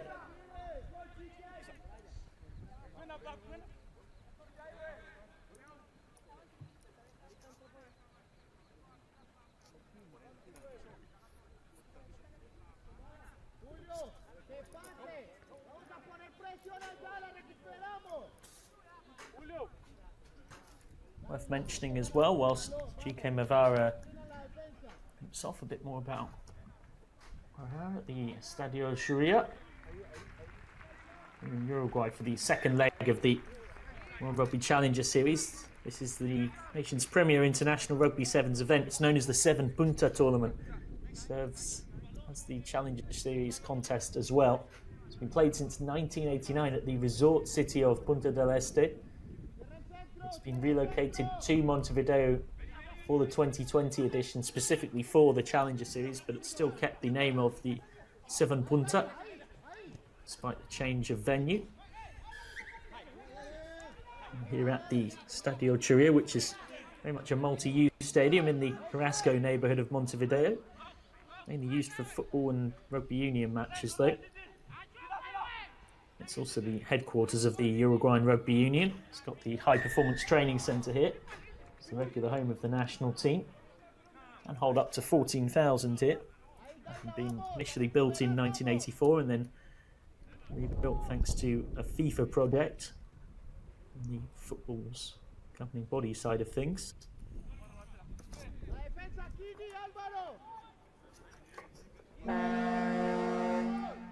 Kicked out. We are on to final play time. We know for certain that it will be Zimbabwe going through to the 9th place playoff final. Play the winner of the next match, which is Papua New Guinea against Uganda.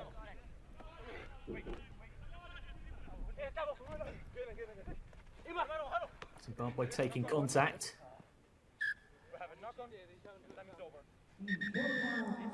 And we end with that knock-on. So it is a comfortable victory in the end, comfortable enough. Zimbabwe kept honest by Colombia, but ultimately the stronger of the two sides. Scoring 5 tries to Colombia's 3, and progressing as 33-17 winners here. So this is where Colombia's campaign ends, defeated in this 9th place semi-final. Disappointment for them. Zimbabwe finished 6th last week and would have been frustrated to have not got into the upper part of the draw. Have ended up here instead in the 9th place final. Winning this game thanks to brace of tries from their captain Stephen Hunduza, and Takudza Kumadiro also scoring a couple of tries.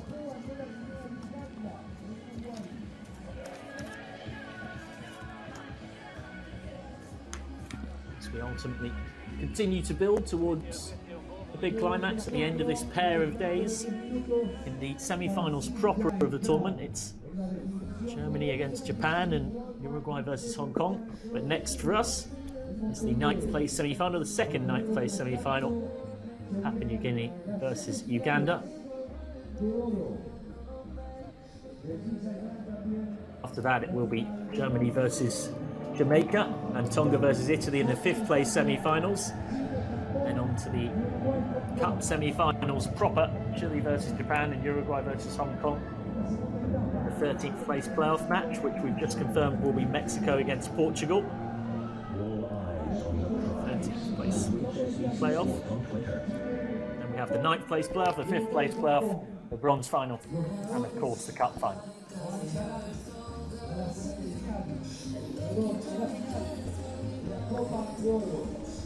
Hot and humid conditions here in Montevideo. Just starting to get a little bit less oppressively hot now as the day goes on. It is past 4 p.m. local time.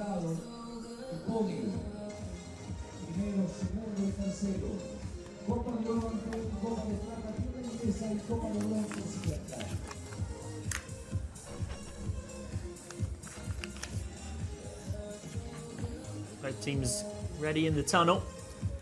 And here they come. Papua New Guinea versus Uganda. Uganda on the right, Papua New Guinea on the left. Uganda in their black shirts with a bit of yellow and gold on there. Papua New Guinea in the white with red numbers.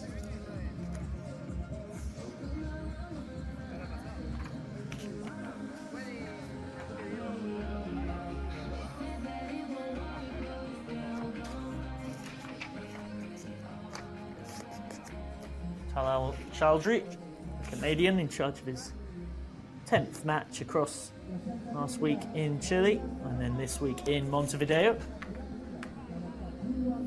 Wherever you are watching us across the world, it is a pleasure to have your company, of course. Coverage streamed on World Rugby's YouTube, Facebook and website.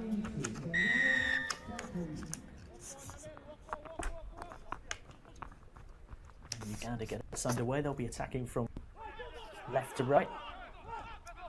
It's Papua New Guinea who've received kickoff. Have first chance of possession and a chance to open the opposition up. They do so quickly with Vogena. Good carry and then the offload to Okene.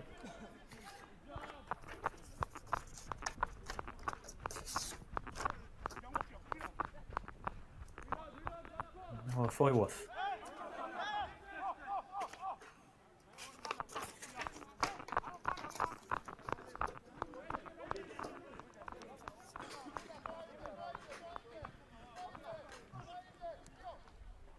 Aira. This is a very good patient attack from PNG. They've already gained about 40 metres in ground, and they're gaining it all the more rapidly from Munyani. Munyani sprinting clear, and that's our opening try.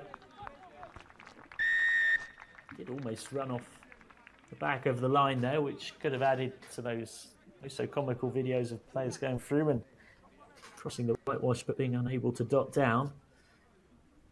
Munyani did eventually get that ball down, so it is PNG who go 5-0 up against Uganda.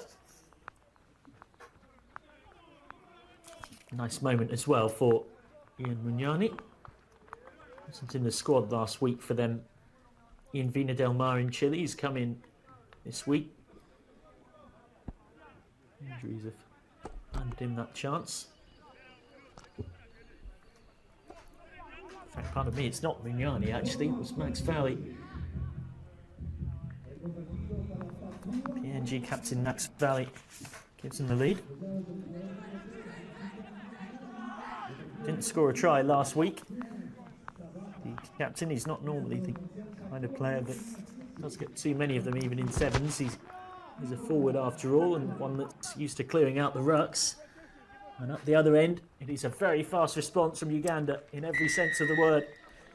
Rapid pace from Husogena. Husogena levels us up. It's a very kickable kick, pardon the pun, to make it 7-5.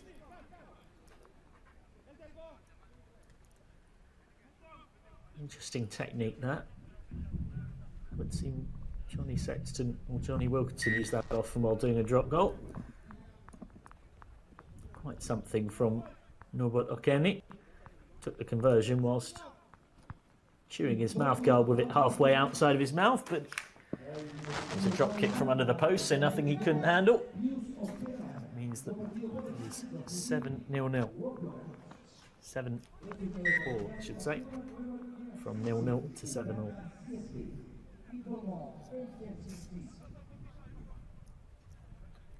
3.5 minutes and a bit left in this first half. Max Valley and Pusogena with the 2 tries, 1 each, both sides. Ogena, much like Valley, didn't score a try in the series in Vina del Mar last weekend, so that would have been a nice moment for him. Give himself a score.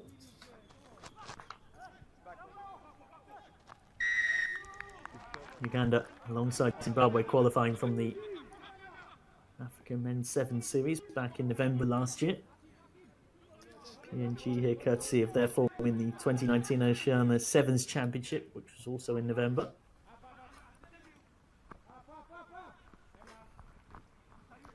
Helped on by the scrum half for Foyworth.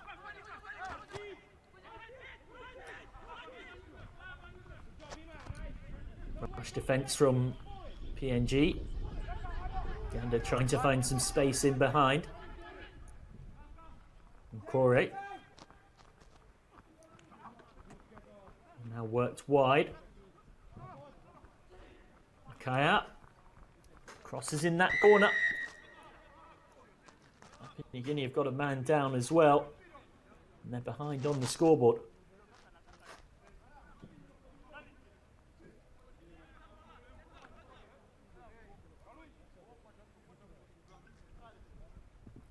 The left winger Solomon Akaya gives Uganda their 2nd try of the game. Will be a very difficult kick. Problems for PNG as well because Patrick Tatu is down. He's already got that huge headband from a big collision that happened earlier on today. That was in their bruising 1917 win against Portugal in the 9th place quarterfinals.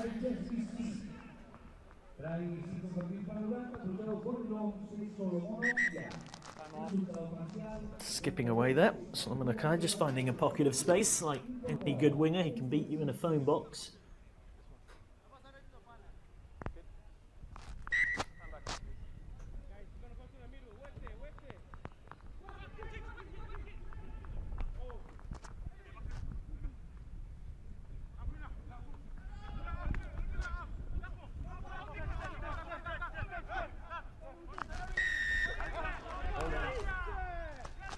from the restart by Uganda. It's exactly what you want. A restart just over the minimum 10-metre requirement. And a good chase to recover it. That's exactly what they've done.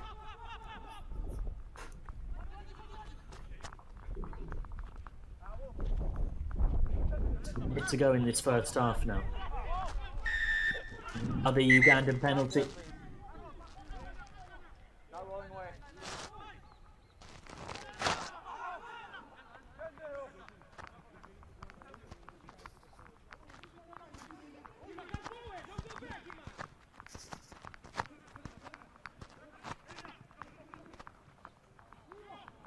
Offload, but that's been spilt forward by Mignani. Done all the hard work. Walker-Rush carried so well here. Walker-Rush's offload just bouncing around from Ian Mignani.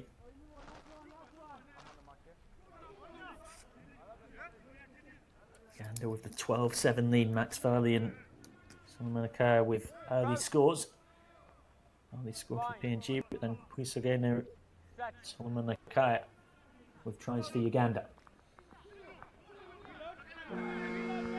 Sabatha from the base of the scrum. So PNG start overtime in this first half inside their own 22, but they have got possession, which is so often king in sevens. Oh, that is something you don't see every day. Our referee's ended up in the fly half position and has got hit square in the chest. You can hear it on our ref mic. He tried to step out of the way, but by then it was much too late.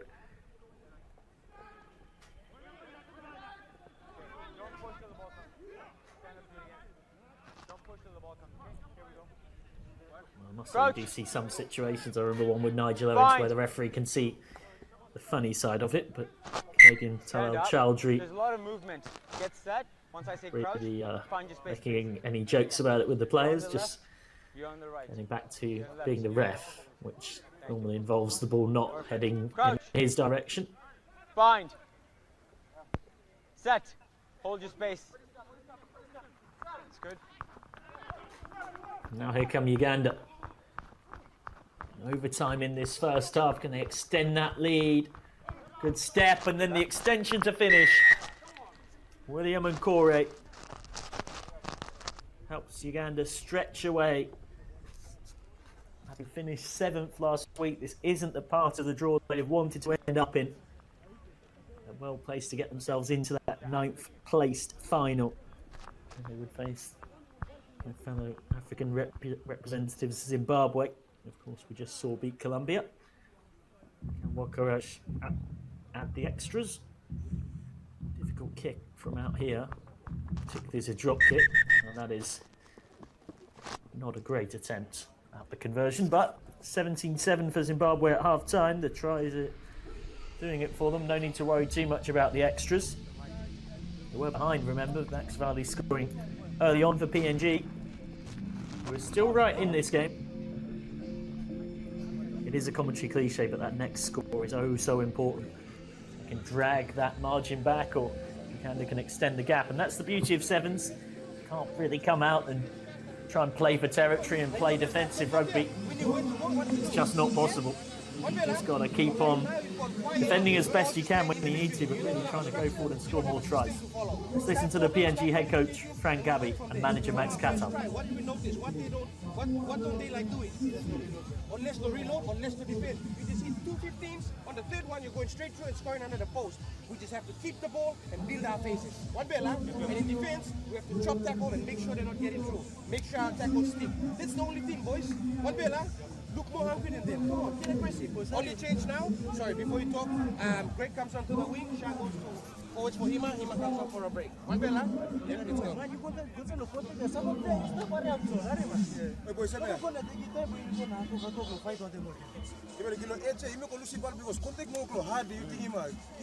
Get behind the lines. They have to work back to get there. Support by coming inside. You put on front load, so it's all global. But Tingima, to take contact here. Don't go this now. Time to hit him on him. Taking contact. How do we go again? So PNG and Uganda having their half-time chats. Let's listen to the PNG boys. Set.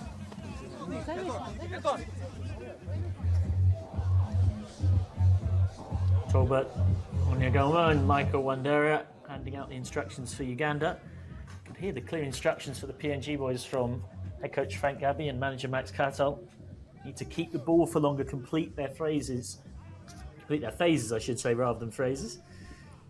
Make Uganda work hard in defence. If you build your phases in sevens and keep the ball for long enough, normally, inevitably, you end up scoring because there's so much room out on that pitch. Play on!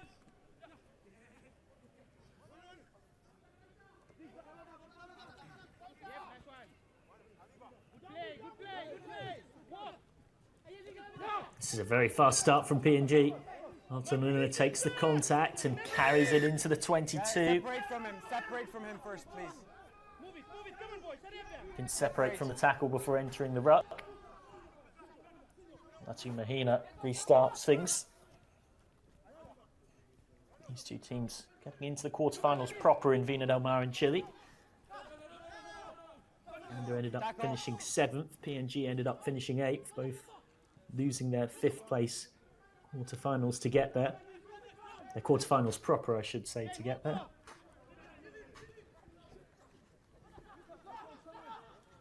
Lovely ball inside, and there is Okeni, and Norbert Okeni will score.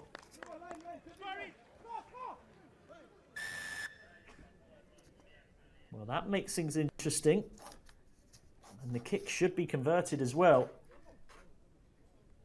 That will bring PNG just 3 points behind.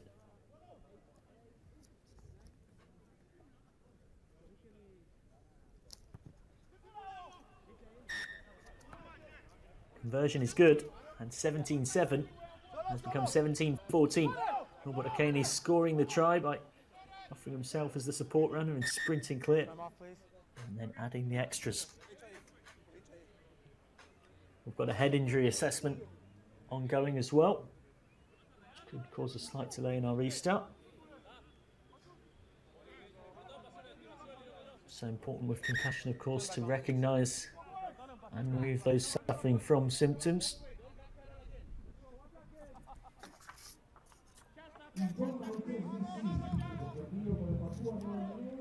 PNG get us going once more, and it's a mess by Uganda from the restart. And here go PNG. I don't know what they've put in the half-time oranges in that half-time team talk, but it's worked. PNG have come from 10 points down to stream back and now be in front.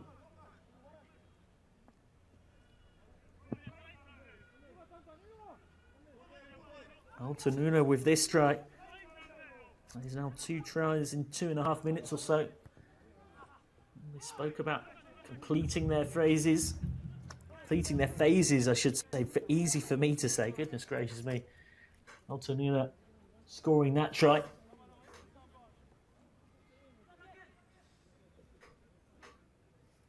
Luna scored 1 in Chile, now has 1 on Uruguayan soil.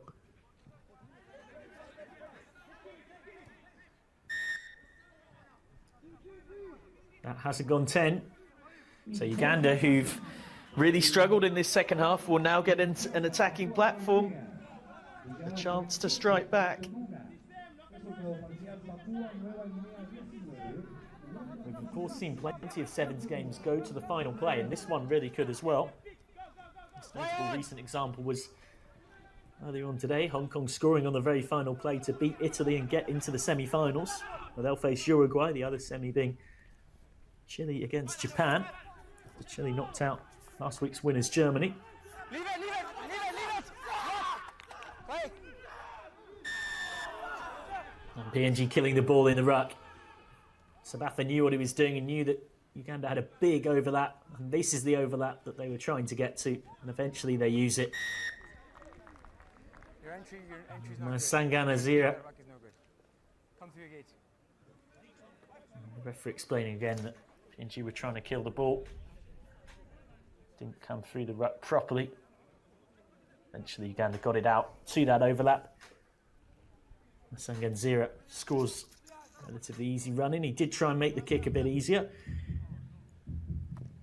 Slightly improbable conversion technique whilst biting the gum shield in his mouth. Doesn't work for kicking Kenny.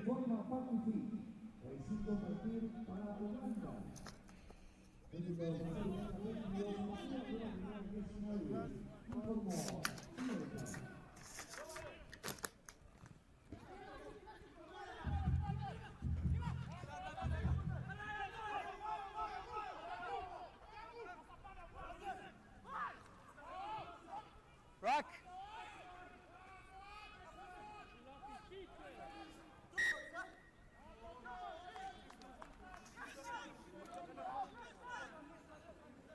Uganda with 2 wins from 5 in Chile, including a 47-0 thrashing of Paraguay when they were in Pool C.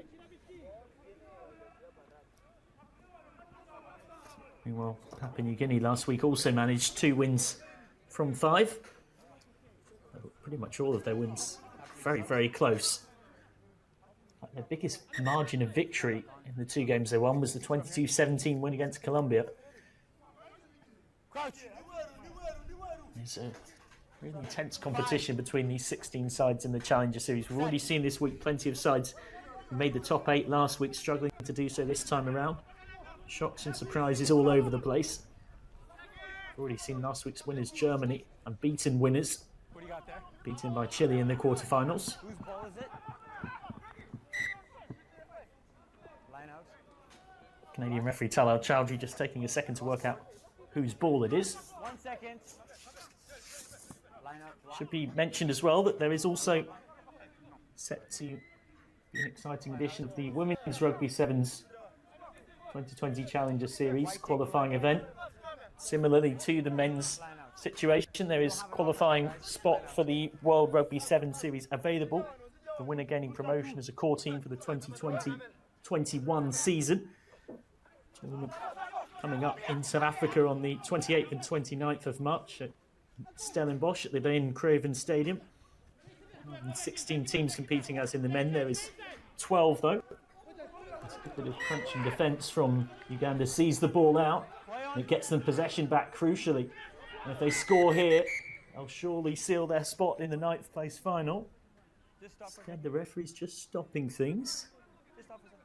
Referee Chowdhury wants a chat with his officials about something.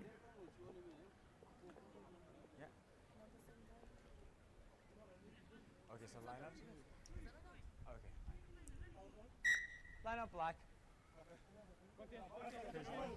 Well, I'm not entirely sure what that was about because Uganda was streaking clear on the counter-attack. Now we've been brought back to have the line out again. Not entirely sure what was wrong with the quick one that they'd taken. Just coming back to that women's series though, worth mentioning the 12 teams who are in that. Sevens continues to grow in both the men's and women's formats. Those 12 women's teams being Mexico, Poland, Scotland, Belgium, Japan, China and Kazakhstan, as well as South Africa, Kenya, Papua New Guinea, Argentina and Colombia. That is exciting new competition to keep your eyes on as well. The Women's Challenger Series coming in late March. Back here, back here. All Uganda have got to do is keep the ball for a few more seconds. Come to your gate. Mark's back here. 3 points ahead, and we are into overtime at the end of this one. I was just about to say, I wonder if they'll kick it out. It's something you very, very rarely see in Sevens rugby. But why wouldn't you do it there when you're 3 points up with times running out? You can hear the shouts of celebration, and why not? Secured their spot. Papua New Guinea winning this game by 22 points to 19. One of the closer games we've seen today, a real thriller that went right to the wire. They managed to see it out. So they will face Zimbabwe in the 9th place final, which will be match number 42. Of course, we've just completed match number 36 on the schedule. Plenty of games across these next 2 days. It's been an absolute pleasure to be with you for the last 6 of them, the 13th place and 9th place semi-finals, as well as those 2 quarter-finals where Uruguay and Hong Kong sealed their progression. And they'll face each other in one semi-final. The other will be Chile versus Japan. I've been Michael McCann, your commentator. Been very grateful for your company across those 6 matches. And it will be my commentary colleagues here in Montevideo in Uruguay who will take you through the rest of this. Next up, it's Germany against Jamaica and Tonga versus Italy in the 5th place semi-finals. Before we get onto the semi-finals proper, as advertised, of Chile versus Japan and Uruguay versus Hong Kong.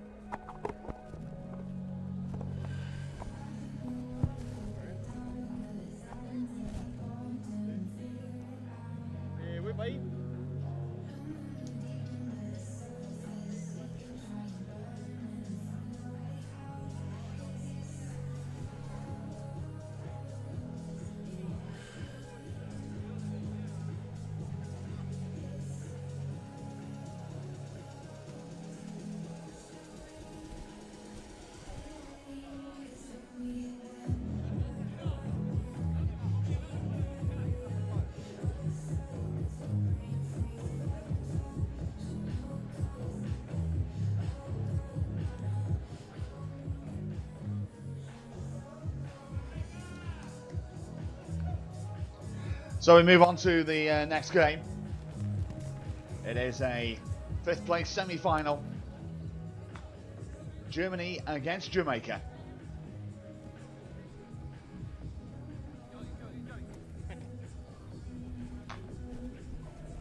Well, much of a surprise and a big shock, in fact, that Germany going out one of the favourites to take this tournament here in Montevideo. Going out to Chile in that semi-final. Cisco Lopez, our man in the middle for this one.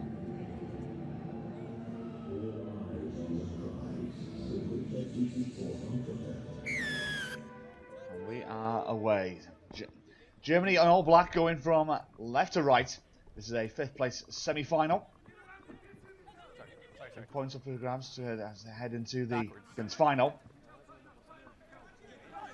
which will be in Hong Kong in October later this year.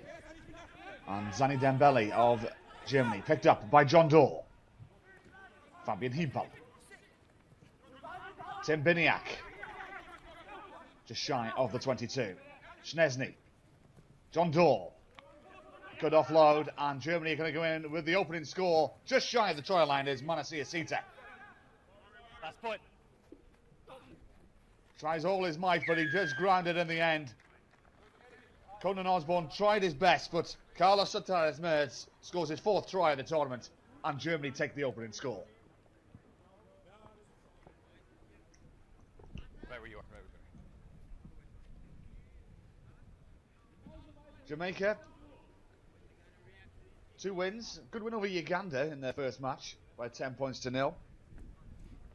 Hong Kong really put them to the sword, beating them by 31 points to 7. And then an excellent victory over Brazil by 38 points to 10. They're looking to add the extras, and not a bad effort it was indeed. So it's a great start from Germany, 90 seconds in.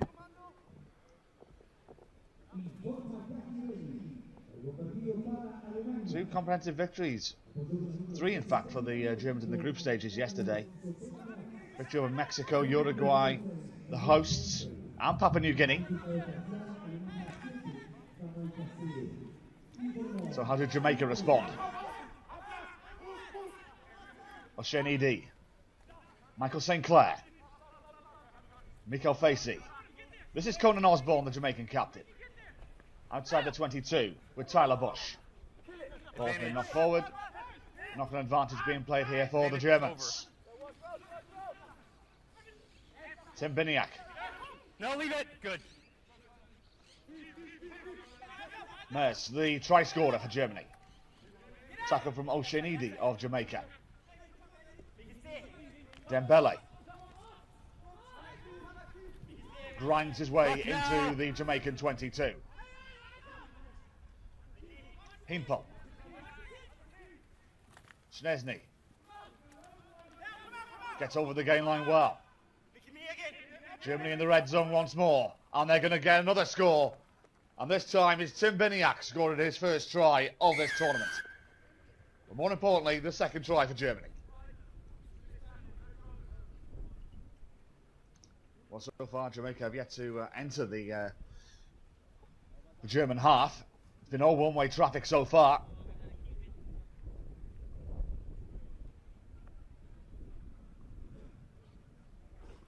And they now lead by 14 points to 0.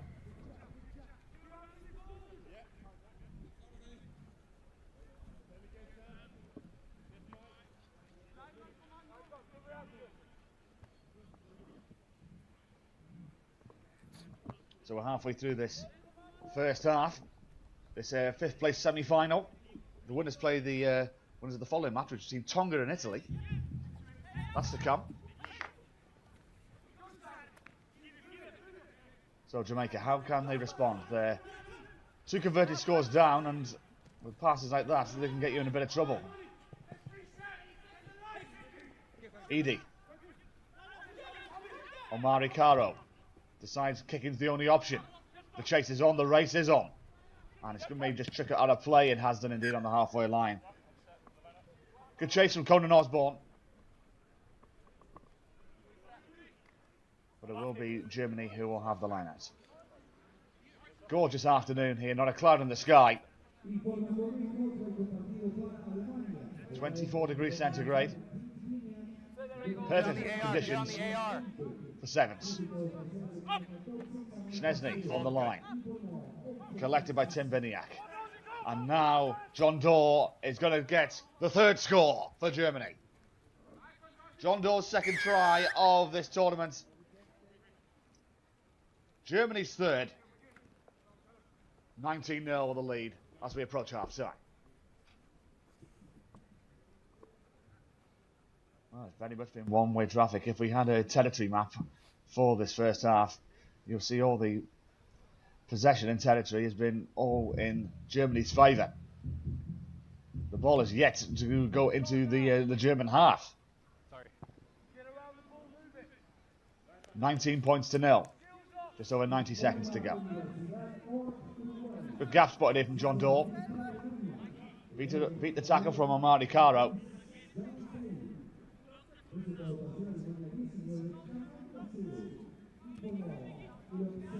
So 90 seconds left. Good tackle from Tim Biniak. Luck now. Collected by Tyler Bush. Good offload from O'Shane Edie.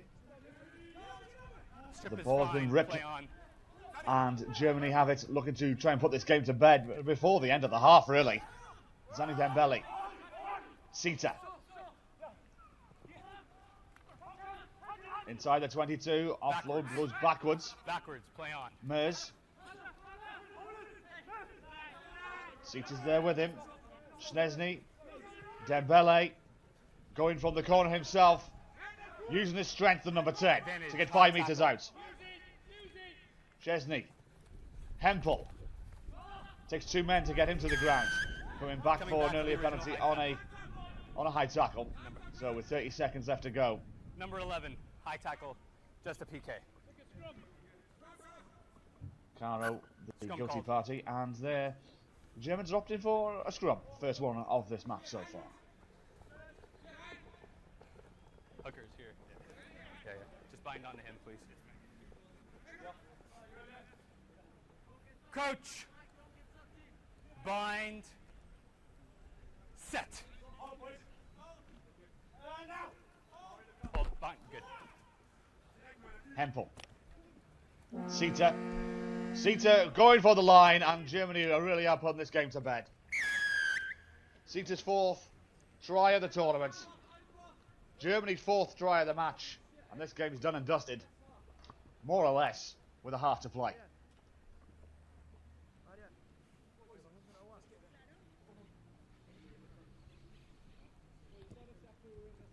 Been very much one-way traffic in this first half. Half-time. The Germans have had it all their own way. 4 tries to the good. 1 from Mers, Biniak, Sita and Daw. And at half-time, Germany have 1 foot in the 5th place final already. They lead Jamaica by 26 points to 0.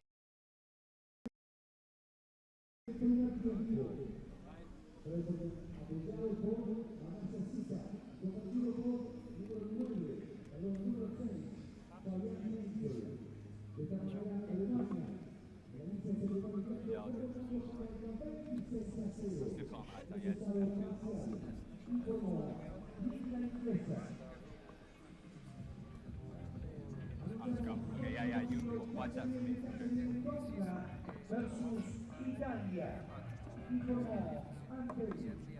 Yeah, exactly. And I'll if I have a doubt, I'll ask you. If you see clear and obvious, like earlier, just go so we can just get it. That's good.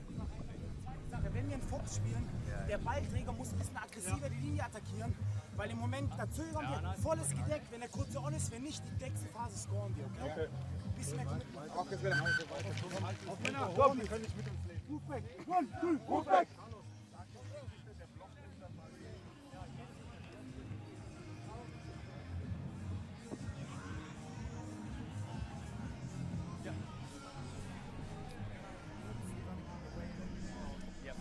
Changing the line, but like he runs the same line the whole time. If I see him move, definitely a PK.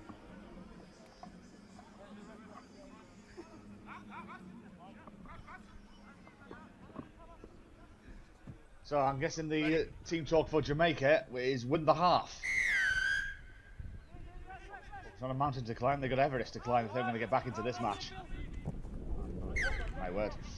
Not the start you want to do from the kickoff.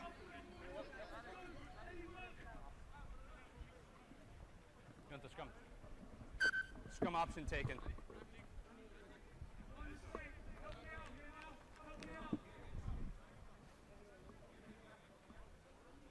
Here in the middle.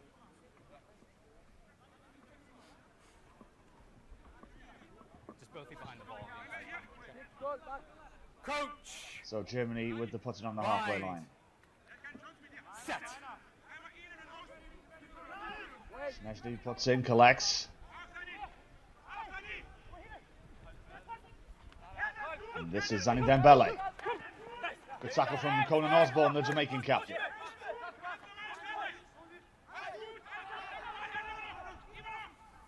Biniak. Tackled on his opposite number, Samuel Rees. Penalty to Jamaica.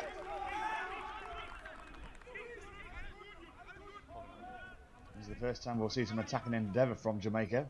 And I think it is the first time they've entered the German half. Chip and chase for Mikael Facey.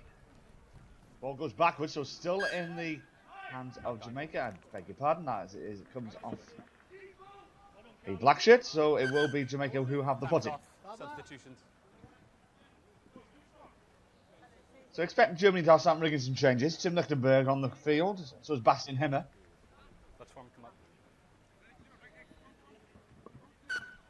Time's on. Coach! Bind. Set.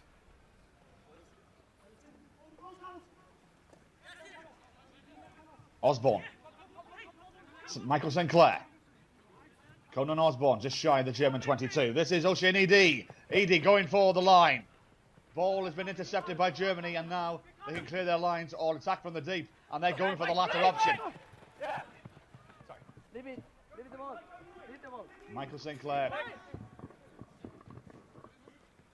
pushes the German out into touch, and Jamaica will have the line out. So here's your mark. So, all the way on the other side. Early boys. Yeah, that's still good.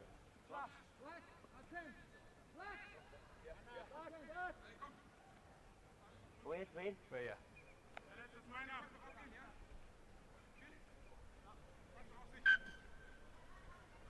You're in work, yeah? Yep. Going long.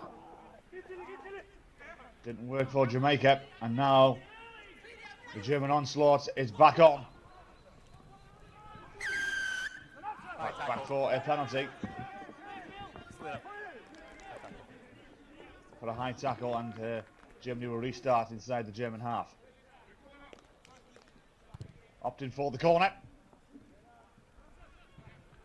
from Phil Szczesny, and Germany will have some attacking endeavour to come shortly from inside the Jamaican 22. You're on this leg. Keep the gap, Jim. Yeah, stay there. If you're out. Himmer collects his arrows. Szczesny. Tackled by Tyler Bush.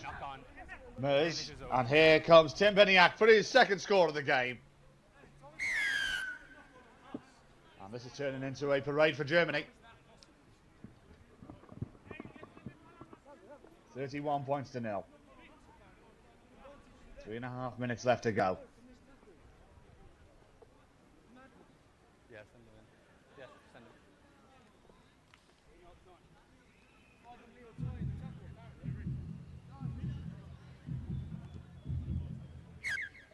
Yep. Oh, it was at the contest. It was just like a... So 33 points to 0 now.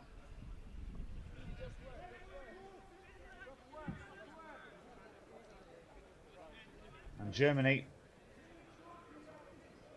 can prepare themselves for the final later on. Not the final they would have hoped to have contested, but the 5th place final, when they'll play either Tonga or Italy. That's our next game. Looking back for a knock-on advantage there for Jamaica. They will have to put in. For all the damage done in the first half. With those scores from Mers, Sita, Biniak and Dor.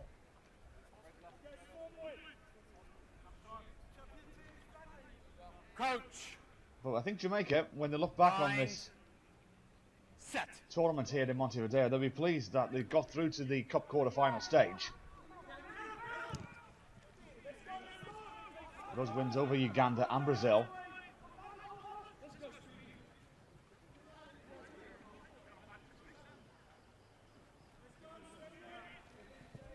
Tackle from the Jamaican captain Osborne on his opposite number, Hempel.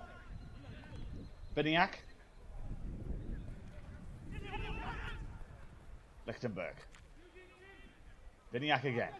Out wide to Dembele. Over the halfway line. Gets Brown Michael Facey and now is going through the gears. Just one man to beat Oceanidi and he's still going strong. Is Dembele. What a superb score for the German. The crowd appreciate his efforts there. One of the best tries we've seen this weekend.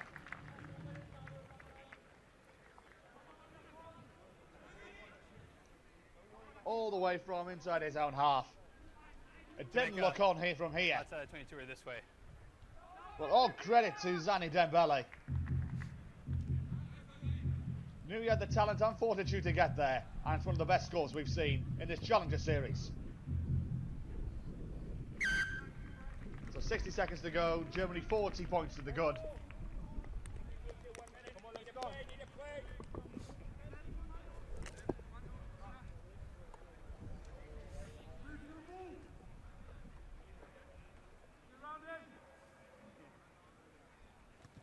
So one last play, one last hurrah in this first semi-final.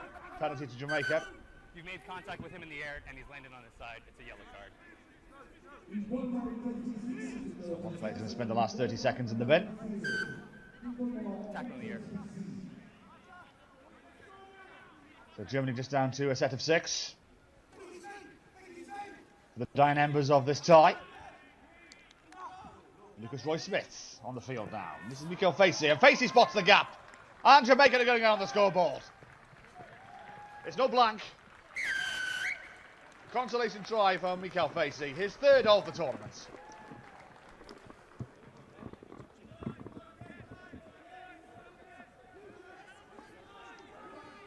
You have to tell me immediately. You have to go for the kick. You have to tell me sooner. He has to tell me sooner. So that is the end of the game. Germany are through to the 5th place final.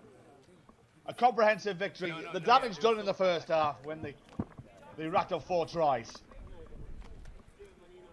But Jamaica will be pleased with their efforts in this tournament here in Montevideo. 2 wins against Uganda and Brazil yesterday. Got through to the Cup quarter final. Germany are the ones that didn't go through to the 5th place final. They've taken this tie against Jamaica quite easily by 40 points to 5. And then where he lands up. Yeah. Yeah, exactly. No, but yeah, I mean, but that's the reason. Yeah. We're already thinking PK. If the player's not unrealistic. I mean, yeah. Which last thing, the one with PSG?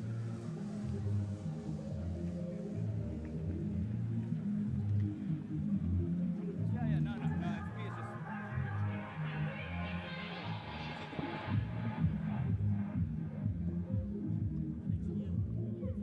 Happy to look over the tape. Like, if you give me 20 minutes, just call me again. I'll probably be in the line. Yeah. I mean, for me, I think that was clear, but we can have a conversation about it nonetheless. Yeah, so it has to be the captain has to tell me immediately. I ain't here. No lie.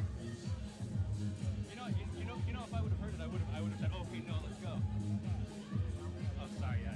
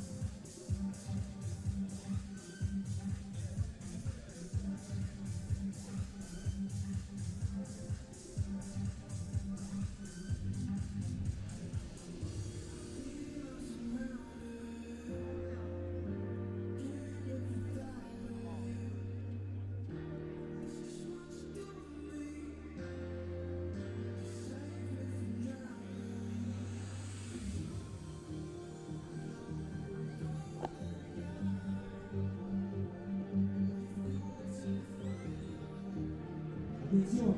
Anunciamos el próximo partido, Tonga versus Italia. Y al término de este encuentro, sí, nos vamos a encontrar con las dos semifinales de oro. Primero, turno para Chile, Japón. Luego, Uruguay, Hong Kong. Semifinales de Copa de Oro Antel.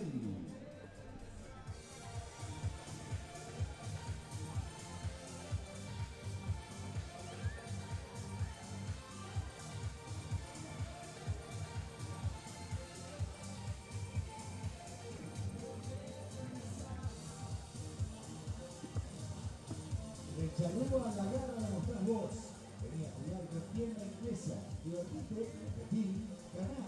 Tienda inglesa, sponsor oficial, tercero en punta. Ahora es tu turno de entrar a la cancha. Venía a jugar con tienda inglesa. Llevate los premios vos.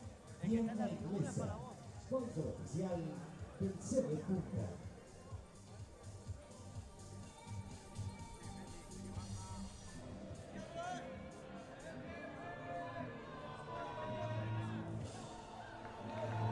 Vamos entrando poco a poco en la etapa de la definición. Segundo Tonga, segundo Italia. Al término de este encuentro nos vamos a meter en las semifinales de Copa de Oro. Chile, Japón, Uruguay, Japón. So the Germans are the winners of this one, in this 5th place semi-final. Team Tonga and Italy.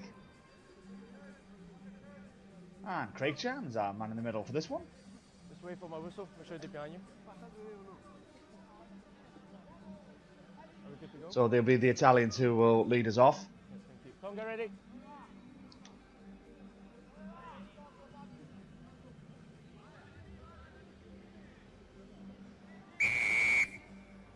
Italy, 2 wins out of 4. Let's start with Lorenzo Bruno. Bruno to Daniel Di Giulio. Sioffi. This is Vian.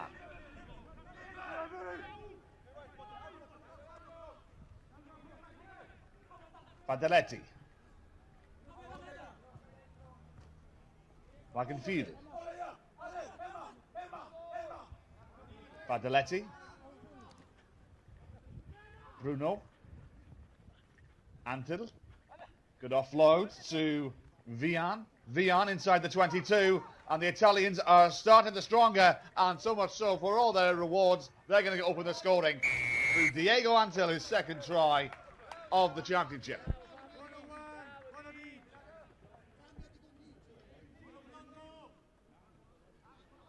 The exact start the Italians would have been looking for.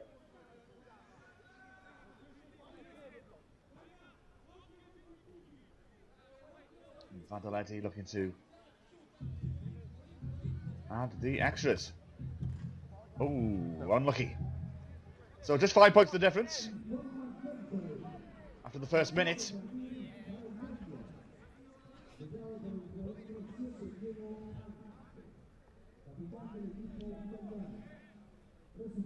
Diego Antil with the score. So now Tonga need to respond.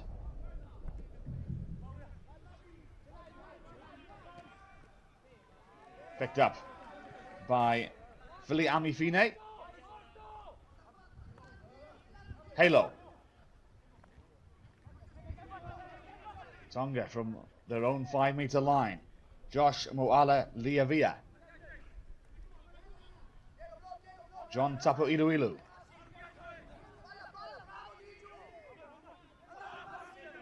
Tui Peluto. Moala Livia. Fotofili, the Tongan captain. Fine. Fotofili. Good tackle from Padaletti of Italy. Fini. Gap opens up and now Tonga into the Italian half. But they've got there illegally, holding on from the Tongan number 6. Latisua Vailia. And Italy will have the chance to pop this ball downfield.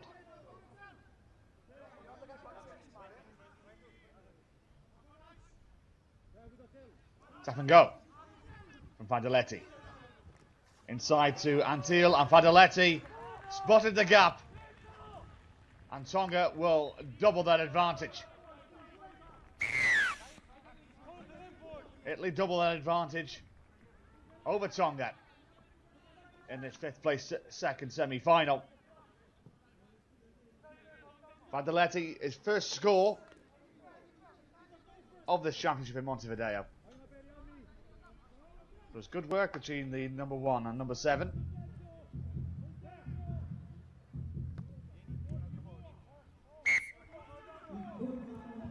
And Italy double that advantage. 12 points to 0.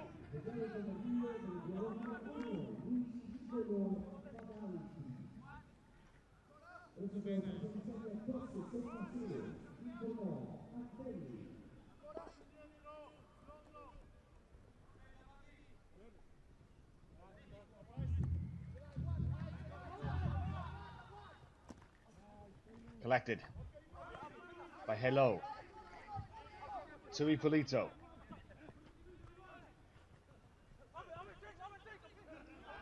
Tapu Ilu. One man to beat, and he gets round Fadeletti, and now the chase is on for the try line, and Tapu Ilu gets Tonga back in the match. Second try of this championship.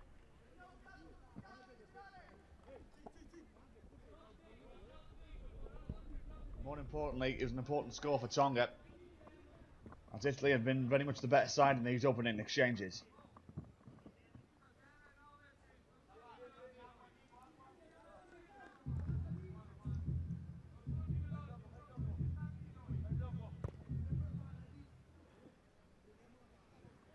On the left-hand side of the upright, so 2 minutes to go.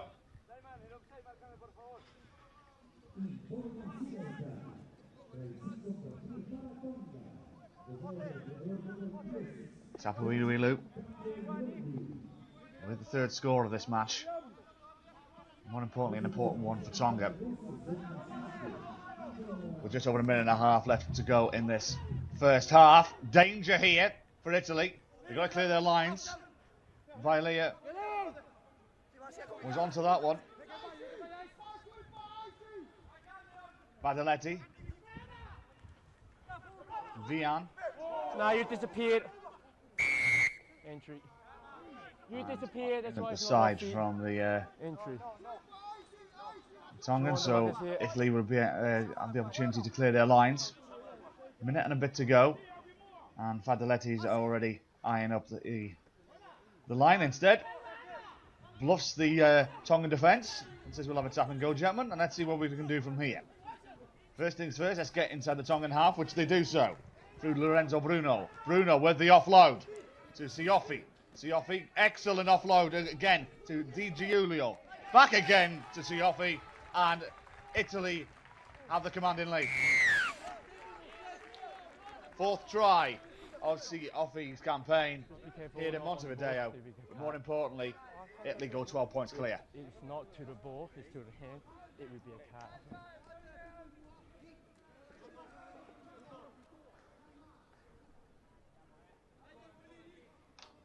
Thank you.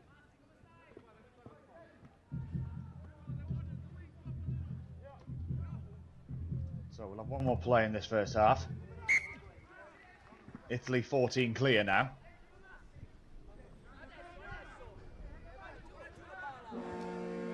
Is there any substitutions?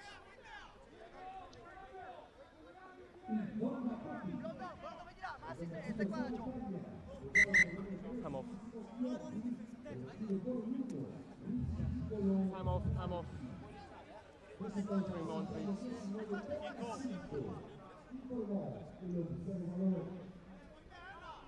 After a whistle, you got 11 seconds, okay? So, last play.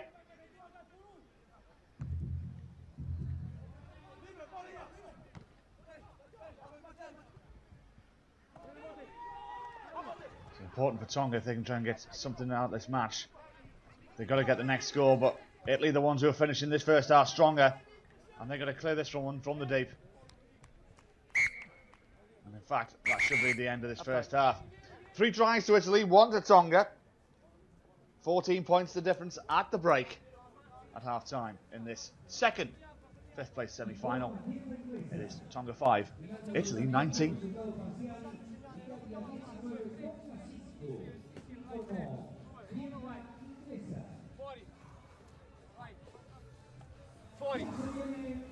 Abbiamo visto le sfide che Portugal in Papua, basta fare due calci, raga. Guardiamo lo style runners, lo rendiamo più facile. Parliamo, ci sono interno, palla tua, palla mia, qualsiasi cosa per renderlo più facile, trasmettiamo la confidenza. Trasmetti confidenza al compagno, nel attacco cosa dobbiamo fare? Calcolare, ci giochiamo con un sorriso, lui sta guidando tutto. Ad esempio, andiamo con lui, sosteniamo, continuiamo così. Ancora, protagonisti ancora, Prendiamo subito la palla quando inizia. Palla.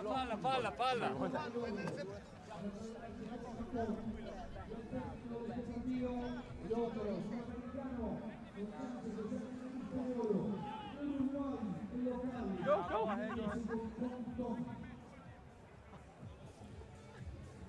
You just want to steal my water, don't you? All right, let's go. 7 more.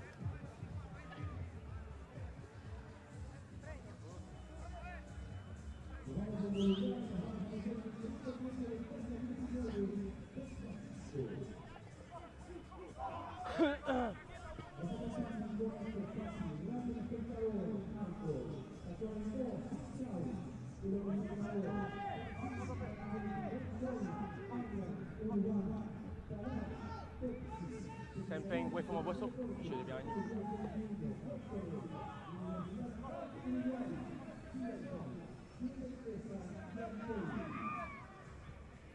Is that your captain ready?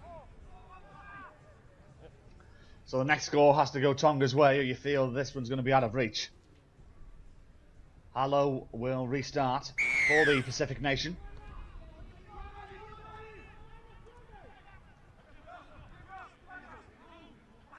Siofi.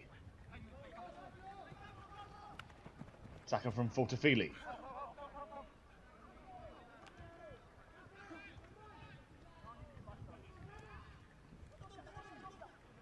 Tackle again from Tapuiluilu. Dionofrio. Wagenfield. Di Giulio. Dionofrio. I've seen that as a dangerous tackle. I think that's where our referee's going to stop it here. 12. In fact, it was for the tackler not rolling away, but number 4 there, Di Giulio, did land on his head. Just make sure he's okay here. Yeah, well, I've seen them being given as cards before now. Very surprising Keep the that mark, our please. referee hasn't disciplined our. He's gone way over the top. I've seen them given as cards before now. A good handoff though from Osika. Just a knock, no. You lost it forward, then you bounce a hit. Just a knock on. So knock on being played for Tonga from inside their own 22.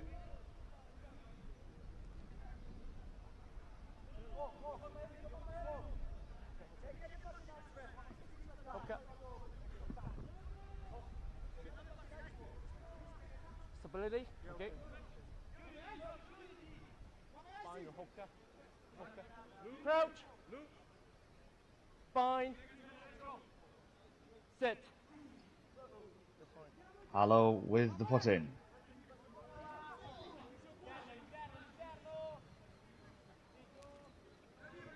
Osika. Tapuiluilu.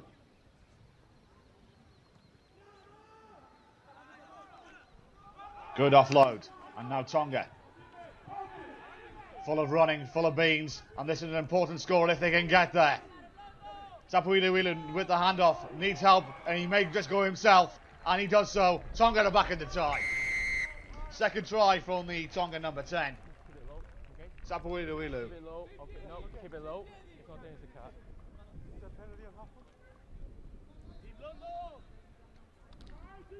Very important conversion to come here.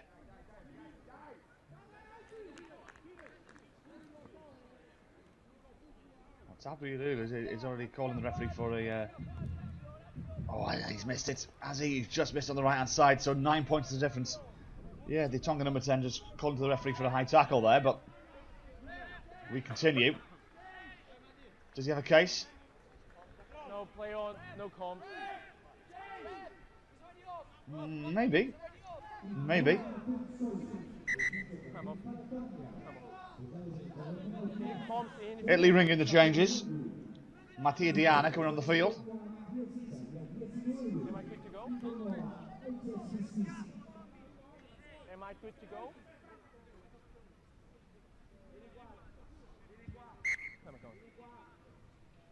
So Tonga restart. Ball has been knocked forward a couple of times there. And Italy will have the put in.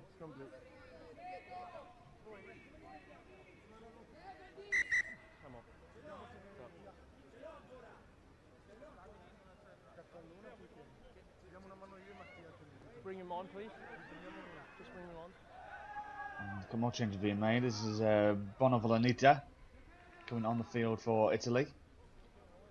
As they try and just protect this lead, and Cioffi also on the field for Italy as well. 3 minutes and change. Is it complete? Okay. Hand back on. Crouch. Bind. Set.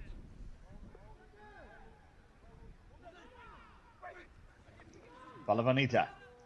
Fadeletti. Cioffi. Bonaventura. Janili. Ball's been lost. And now another chase on here for Tonga. There's an opportunity here, just shy of the line. The ball landed on the try line, and Italy survive it scare.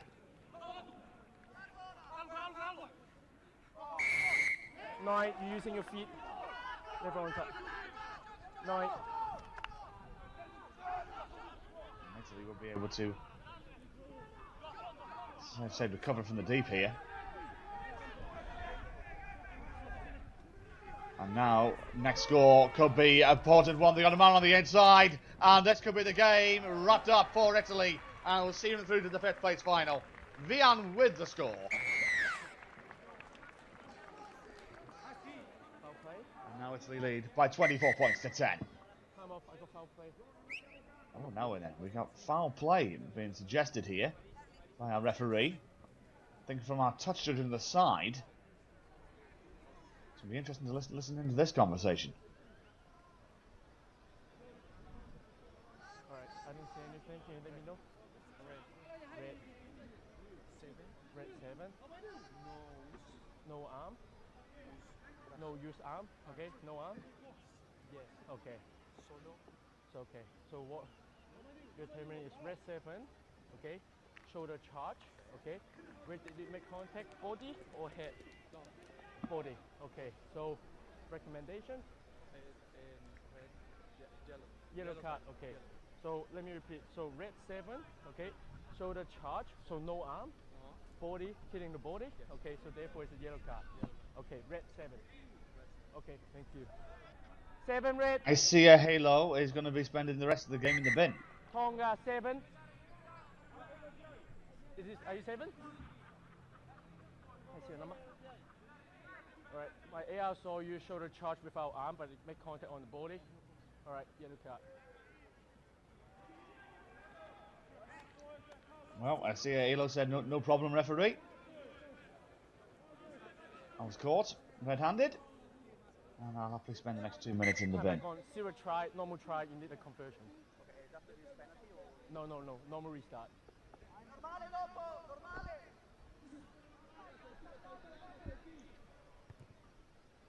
26 points to 10, Italy lead. 2 minutes left in this 5th place semi-final. There's the Tonga. Again, they'll be pretty pleased with their tournament. Winning the pool yesterday with a win over the hosts from last week, Chile.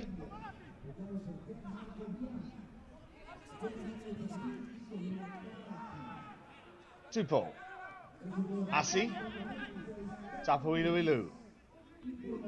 Vailia. Tackled by Dionofrio. Tonga inside the Italian half with a minute to go. That might have been done illegally. Off feet, same feet. That's it.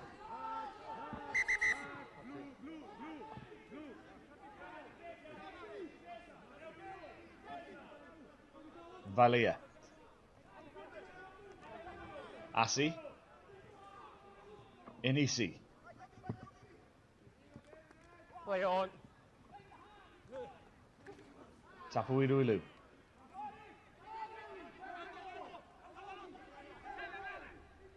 Valia.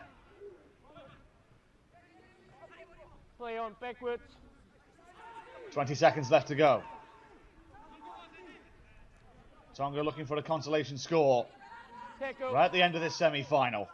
Fotofili, the Tongan captain, looking for options. Doesn't get any.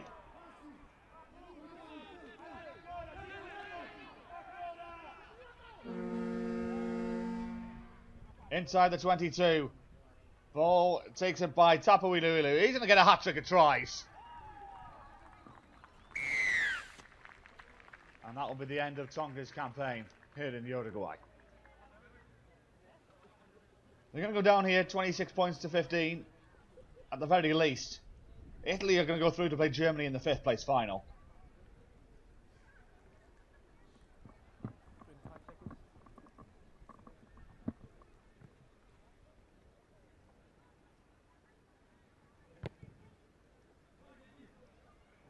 And just wide of the line, and our referee Craig Chan calls the game to an end. And it's an 11-point victory for the Italians, who will meet Germany in the 5th place final. They've taken it. 4 tries to Tonga's 3. A couple of conversions helped along the way. 11 points the difference in the end. Tonga 15, Italy 26.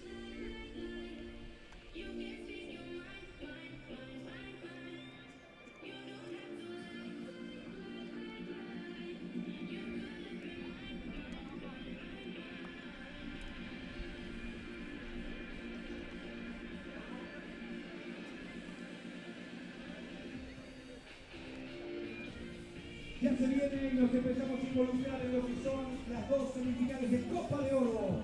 Antel. Ya se viene Chile, ya se viene Japón. Con el sueño intacto los chilenos de acceder a la final, que se les negó en Guinea. A lo mejor se les puede dar en Montevideo. Deberán enfrentarse con Japón, Chile y Japón.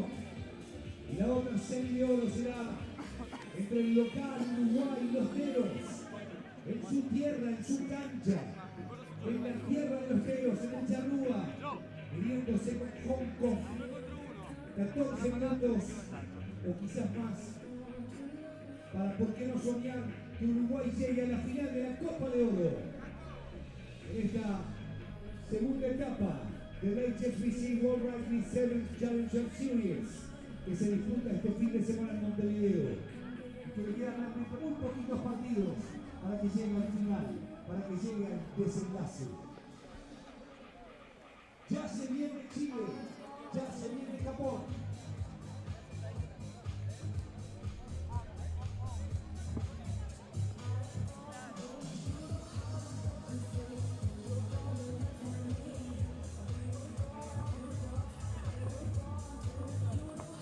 Nos acompaña el observador, tanto a Big House, Alcohol, Radio Espectador, Papi, Tonico, Tansini, Daddy Baby, Del Sol, Padre, Urbana, Calar, Pepsi, Secretaría Nacional de Deportes. Should be a good game, this one.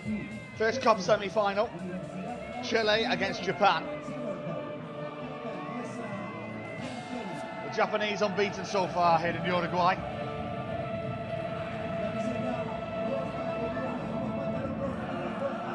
Joey Swatzall of the United States.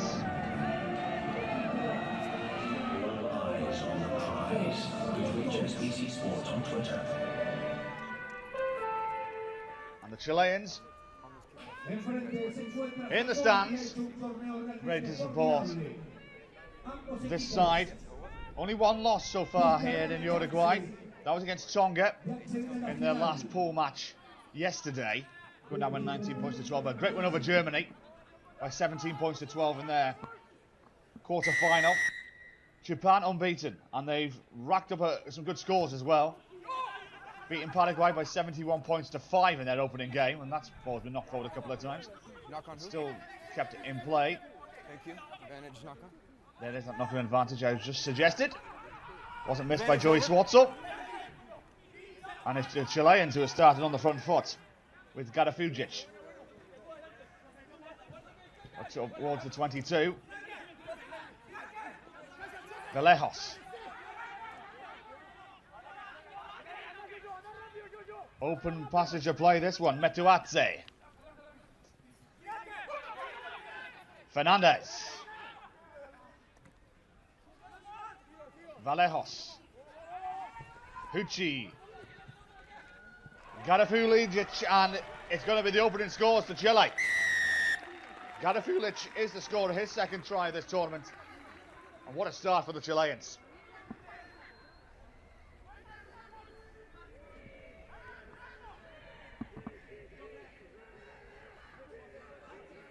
Well, this Japanese side who have only let in 4 tries so far in this 4 matches.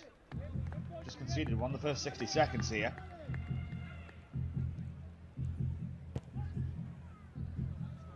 Just wide to the right hand side of the upright, so just 5 points the difference between these two sides. Chile, who were so unlucky last week, making to the semi-final stage.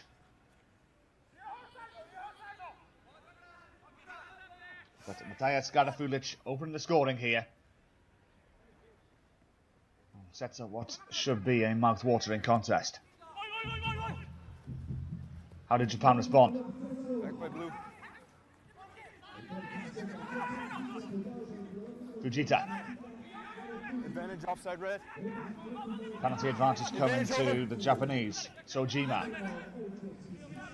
Fujita.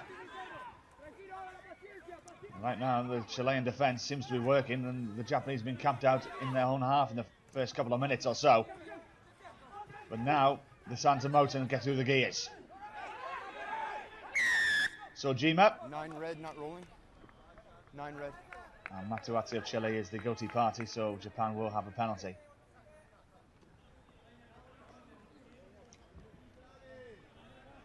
Nine red.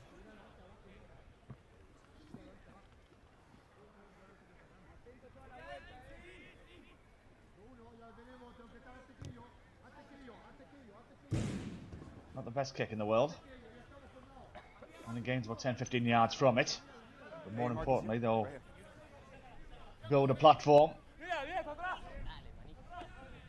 An attacking phase of play.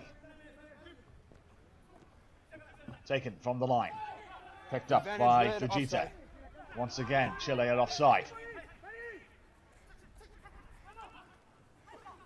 So free play coming here for the Japanese. And they get over the halfway line, but back they are going to come for that said penalty. And the field might be the same again.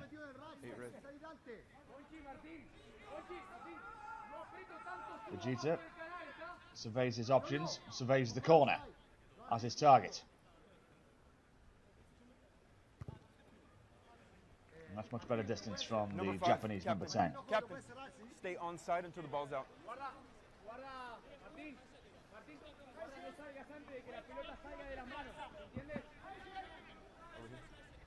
Hold right there.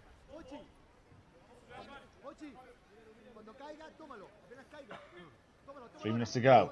Hold. Fujita. Heino.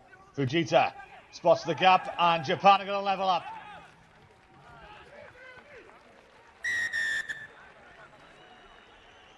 Yoshikazu Fujita, first try of the tournament, of the game, 4th try of the tournament. More importantly for Japan, the opportunity to take a slender lead.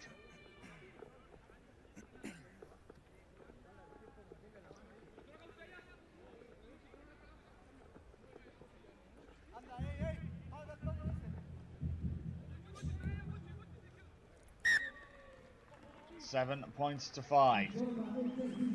2 points the difference. 2 minutes to go in this first half.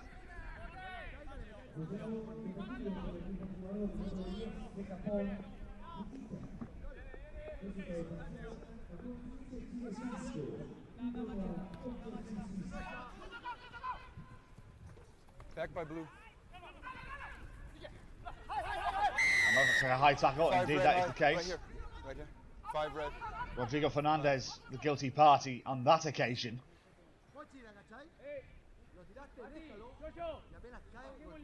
So opportunity for Japan here to try and extend this 2-point lead into something a little bit bigger as we approach the half-time whistle.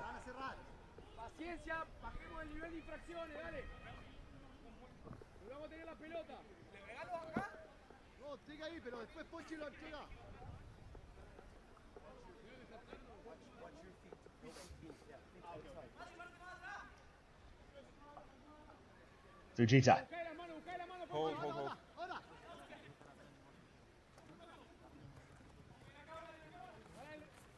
Heino. Tackle from Vallejos. In Japan inside the Chilean 22. Looking to double the advantage. Oh, and the opportunity was there. No, that's okay. A great opportunity for Japan to extend their lead, and now Chile can eat away some of the clock here to get into half-time in the contest. Wait until the ball is in. Wait for the ball. Here on the 5, huh? Can you say?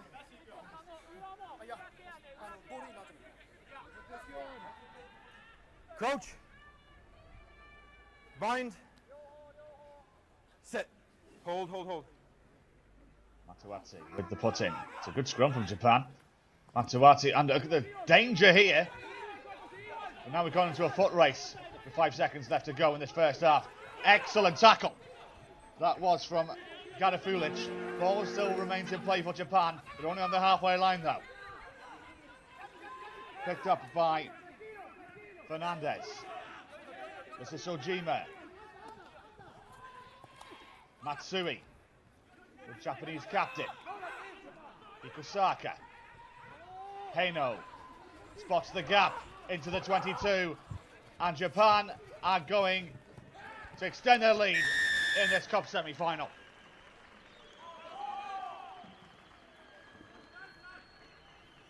$12 points to 5 with a difficult conversion to come.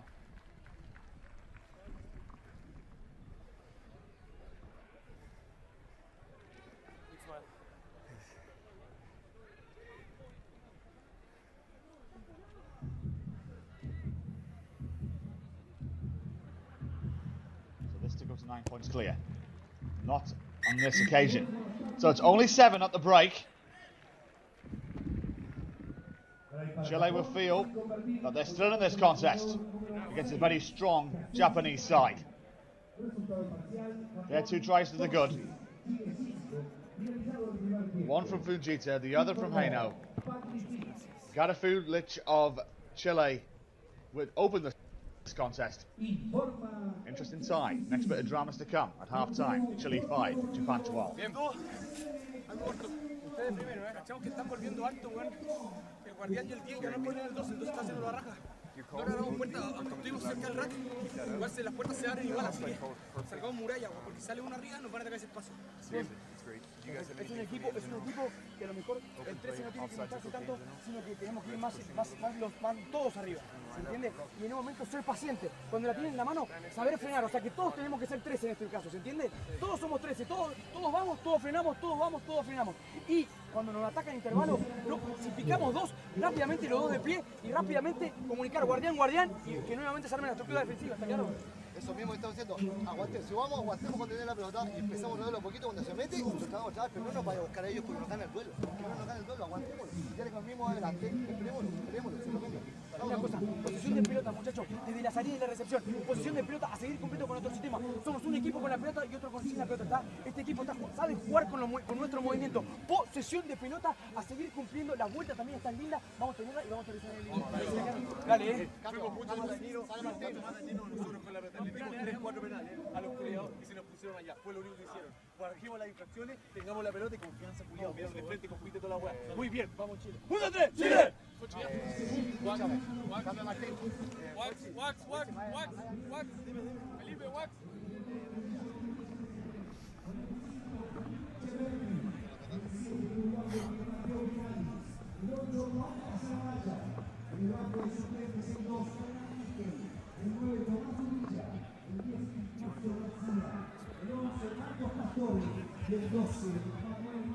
So just 7 points the difference between these two sides at the break. Next score vital. And for the Chileans, it's got to go their way.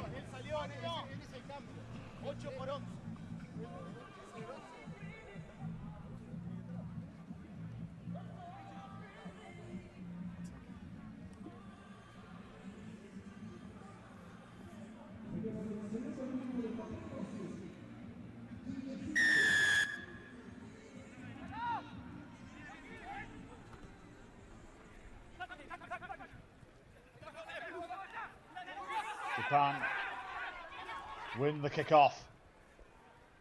Advantage over. So Jima is going to open the scoring in this second half, and it could be a very important try for the Japanese that could see them through to the final here in Montevideo.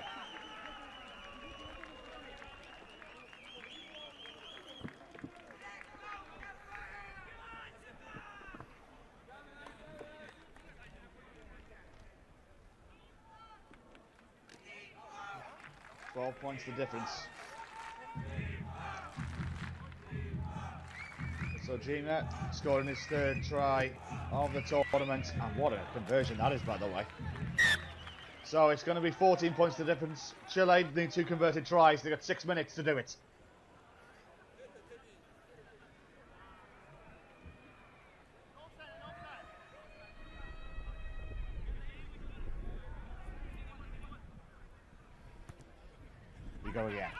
We go again. Chile, the next score has to go their way.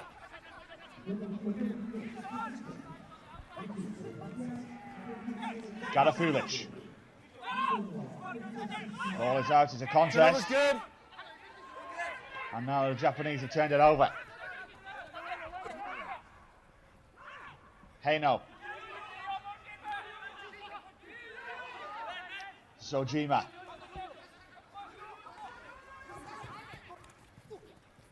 Fujita. Matsui. Kano. This is Jose Suru, and this could be game, set, and match. Here comes the offload, and potentially a 4th Japanese try. Back to Suru. And Japan look good to head to the final. Suru with his 4th try of the contest, of the tournament. First in this contest. And Japan really have put Chile to bed.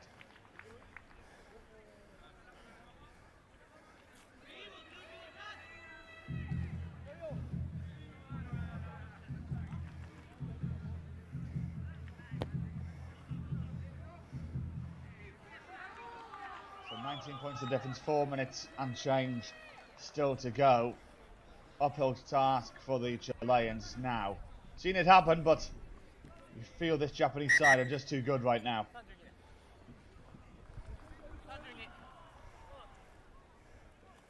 Red 9. 9.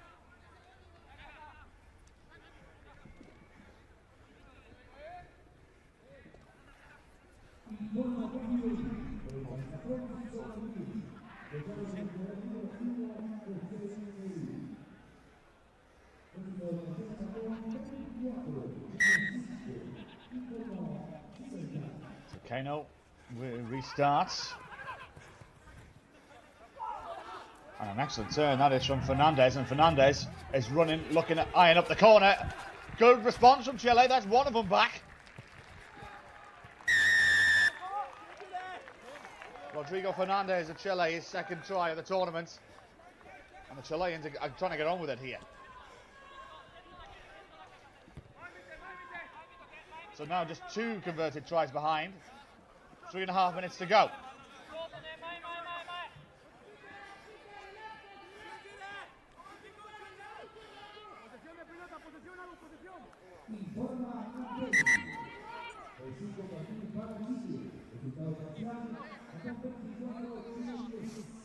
Number 6 for Chile, Santiago Edwards.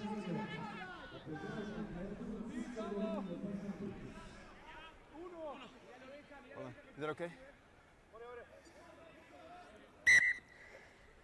And we go again.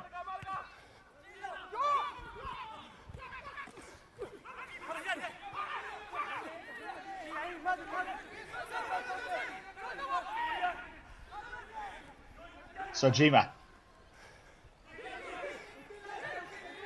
Strong, too strong and too good. One of the players of the tournament. Look at this.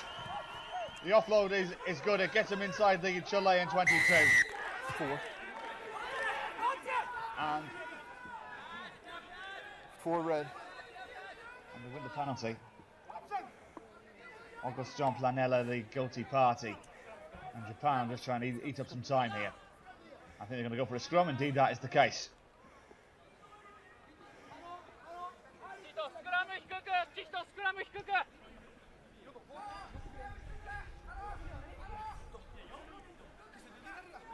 Wait until the ball's in, yeah?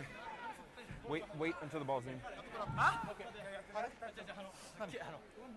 Kamali Sojima just using his strength. Crouch! One of the big weapons in the Japanese attacking arsenal. Sit! Up. And this is really happy for Japan. They can eat up a little bit more time. Time is off. Red 5. I said wait. Wait until the ball is in to push. Wait until the ball's in. Okay. Just binding.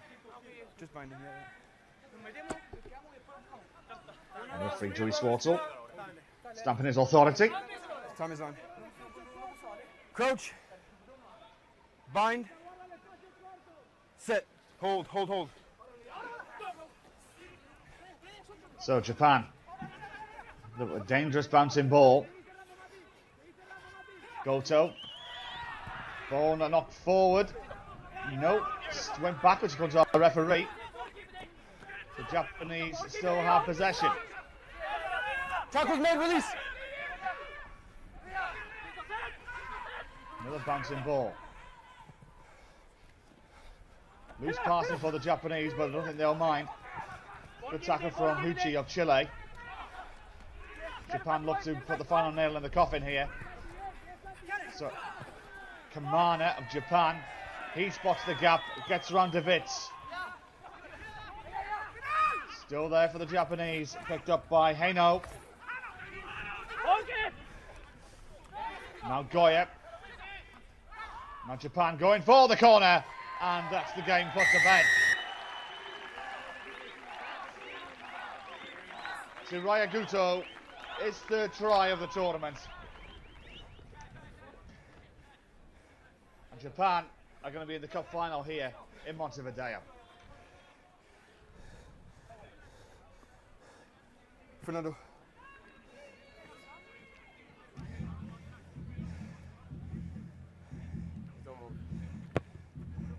It's good. Thank you.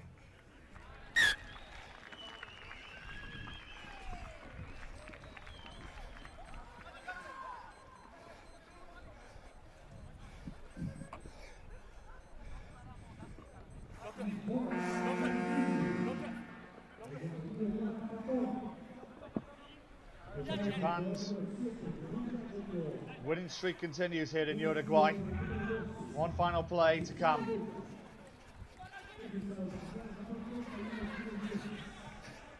The Chileans looking to try and make the score a little bit respectful. That ball's been knocked forward out of his hands. And this could be the game put to bed right now with Sofia. This could be the coup de grace with Ozawa. Instead, the Japanese decided, from Matsui, the captain, that'll do. That's our work done. Let's rest up for the final. And they looked good for this scoreline. Japan are in the cup final here in Uruguay, then where they'll face either the hosts or Hong Kong. Thanks. That's to come next. Final score of this first cup semi-final, Chile 10, Japan 31.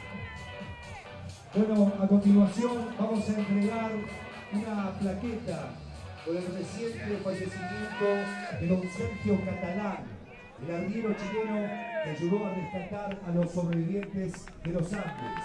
El presidente de Uruguay, Santiago Rodríguez, entrega a Antonio Vicentín, sobreviviente de los Andes, y él a Cristian Rugby, presidente de la Federación de Rugby de Chile, una placa que dice lo siguiente: Federación de Rugby de Chile, nuestro más sentido pésame por el fallecimiento de don Sergio Catalán, con quien toda la sociedad uruguaya y particularmente la familia del rugby estará eternamente agradecida.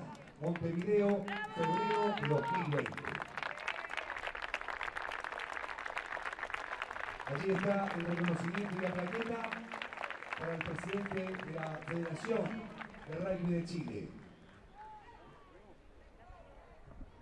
Ya se viene Uruguay, ya se viene la celeste, ya se palpita. Los corazones empiezan a acelerarse porque Uruguay tiene la chance de meterse en la final de la Copa de Oro ante él. Con tremenda intensidad se vive esta semifinal de Copa de Oro ante él. En el HSBC World Rugby Sevens Challenger Series Montevideo 2020.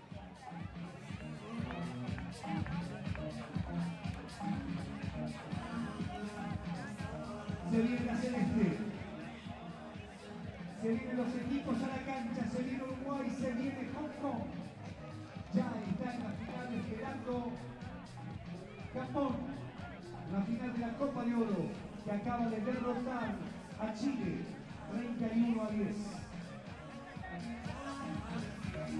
Recordamos que Chile será finalista de la Copa de Bronce. Y el pabellón de este encuentro entre Uruguay y Hong Kong será el otro finalista también de la Copa de Bronce. Y aquí está el resultado.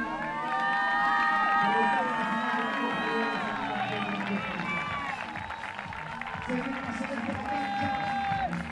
Se viene Uruguay nomás. This one should be good. Uruguay against Hong Kong.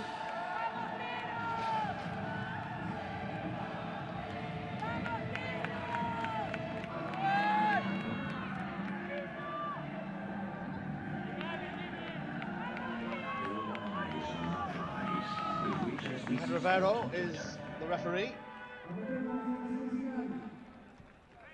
So Japan await the winners. Hong Kong,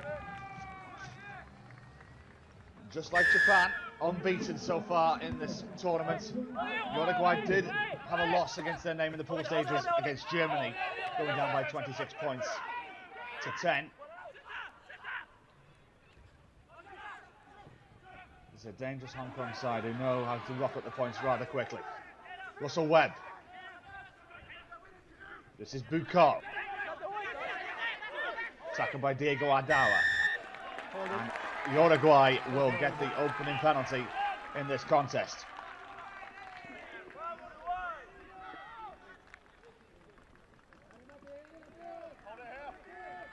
These 10 Steen with the ball in hand, surveying his options.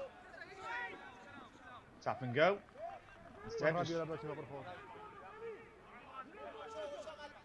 give it to Diego Adawa. And now Uruguay go again. Kick forward, oh why not? Why not indeed? What a start for the house! Yes sir! Great endeavour. Baltazar Amaya, the scorer for Uruguay. What a start for the house. His third try of the championship.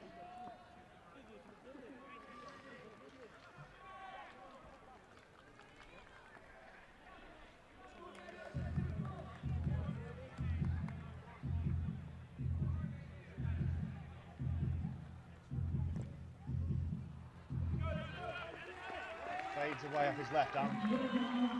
Side of his boot. 5 points to 0. Which is the start the host would have been looking for against a very strong Hong Kong side.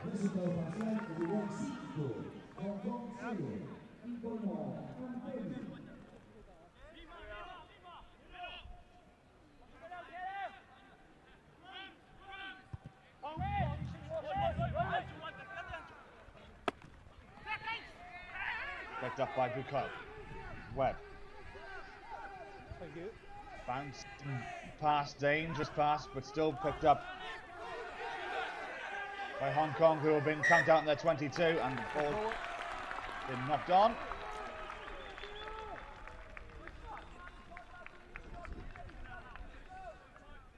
Thank you, David. It will be Uruguay who have to put in.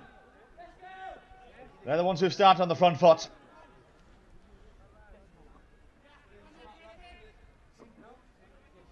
Right, boys. Crouch. Boy.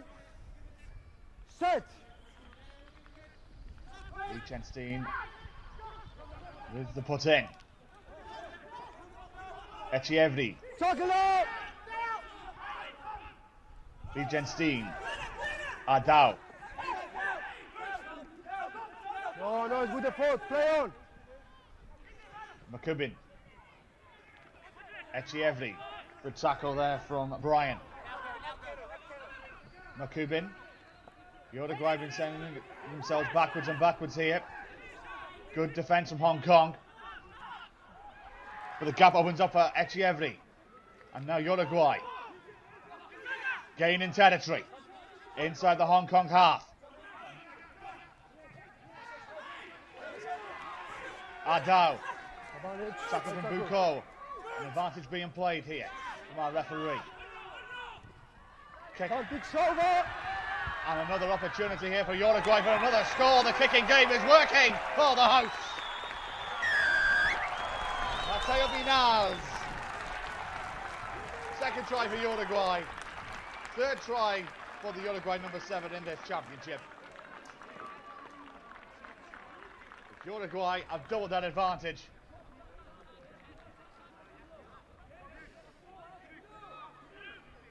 They're mixing it up in this cup semi-final, and it's working. So far, Hong Kong have gone with no answers to the questions that Uruguay are putting to them. 12 points to 0 they lead. 2.5 minutes to go in this first half.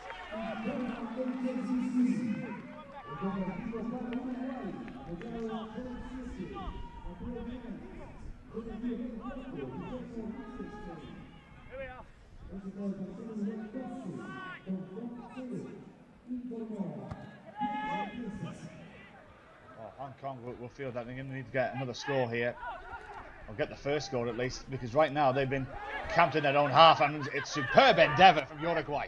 Makubin with a strong tackle, and again Delacorte now of Uruguay. Hong Kong have no answers. Woodward, the Hong Kong captain, maybe he can unlock and crack the code here. Ball's been turned over. And now Uruguay looking to counter of their own.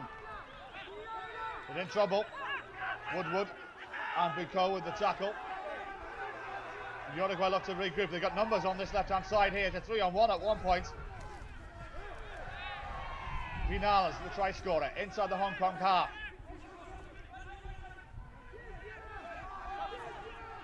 Amaya. Ball has been turned over, and I think it will be Hong Kong who would have a chance to get a breather here and regroup. David, can you hear me? Can you hear me? Okay. Repeat the call, please. Repeat the call. So, Russell Webb. Thank you. With the kick to try and get Hong Kong on the scoreboard at the end of this first half. They've been outplayed so far. The front is yours.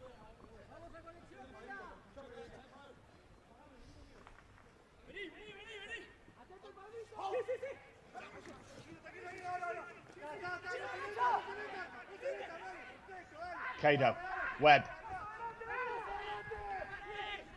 Brian spins around on against his opposite number, Amaya. Again, the ball keeps popping out. It's a good contest this from Uruguay against Hong Kong. At the breakdown especially. Morrison goes to ground. Kado again. Webb sees the danger. And now they go the other way with Woodward. Bucco. Important try-saving tackle. Still there though for Hong Kong. Morrison. Uruguay will try and draw a blank. Number 4. That's a dangerous tackle. Number 4. On Woodward. And I think Uruguay's Liechtenstein is guilty of the penalty.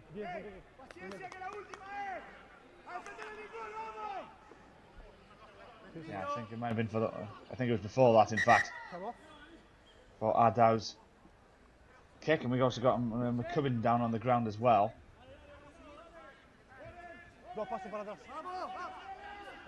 So Hong Kong with the possession. Tap and go taken quickly by Woodward. They need to get on the board. Here, his last chance in this first half, and they may just do so. Kado. Woodward to his left-hand side, he's going to go himself. And only his shirt has saved him. A try-saving tackle there, but it's still there for Hong Kong. One more pass to the left-hand side, and they're back in this tie. Good tackle again from Uruguay. Still there. Oh, the ball is going to go on a play. Still there right now, but now it's chipped out. And Uruguay will be absolutely thrilled with this first half performance. They've drawn a blank, Hong Kong. Muchachos, no lo toquemos. Controlemos que esté bien nomás. No lo toquemos, hay médicos para eso. Superb team performance. Sí, tranquilo. Está el médico acá.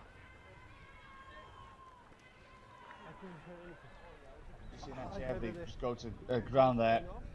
This has turned into a football match at some points here, with tackles flying in left, right, and centre.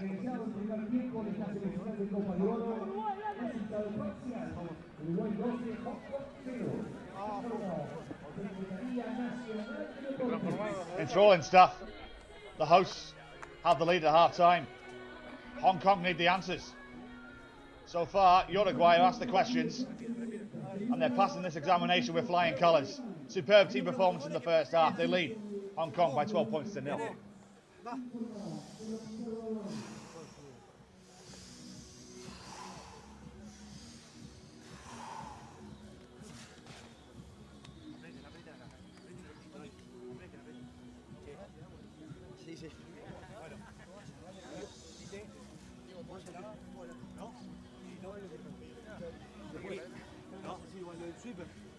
Construimos, nunca nos pusieron sweeper. No, teléfono de patada. Pero si nos siguen regalando con el sweeper, usemos de eso, ¿está? Está ahí despacio. Lo de afuera tenemos que tener sobre todo. Nosotros no cantamos, no importa. Guille, escucha una cosa, ¿verdad? No perdamos el control del partido. El control del partido, Balta. Vos querés una cosa, te encierran un poco, acercate a tus jugadores, ¿entendés? Dale. Te mandás, pero al lado, hacia un jugador celeste. Dale. ¿Entiendes lo que digo? ¿Entiendes? Y después... Una cosa, no vamos finales. No podemos comer con eso. No, espera, escuchen. Es eso, no errores, no está errores. Nosotros, está en nosotros, es parar todo parado. No, tenemos control, nos levantamos. Vamos, vamos a la salida. Siempre paradito. Tito.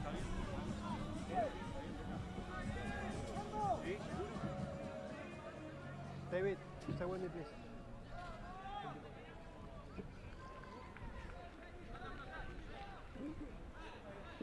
This should be enthralling, this second half. Russell Webb will lead us off. Hong Kong have put 45 points past Brazil, 38 past Uganda, 31 past Jamaica. Just squeaked through against Italy by 17 points to 14.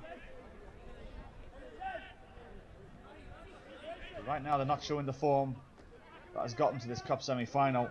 Uruguay really are outplaying Hong Kong.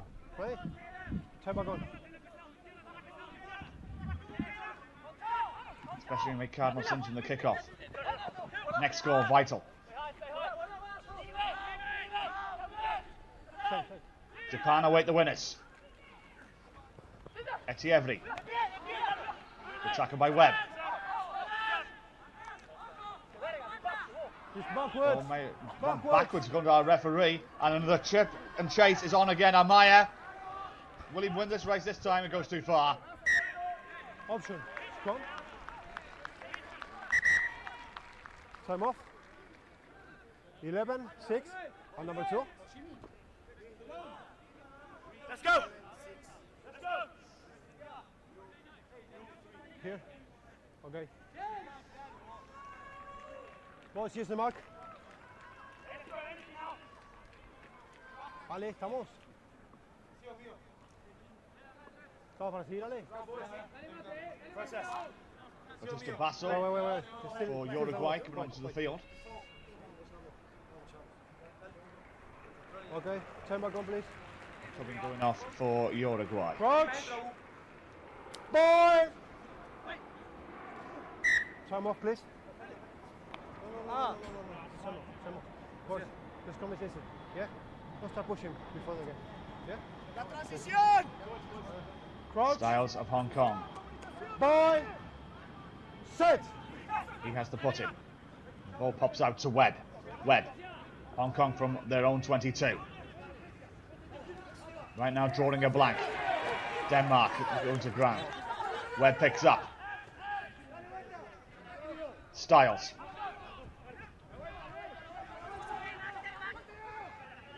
Morrison. Styles. Webb. Hong Kong now to run the phases and they're getting some territory from it. But in holding on here could be trouble. Oh, indeed, that is the case. Here's the ball.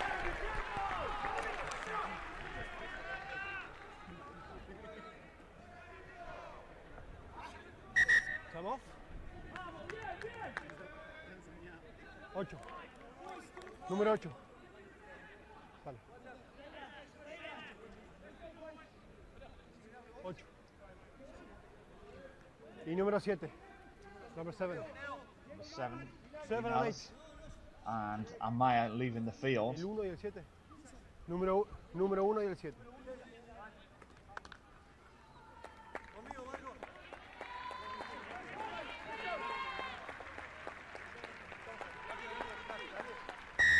Oh, you know.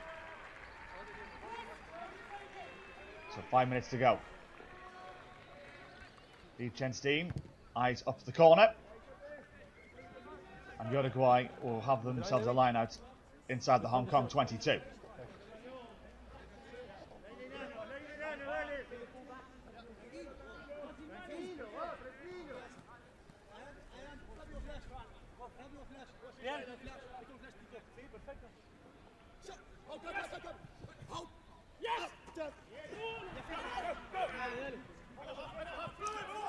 Hong Kong get the line out.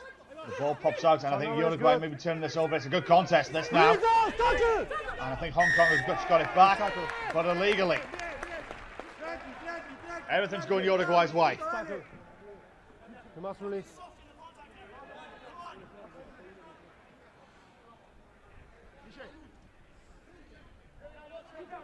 Juego, por favor. Liechtenstein. Etievri. Remember Liechtenstein. Tackle by his opposite number, Toby Friend. Tap and go for Hong Kong. Webb. Another penalty for Hong Kong. I think it's the Uruguayans not 10 yards. So options here for Russell Webb. I think they may still. I think he's eyeing up the corner. Indeed, that is the case. So Hong Kong up to the halfway line.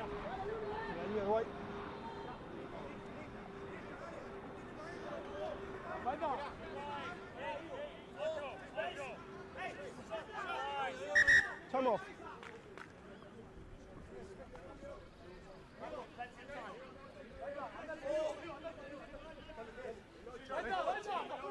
Come right. Cool, cross. Saliste, estás en el medio. Estás en el medio, abrir. La línea es en medio, abrí. Con el primero. La línea es en medio, no, la línea es en medio. Abrí, ahí estamos. Vamos a ver. Close the gap to here. Si lo cerrás, va a ser un free kick. ¿Estamos? Wait. Still time off. Yeah? Wait. Estamos bien. Time on, please. Styles from the line. Picks up. Webb. Ryan. Denmark to the halfway line. Webb.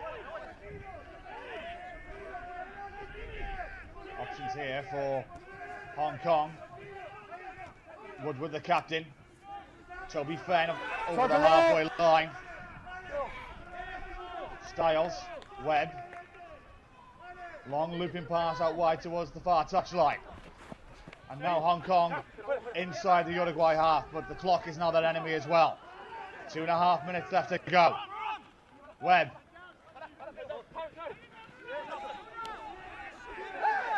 Denmark. Webb. High looping pass still with Hong Kong right now with Reef Morrison. Webb. Ball comes out loose. It's now a scramble. The referee spots a knock on, and Uruguay will have the put in.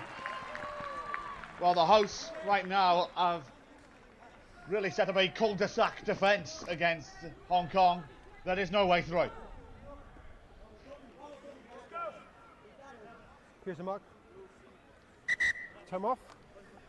5.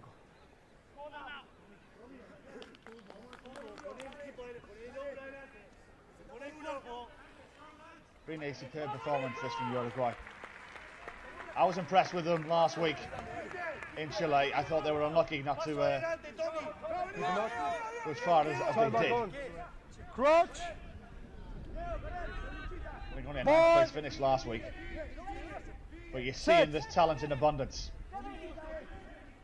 from the hosts. Webb tries to take down Ardao. Stein, penalty, Hong Kong. It's the last roll of the dice. They need to find 2 scores from somewhere, and they've got to do it quick. Brian. Woodward.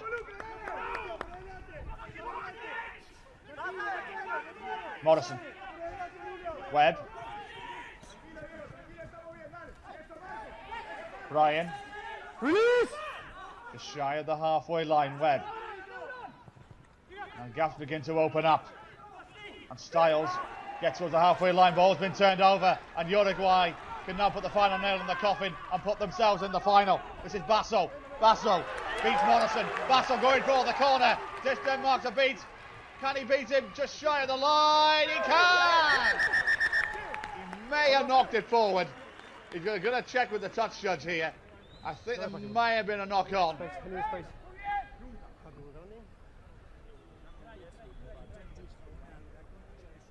Just, I think, the end movement here. After Basso. Was it a knock on? What? Maybe not. I'm not certain about touching. Okay. Was he in touch? That's another question. Yes. No try? Toca afuera. No try. He's in touch. He's 22. In goal touch. He's 22.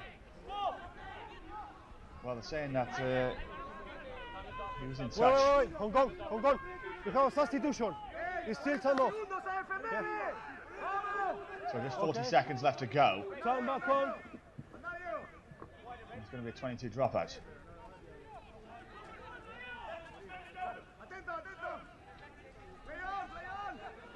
Play on, boys.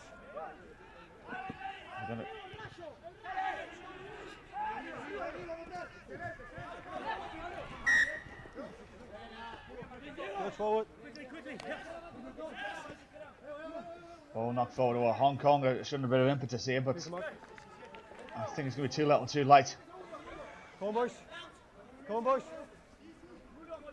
See Uruguay not exactly in a hurry Crouch. for this scrum. Boy. They're going to be meeting Japan in the final, and this will be a tougher test than Hong Kong.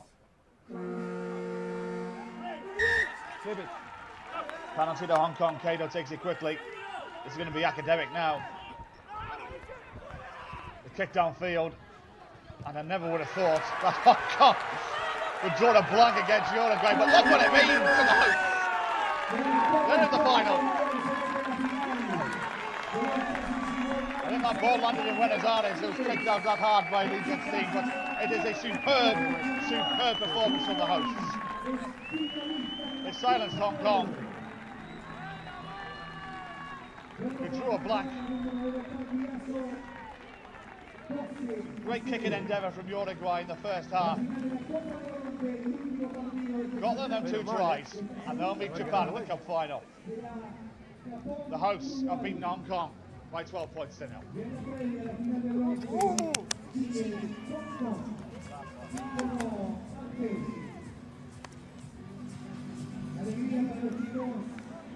Uruguayos hicieron un partidazo.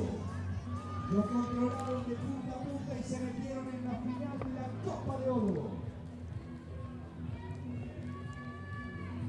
En este partido final, ahí están los chicos, portero C, que salió en el frente, en la tribuna, la Bolivia.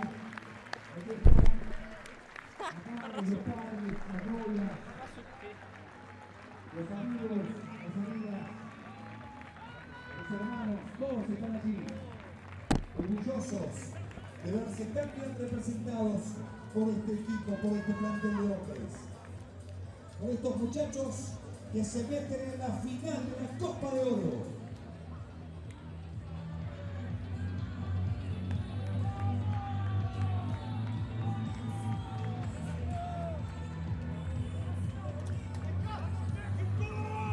Ya se viene el próximo partido. México versus Portugal. México casaca verde con vivos blancos, pantalón blanco, medias rojas. Y el rojo con vivos blancos en su camiseta, pantalón rojo y medias rojas y verdes para el equipo portugués.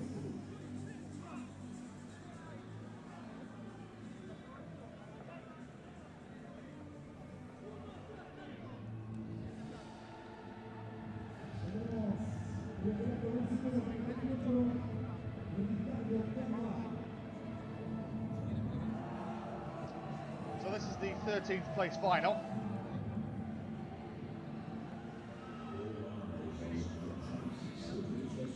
Between Mexico and Portugal.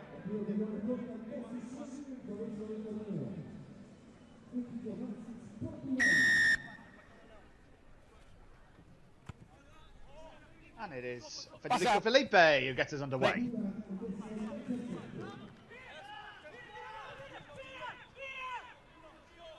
Salgado. Through Dental. The big man, Pedro Heredia.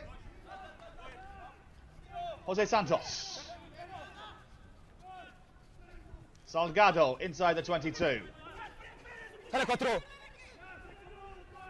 Morata, the Portuguese captain. Gaps opening up for Portugal in this opening minutes. Santos. Release now. Through Dental. Felipe. 4 meters out. Penalty to Portugal. Taken quickly. Santos. Out wide. And the opening score is going to go to the European nation. Portugal with the opening try in this 13th place final. 7.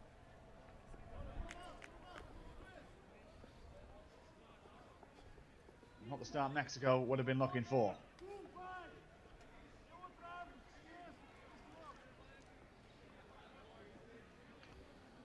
Bernardo Silva, the scorer for Portugal. Just wide of the upright, and 5 points the difference. 90 seconds into this first half.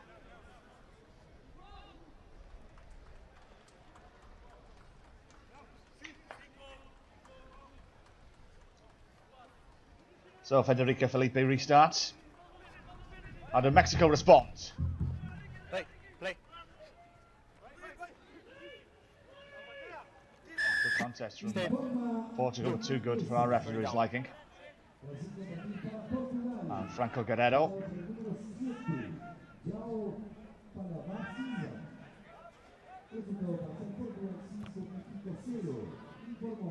Sends this downfield.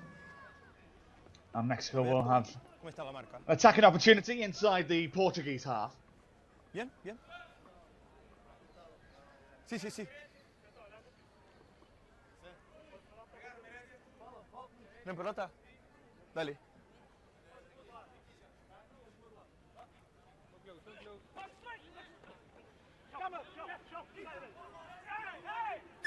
We have a knock on.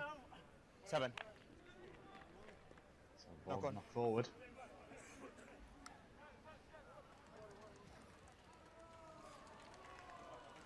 And Alejandro Chavez with the ball in hand. Hooker, please. Ground. Bind. Set. Stay, stay.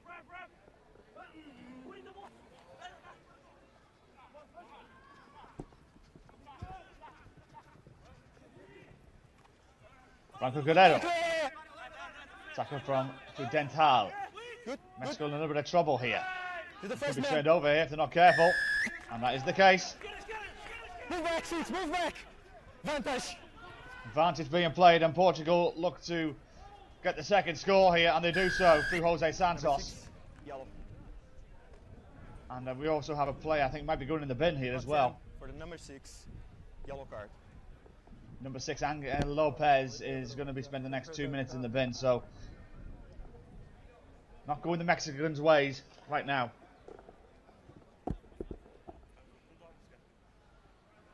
Gracias.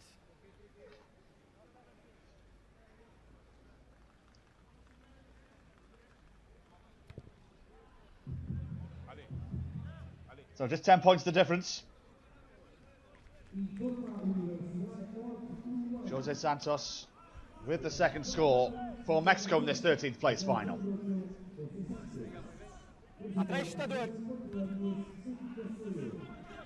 We go again. Picked up by Castillo. Guerrero.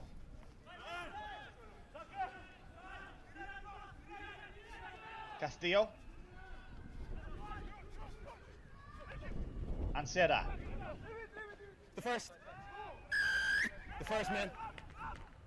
And again, another penalty going to Mexico. This is Haridea. And Portugal really are on the front foot here. Mexico haven't spent too many visits inside the Portuguese half. No. And so far, it's all going Portugal's way. And Federico Felipe adds the third score.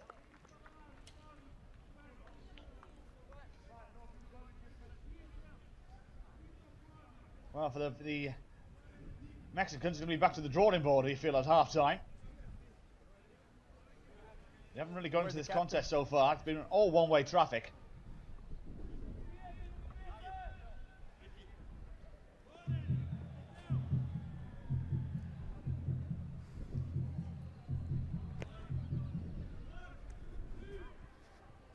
Informa Capitani, el sitio de para Portugal, jugado el jugador número 4, Enrico Enrique. Resultado parcial Portugal 0. So just over a minute to go. HSBC.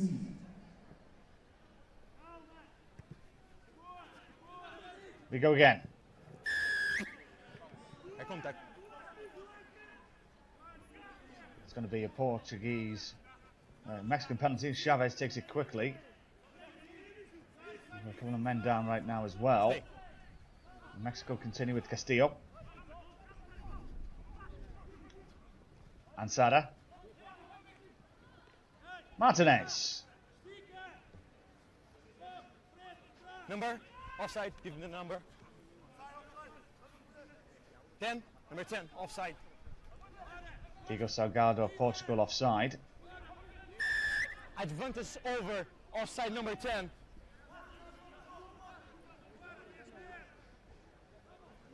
Okay, Simbin's back. Offside, number 10.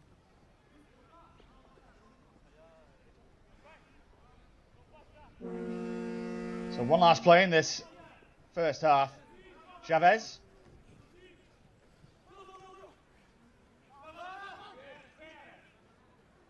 Castillo.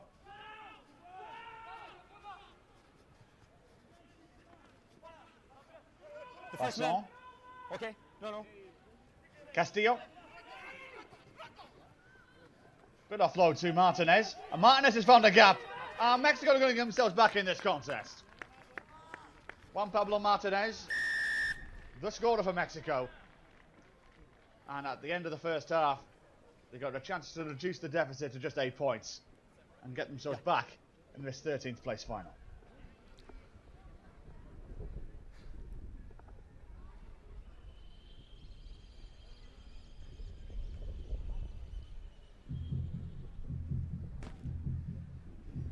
That is indeed the case. So only 8 points the difference at half-time in this 13th place final. Portugal's 3 tries to Mexico's 1 at half-time. Mexico 7, Portugal 15.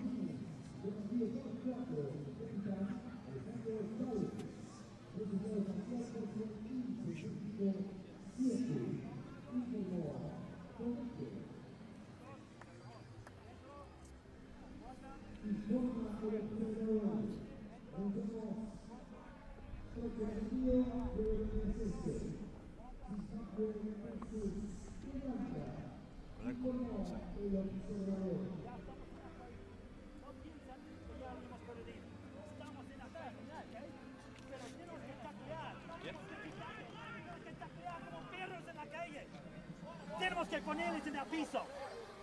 Sean agresivos. Sacan esta furia adentro. Y quiero verlo en este juego. Y vamos a atacarles, atacar y atacar. Vamos, este mismo equipo va a seguir. ¿Okay? Y quiero ver otro try en el marcador. Bien rápido, vamos. Cabrón, el más fuerte es Cholinga. ¿De acuerdo con los más días? ¿Amarilla? Sí, eso no. Bien, vamos. Vamos. Vamos izquierda.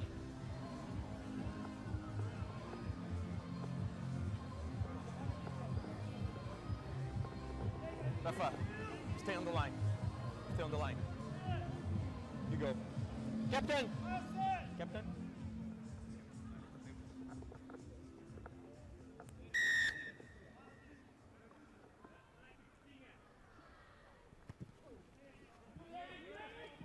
So we restart. Mexico just chasing an 8-point deficit in this 13th place final. Good. Here in Montevideo. Next score vital, and it could go the Portuguese way. Tap tackle needed. Instead, straight to the corner for Halva Silva.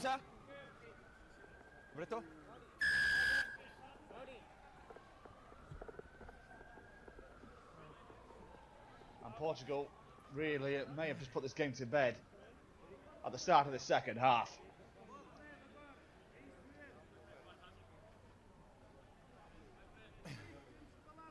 Been a great contest of these last couple of weeks. We've seen the growth of sevens around the world. And in this Challenger Series, with the overall winner heading into the top tier of Rugby Sevens, getting on the tour next year. Number 3, green. Off. 3, green. Okay. Time is on.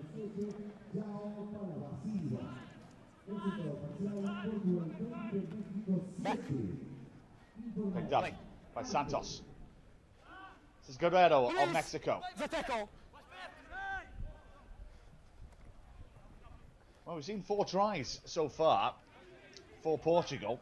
And for Mexico, though, it's only 2 converted tries behind here, so they will still feel they're in the contest, especially if they can find the next score. Tackle by Heredia. Okay. Castillo. Rodriguez. Chavez. Valson. Ball knocked forward, and Portugal have the put in. This.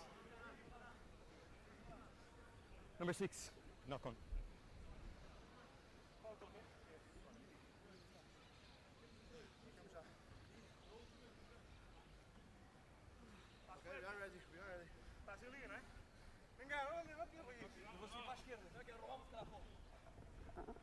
Ground. Bind. Set. It's okay?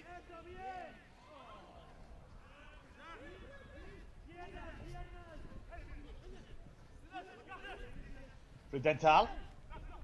Shy of the 22. Silva on a hat-trick of tries. Salgado inside the 22. And now this is the game more or less done and dusted now for Portugal, who should take 13th place here in Montevideo.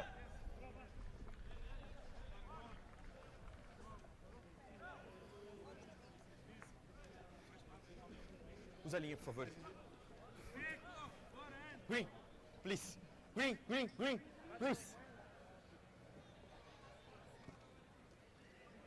25 points to 7. These to add the extras. Yeah, Just sliced past the post. So for Mexico now, these last 3.5 minutes will be a free training session for them. Off. 11, green. Still 4 matches to come. The 9th place final, then the 5th place final. Then we have the 3rd, 4th place playoff, and then the final, the last match of the night. 6. And of the weekend here in Montevideo via barn burner between Uruguay and Japan. We have one more. No? Okay. Time is on.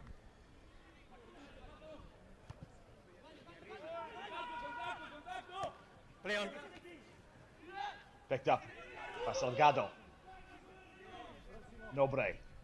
Felipe. Bessa. Salgado. Cordiero. Nobre.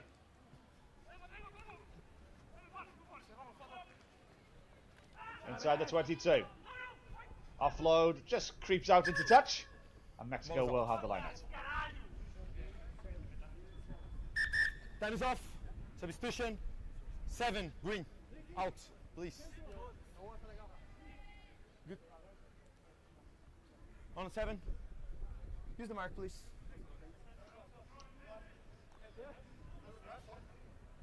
Time is on.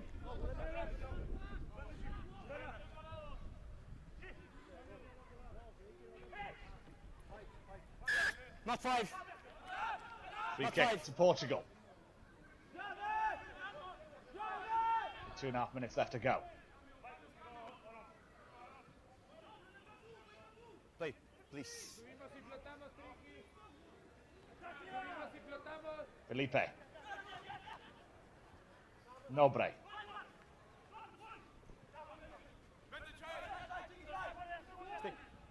Silva for the corner. It's okay. Monza. Thumbs up from our touch judge. And Portugal ring through the 5th try, and Silva with a hat-trick on the day.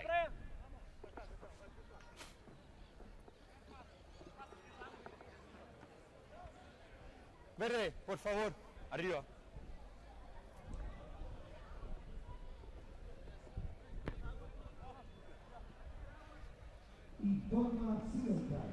Version not there. But for Portugal, they're going to be taking the 13th place finish here in Montevideo.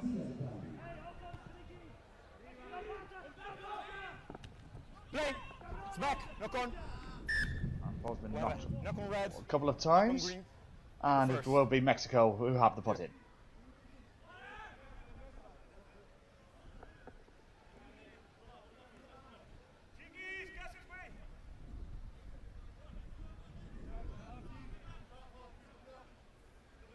Espera, por favor.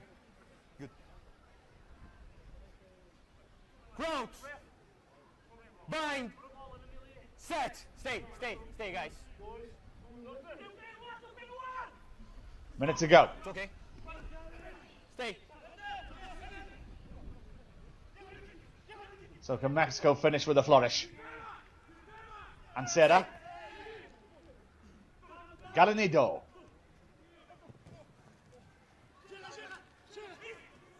Juan Calastro. Castillo. Galindo. Penalty. Ansera. Tackle by Morena. A little bit of a high tackle. Have a yellow card. And he will finish the game in the bin.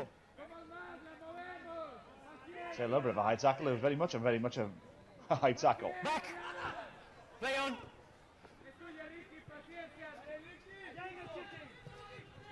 So Mexico have to go back from their own 22.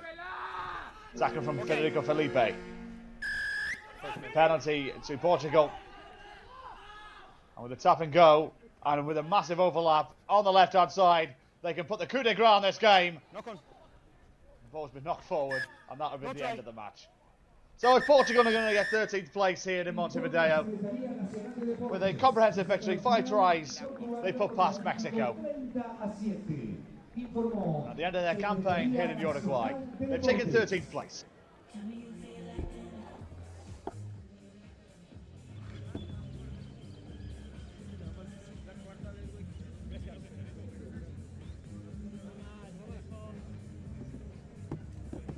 Anunciamos que a continuación tenemos un descanso de un poco más de 20 minutos para luego retomar con el desenlace del torneo. 19:03, Zimbabwe, Uganda. Respecto de este encuentro, Alemania e Italia. Luego nos encontraremos 19:54 con el anteúltimo partido, la final de la Copa de Bronce, Chile versus Hong Kong. Y a las 20:23, la final de la Copa de Oro ante el Japón versus Uruguay. Nos acompañamos con el observador, la cual en voz Big House, Arcos, Radio El Espectador.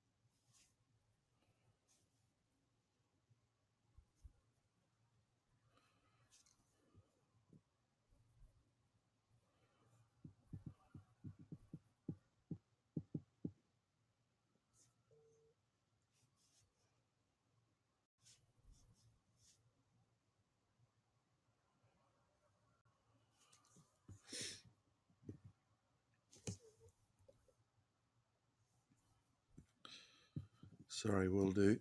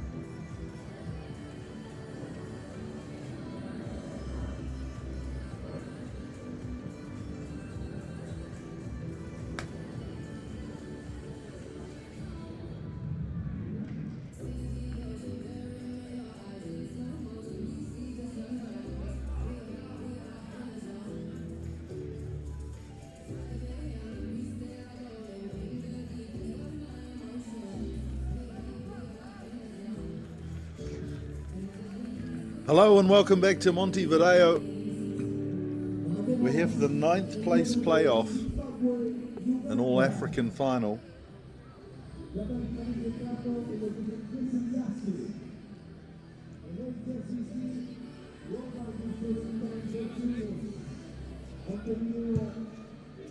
Both teams have done very well. They ended up in the bottom 8 after yesterday's play and then have turned around with some very good results. Referee Vosselevel will officiate this one.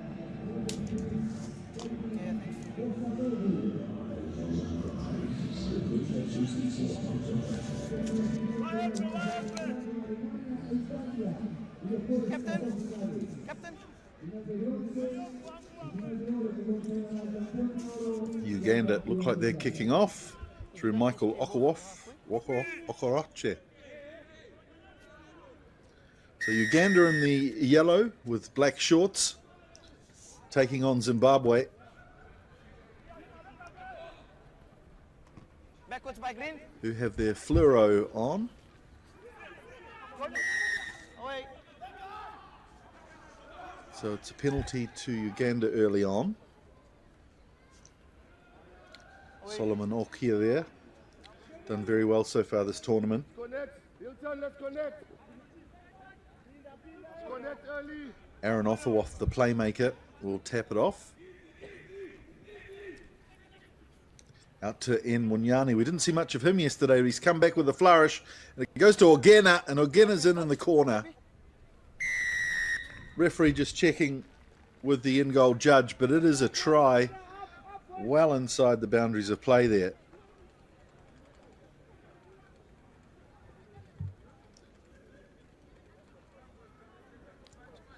Just repositioned himself. Maybe a little bit of doubt on whether he played the ball while he was tackled, but he'd certainly had the momentum to get over and score the try.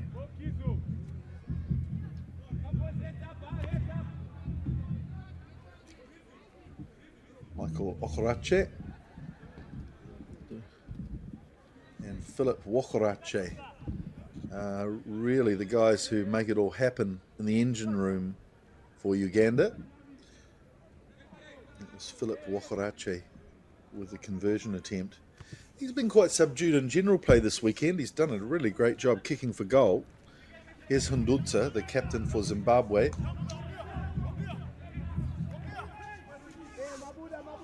Again, another inspirational player, setting them light outside. Katsveri to Mudariki, Ndutsa, and here's Tumondo. Tumondo is a big, powerful man. He loves smashing up Route 1. Tumondo's there at the base of the ruck to clear it. O'Neill just decides to cut inside. He could see a small gap just around the ruck. So he goes for it and gets them almost to the halfway line now, Uganda. Nlela. A little bit of attention. Oh, this could be an opportunity down the right. A little knock on. Referee says play on. And they've got a penalty here too. Huduza tries to take it quickly, but wasn't back on the mark.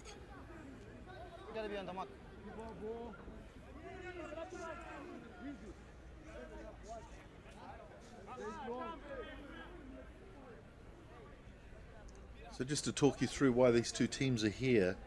Yesterday, Zimbabwe losing to Italy 35-12, beating Paraguay 31-12, and losing to Japan 26-12. So they finished third in their pool, as we see them with a chance around the outside here for Mudariki. In fact, it's Shamala, and Shamala is going to score and equalise it. Beselele Shamala. Oh, he was strong on the outside. There was a powerful fend. Come here. No, you lift in. Referee is just No, sorry. sending one of the Ugandans to the bench. He has awarded the try, I believe. In fact, it may even be a penalty try. Let's just check to see where he awards the try. Oh, we just don't see the tip tackle in the background there. Just went on after the last pass, but to Shamala. did a great job staying in touch, working off his right foot, fending off his left. Conversion looks like it's gone wide. Shamala's needed a little bit of panel beating over the weekend by the looks of it. Got a bit of a bandage there on his nose as well as the headband. Nothing wrong with his legs though. Good leg drive. Pretty good work there from Mignani too to try and extract the ball just before he can press it down. So Zimbabwe restart. They've dragged out to Uganda, but there was a knock on. Just off the hand. Got some cracking games for you left in this tournament. The 5th place playoff next between Italy and Germany, so an all Europe playoff there. Hong Kong will play Chile for the 3rd place playoff, and the big final today, the home team have done so well, they're up against Japan. So 3 games after this, high quality games. Really looking forward to them. Glad you could join us here on the World Rugby website or on YouTube channel. Hundudza putting some real pressure on the ball carriers of Uganda, and there's a comedy of errors, and they'll end up with a 5-metre scrum here, carried back into their own in-goal area there from Uganda. They've started this game well, but Zimbabwe have suddenly put them under a lot of pressure. Poor old Michael Okarache there, he just could not pick that ball up. So the best they could do is tow it into their own in-goal area and out to the dead ball. So that means Zimbabwe will get a scrum 5 metres out. Watch this Zimbabwean captain, he's got a bag full of tricks. Stephen Hundudza, well bundled up there at the base of the ruck though, from Offerwolf. Simondo likes his chances down the blind side here, and look at the power of that man! Tapiwa Simondo! What a machine he is! Looks very similar in build to Ma'anonu, the famous All Black. Powerful shoulders, powerful thighs, look at him go. And, well, not sure about a powerful celebration, but certainly nice and over the top. That's what we like in Sevens rugby. Simondo with the try. And Zimbabwe hit the lead, the conversion successful too, so it goes to 12 points to 5. How do you stop him? Great spin. That was more of a flurry, wasn't it? That celebration. Love it. Nice deep kick off here, and again Uganda haven't been able to secure the ball, so allowing Nlela here to go straight onto attack. Zimbabwe again with a chance. O'Neill props and is caught behind the advantage line, picks it up quickly, gets to his feet. That was good work from him. Dulce goes down a dead end with the Ugandan defence there. Katsvere decides to go right. O'Neill puts in a little chip kick and it's good. Can he take it? Oh, that's beautiful play. And again, it's Shamala goes in for his 2nd try. There was downward pressure there. It's like the Zimbabweans have come to entertain in this 9th place playoff, haven't they?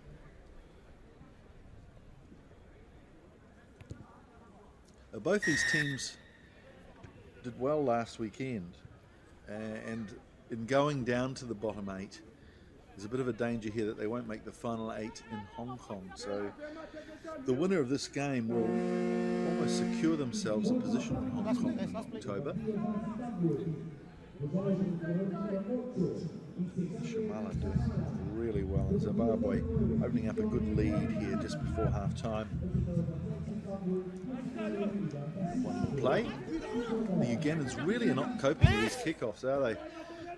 Very sloppy, and every time the Zimbabweans seem to get back the ball. Simondo this time. It's Michael Okarache who's got the answer. Get him around the legs. Get him to lose his balance. Oh no, he's yellow carded here again. Zimbabwean this time. I think it's the captain, Duta. Try that play. So Uganda, can they peg one back at half time? It's Michael Okarache. Puts a little grubber kick and oh no, again. Oh, that's great work from Munyani. Munyani was following up a little slowly. Oh, steal. Yeah, ball is out. Oh, that was very clever work from Hilton Mudoriki there. Did everything right. There's the tackle that got Katsveri getting Tumondo to ground. So we'll have a halftime break, and Uganda with the first points on the board, but it's been all Zimbabwe since then. They lead 19-5 at halftime.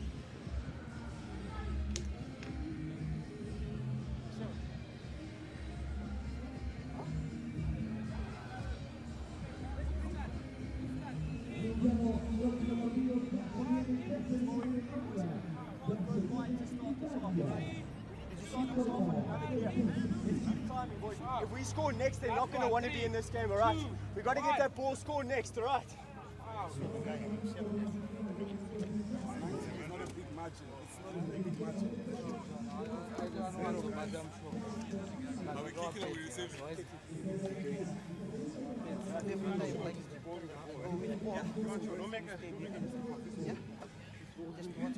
But an extra guy, it's not play short.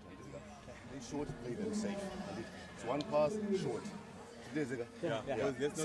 Support for that man. Let's load this kick, please. Yeah. We're still gonna go deep, but let's load it. There we see the powerful skills of Biselele Shamala. 5 tries in total in the series, 3 last weekend. A bit quiet so far this weekend. Hadn't scored up until this game in Uruguay. Made amends now though with 2 tries. Zimbabwe losing to Italy yesterday, beating Paraguay and losing to Japan, finishing 3rd in their pool. This morning beating Brazil 21-15 and then taking on the somewhat surprising semi-finalist Colombia 33-17. Colombia beat Mexico 24-17. That was a great result from them. And now they're ahead in this 9th place playoff. Again going deep. Can Uganda, they keep letting it bounce. This is frustrating if you're a Ugandan fan. Someone's got to get under that ball and take it. Ogema picks it up on the bounce. Uganda will want to run this wide, get it out to their fast guys. This is Michael Okorache, captain. Good work in the tackle by Katsveri though, really making an annoyance of the ball, although the referee's penalised him. Munyani. There are numbers here, he's got to get it out on the left. In fact, he's going to run himself out on the left here, Solomon Okia. That is fantastic pace. Real gas there from Solomon Okia. I thought he'd blown that. He had 2 men outside him on the left. But had the pace striding around the outside of the defence. Shamala there, the 2-try hero, was wrong-footed and could not keep up with the flying Okia. Scored himself a try against Papua New Guinea earlier today. Solomon Okia. So Uganda coming back in the second half. Tumondo, he's been a standout player this weekend. Look, as well as the power, he's got plenty of velocity, and what a canny little kick on the inside as well to his teammate. And he makes no mistake, Shingi Katsveri. This Tumondo can do it all. Put him in the tournament team for sure.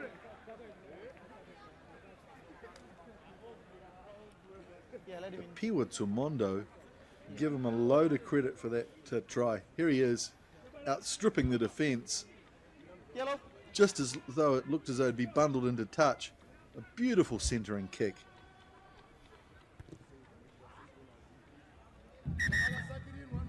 Time off.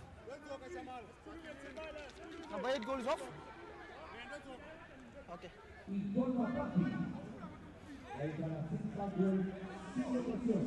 Try time to Shinki Katsvere. All sorts of things can go wrong with that bouncing ball, and he did really well just to put his foot to the ball. And yeah, Uganda's asking a few questions about the downward pressure there, but it's allowed Zimbabwe to get out to 24-12. And finally, the Ugandans secure possession off the kickoff through Okia. That was spectacular. We'll have more of that, please, if we're Ugandan fans. Here's Michael Okorach again, making a few meters down the right side. Getting it quickly out left, using the pace of the passing as Levis Ocean goes in. Okia does well. Munyani gets it out wide. Really using the width of the pitch here, the Ugandans. This is textbook stuff. Fourth decides to go right again. Okorache gets it in. Oh, that's a lovely, lovely run here from Michael Okorache. And he has the legs to go through as well. This is very good play with ball in hand from Uganda. Wide left, wide right. Pulling it back to the right and an inside cut from Michael Okorache. Yeah,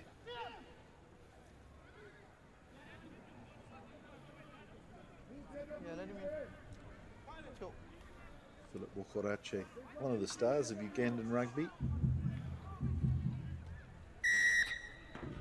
Is he out? What a tight classic this is. All African derby. Time off. 6. Really looking at the third and fourth best teams in Africa after South Africa, of course, the world champion 15s team in Kenya, a regular on the World Series. All good? Wait. Uganda getting one over their Zimbabwean cousins last year in the Olympic qualifying. South Africa not in that tournament, but Uganda getting second.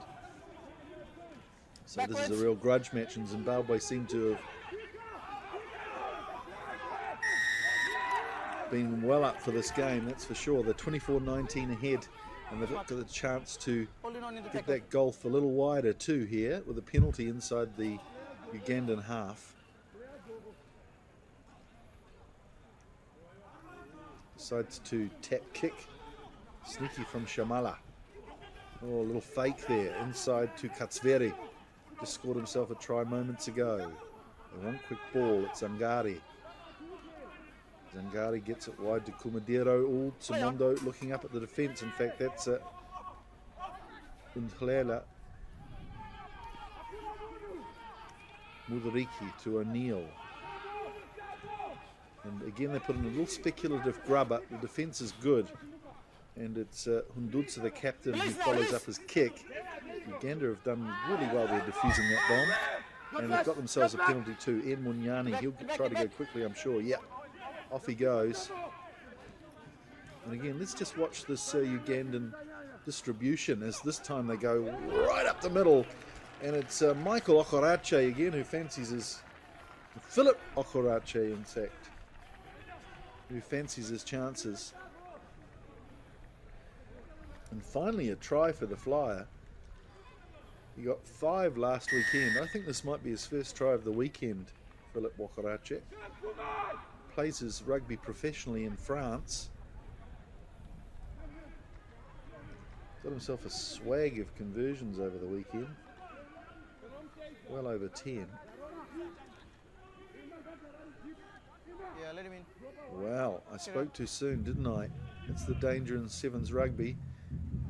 Said that Zimbabwe look like they've managed to gain a bit of revenge for the African qualifying for the Olympics, but no, Uganda stormed back. Off? Yeah, thanks. Haven't been great in defence and taking the high balls off the kickoffs, but once they get the ball in hand, they've got a real plan. Love their passing, plenty of width on the passing and the running.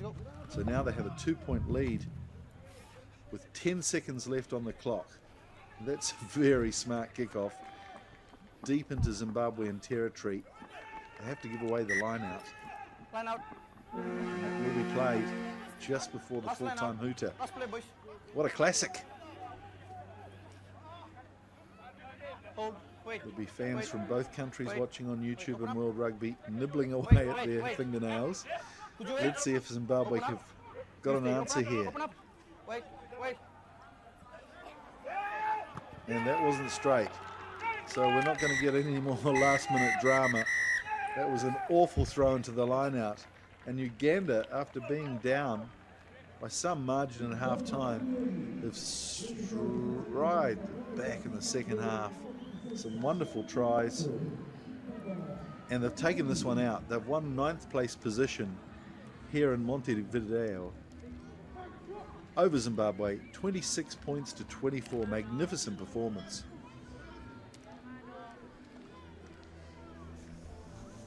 Mondo, he tried his best, but you can see there's a real brotherhood here and collegiality between the two teams.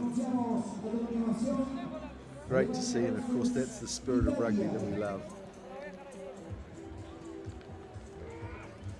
And we're going to have to get our calculators out at the end of this tournament just to see how the points stand, because both of these teams are in a little danger on getting to the final top 8 tournament in Hong Kong. So they'll be waiting with bated breath as well, as Munyani has a smile as wide as the Argentinian plains on his face.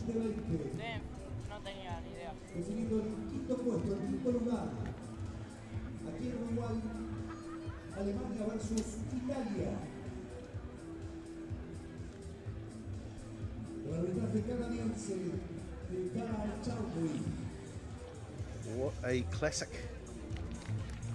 Coming up next, we've got 2 European teams doing battle. Somewhat surprising, Germany losing in their first game today, so they're destined for a 5th place playoff against Italy coming up in just a few months.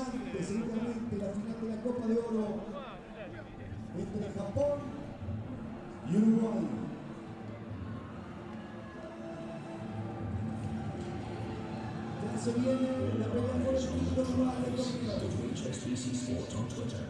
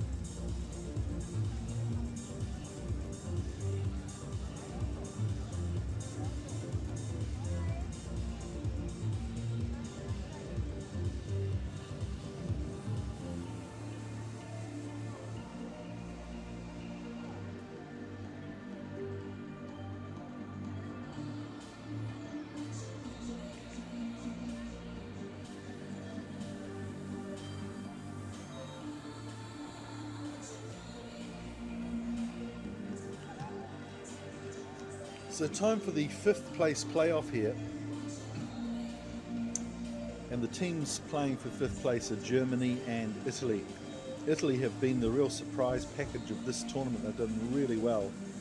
Last weekend bailing out in the bottom 8. And this weekend striding back. Magnificent performances yesterday, beating Paraguay 47-19, Zimbabwe 35-12. That was a real boil over, before going down to Japan 26-12.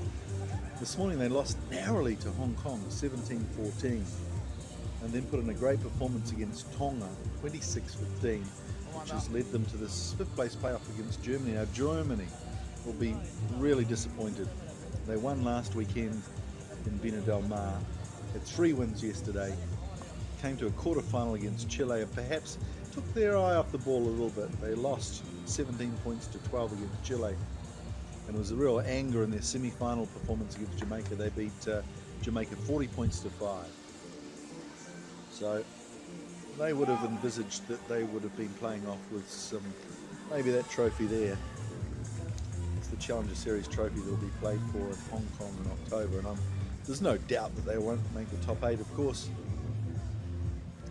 That's the danger of Sevens rugby. You've got to concentrate on your next match, and Germany have learnt a lesson, I'm sure, this weekend.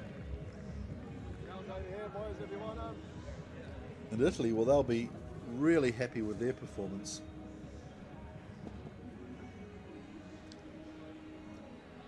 Referee Chowdhury for this game, the Canadian.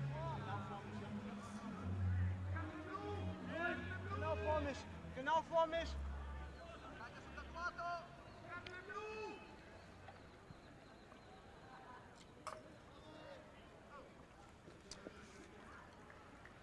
So the playoff for 5th place here at World Rugby Challenger Series. Italy.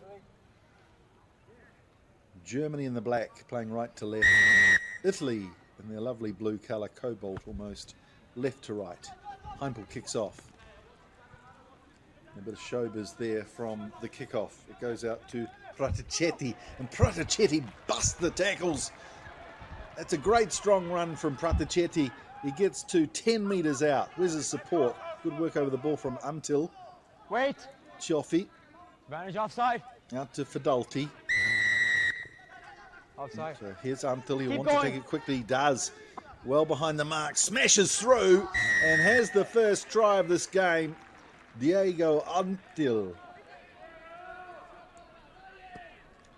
Hadn't had much play last weekend and this weekend up until the Tongan game, and came through with a crucial try as they won their semi-final against Tonga. That must be one of the biggest surprises we've seen in the last 2 weekends. They beat Tonga 26-15 in the semi. Brilliant. And Until scored a try there, and he's got himself another one here. Fidalti.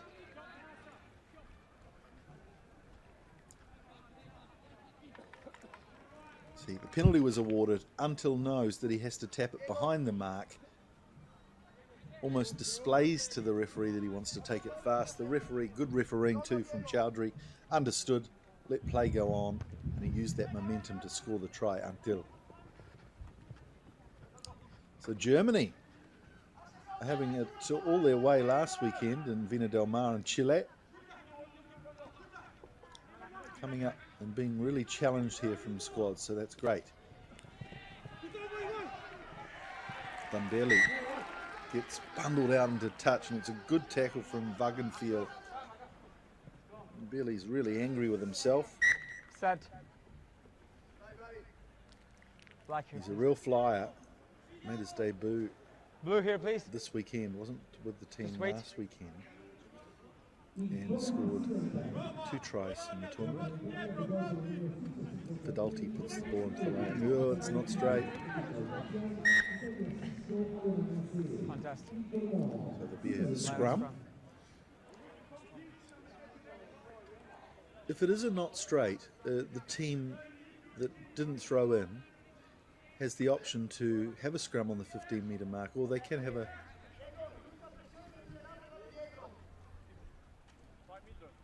Crouch. Bind. Set.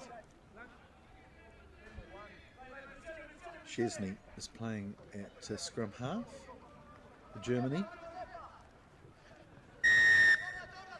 Good run from Sita. Play. A little high there, so Heimpel takes it quickly. Here's Leave the it! captain, Leave Soteris Mers. Mbele's all over the place, isn't he? He's doing well. Good work rate from the flyer. Or a little knock on there from Chesney.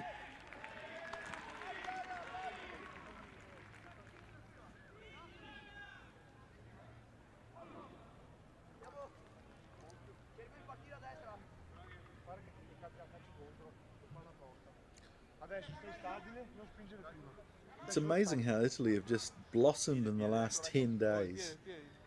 They just had 2 wins last weekend. Thank you. In the first That's leg. okay. Just keep your space. Lost Crouch. to Uruguay 29-0. Bind. Set. But they've come back nicely this weekend. Buildup off the back of the scrum. Rock. Vian. Fidalti, oh, he can probe here. Lovely timing on the pass to Cioffi. Cioffi tries to stay in the field of play, but his foot's just touched the line there. Cioffi is one of their major weapons on the outside. He scored 4 tries this weekend, including one against Hong Kong in the quarterfinal. Really unlucky to lose that game. Went down 17-14. High tackle. The Italians. Leave it. Leave it there. We'll see Hong Kong playing in just a moment in the 3rd place playoff. He's on the ball for me, Bocha. Thank you. Here's Dombele. Onside. All Offside play there from Italy, just up a little bit too fast, so they take it quickly here. And that's good work from Germany. Szczesny will go in.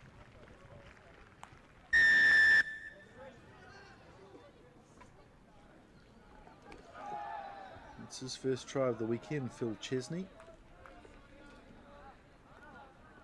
Got a conversion against Jamaica as they were rampant in the semi-final, beating Jamaica 40 points to 5. Thank you. Been a little subdued in general play here.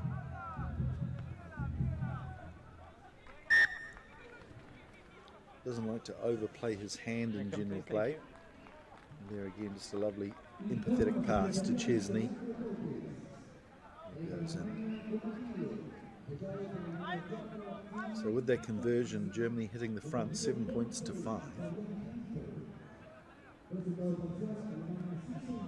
Michael restarts. Under the ball is Soteris Mers, but he can't control it, so it's Bonavolonta. Oh yes, numbers out here, 3-2.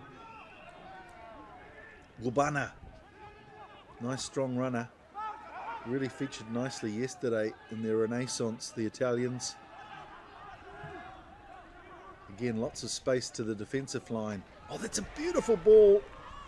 It's Bonavolonta, and what an individual special piece of play there from Francisco Bonavolonta. Look at the concentration etched onto his face as he followed his own grubber kick through. Special play there.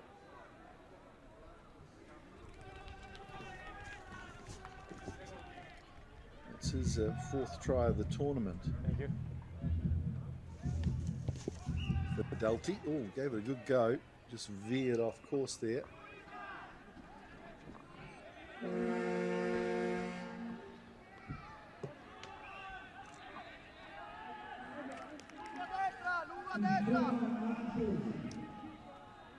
Genius there from Bonavolonta.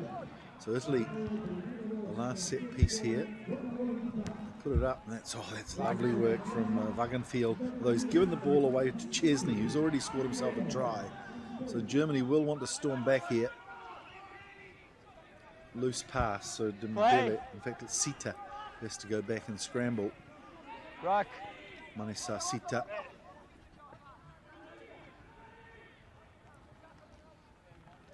Gets it to Mertz. Tackle. He's held up, but referee says tackle, so the Italians must let him go to ground. Oh, awful, dropping it cold there. It's Heimpel. Disappointing end to the first half to Germany. Fabian Heimpel there, just taking his eye off the ball at the last minute. So it's the Italians that go to the lead at half-time. This 5th place playoff Montevideo leg here in Uruguay of the HSBC World Rugby Sevens Challenger Series.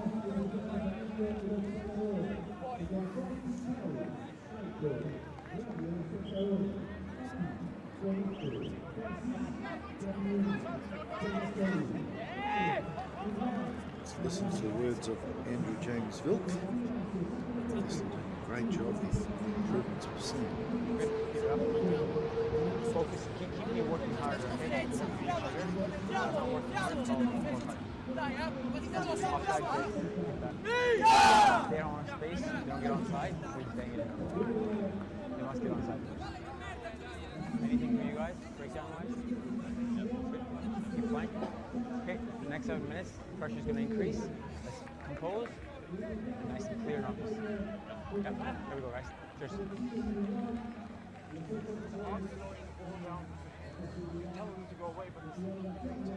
Okay, I need to clean up. Just seeing that lovely passage of play from Francisco Bonavolonte there. 5 tries so far in the series, becoming a special player for Italy.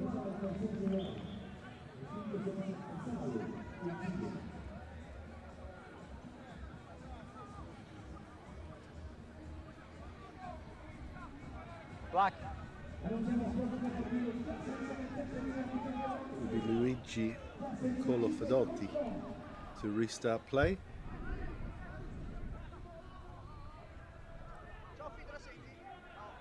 Italy with it. Lead here at halftime, somewhat of a surprise against last week's champions of Chile, the Germans. That's a long, long kickoff and it's gone too far. So just a little error there from Fadolti, and Germany will restart with a free kick on the halfway line. A lot of wear and tear on these players. 2 weekends of very competitive sevens. We haven't seen Bastian Himmer for Germany lately, and he was a very influential player. Must be struggling a little with an injury. So interesting one here. Instead of a tap penalty, Germany have decided to go for the scrum. They want to draw in those 3 defenders who will have to pack down, giving them oodles of space out wide. Crouch. And you would have to imagine that their fastest player, Manasa Sita, will get the ball here in some space, hopefully. Leave him. In fact, that's Dembele. Here's Himmer here. It's good to see him on the field. He can make a real difference, Himmer. And look at that special little kick through, putting a load of pressure on the Italians. They managed to get it back though through Cioffi. Oh, that would have been a marvellous try. Just talking about Himmer, and obviously got on the field after half time. What an amazing kick off the outside of his boot. So Italy here with a penalty. John Dorr, I think, was penalised there, the man in the headgear for Germany. As we're saying, wear and tear, a lot of sore bodies. Grazes, bumps, bruises. And it can be a real battle of attrition, these 7 series events. Black here. And that's where strategy comes in. If you've got a big lead in some of the knockout games, maybe give your key players a rest. We saw a bit of that going on earlier today. There's Lichtenberg, he's another key player. Keep your space here. A pace merchant he is, so he's on the field. Time on. Germany have lots of good players here. We haven't seen the other person we haven't seen for Germany this weekend is Anjo Buchmann, their rangy forward as well. He's in the squad, but obviously just struggling with an injury. As Italy try to bust through.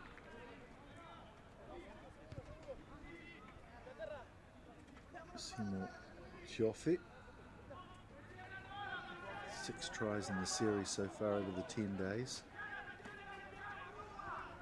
So Germany will have another scrum here, just inside the Italian half. We've got 4.5 minutes. And again, another tight game. Crouch! Wonderful matchup for 9th place. Just finished between Uganda and Zimbabwe. This is amazing. This is just wonderful to see rugby players from all over the world gathering. As Dembele sets it up nicely. Heimpel gets it out to the left. Himmer again with a little bit of switcheroony. High tackle. Penalty here. Soteres Meurs was tackled high, so the Germans take it away. John Dorr, he'll run strongly. Cuts inside, beats the first tackler, flips a lovely ball to Tim Lichtenberg. And he's on the field for probably just 30 seconds and gets himself a try. Real injection of experienced talent at half-time here from the Germans, who've really made a difference. Lichtenberg, that's his 11th try of the series to my count. 4 tries before that one already on the weekend. 6 tries last weekend in Villa Del Mar. And they didn't play him at all in the first half. Just bringing on that fresh blood in half-time and making a difference. Tim Lichtenberg. Chioffi tried valiantly. Just couldn't do anything to stop the German powerhouse, Tim Lichtenberg, and full credit to John Dorr there. He looks like a very sturdy, strong running, 10 black. Almost like a hooker. But that was a beautiful piece of skill off the back end to flip the pass to Lichtenberg. 3 minutes left and Germany have hit the lead 12-10. Looking to compete here at the restart through the try scorer Lichtenberg, but it's Italy who take it away through Donofrio. Again, another very good player coming off the bench at half time. Here's Gianmarco Vian. First man, he's good. And they win the penalty. Germany there over the tackle. I don't know if he had all his weight on his feet there, but the referee was happy. Vian just debriefing his squad members there, perhaps to get to the tackle and break down a little faster. Yeah, just inside. So Germany here with a chance to extend their lead. John Dorr will set this one up. Heimpel. Biniak, who's on the field now too, another player who's made a difference. 2 tries against Jamaica in the semi-finals. Play on. Lichtenberg. Oh, that's a wonderful fake from Soteris Mers. Oh, knock on though. Don't think this try will be awarded. Taking that ball out. Taking that ball out with you. Oh, but Fidalti has been penalised. Just illegally kicking the ball out in the tackle. Just hold. Penalties back here. And Carlos Soteris Mers doesn't look completely happy. Might have just got 2 black. A little pull on the Just hamstring fall down there, over I here, think. please, so we know where the mark is. Down Thank you. clutching it. Straight on him. Watch the grimace as he goes to ground here. Ow.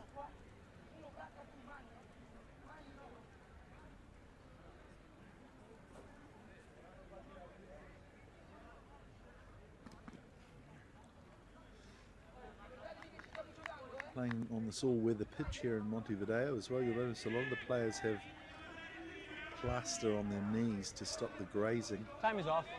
It's a very true surface to play on. We don't have a TMO, I'm sorry. Sorry, thank you. And, thank you. Looks No, like the that's end of the fair. tournament for the captain, Carlos Soteris Mers. Not in a good way. Thank you. Hopefully he'll be right by Just that needs to go October, up, please. Thank you. when the top 8 teams will gather in Hong Kong, and the winner of that team going through to the promotion relegation, Time back on. maybe to get themselves up to the World Series, the top tier. Germany certainly look like they've got the goods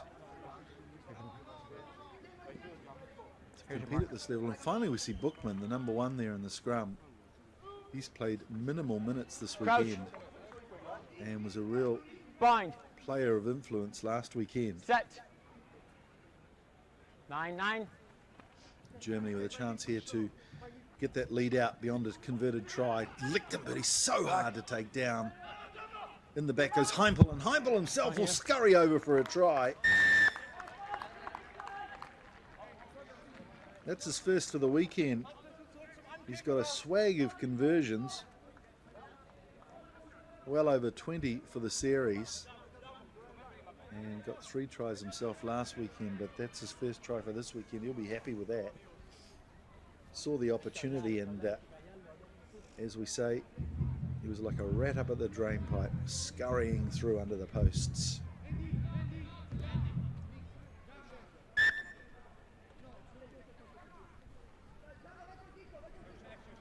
Fate on the outside, and the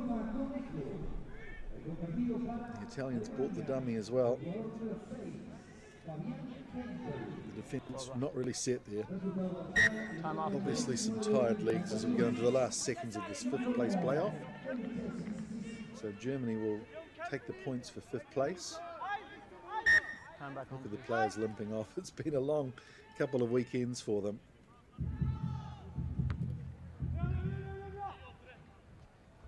But they've certainly provided some entertainment, these teams. Wait. Sita. And Himmer decides he's had enough. They've got the win and the 5th place finish here in Uruguay with a victory over a very, very brave and improving Italian squad. Another very good game, 19 points to 10. Germany take out 5th place here in Montevideo.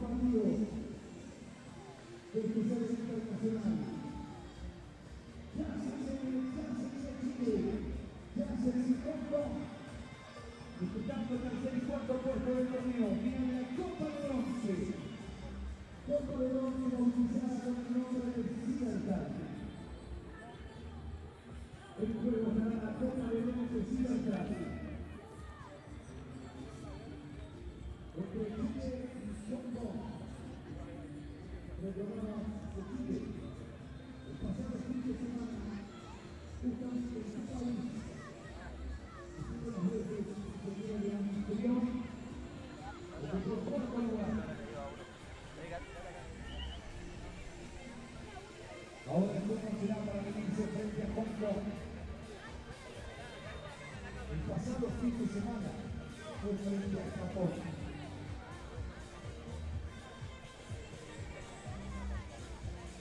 El último partido de este domingo, el carnaval, mañana feriado, martes también, será entre Uruguay y Japón.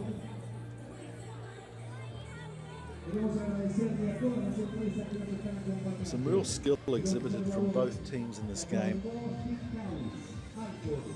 It was the Germans finally taking it out. Really enjoying some of the play though from both the teams. Some great potential.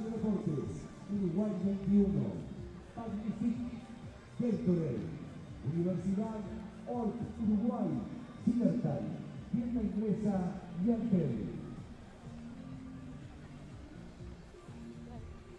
Fin de semana a puro rugby. El HSBC World Rugby 70,000 Series en Montevideo.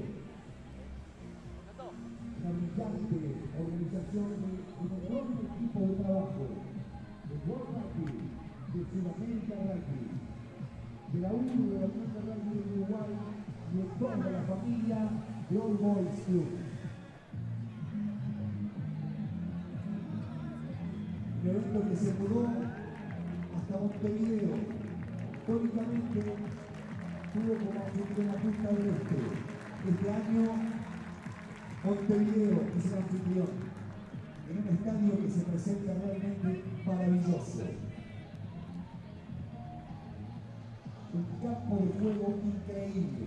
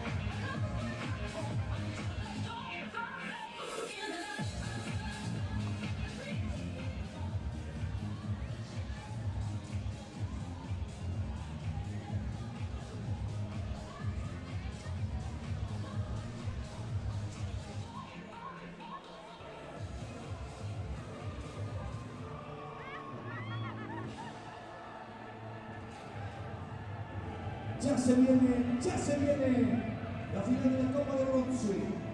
Por el tercer y cuarto puesto se van a ver las caras. Chile, Hong Kong.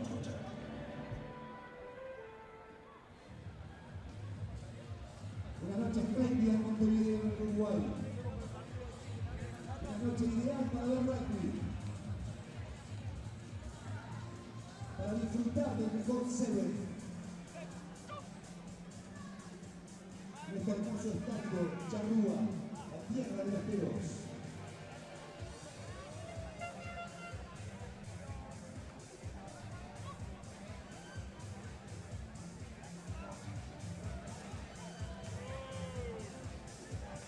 Ya se viene Chile, ya se viene Hong Kong.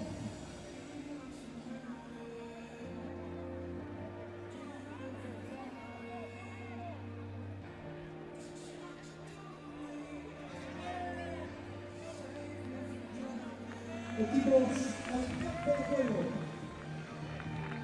Chile, Hong Kong.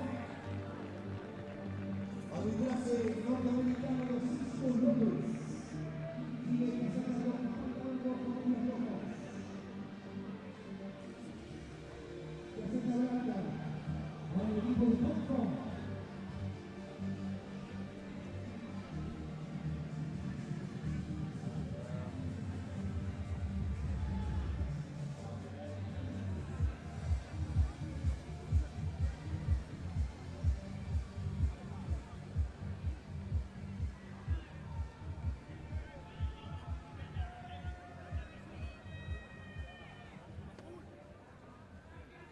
Terminó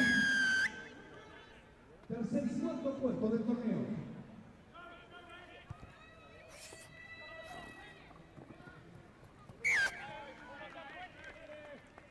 So the start of the third place playoff doesn't go well for Chile.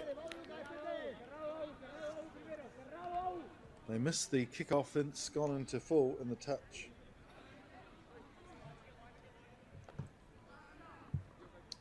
So Hong Kong going down in the semi-final to Uruguay, the hosts. They'll be disappointed with that. Down 12-0 in the semi-final, so they want to come back with a flourish here. Good strong bust from Max Woodward, their captain. Webb gets it out wide to Hood.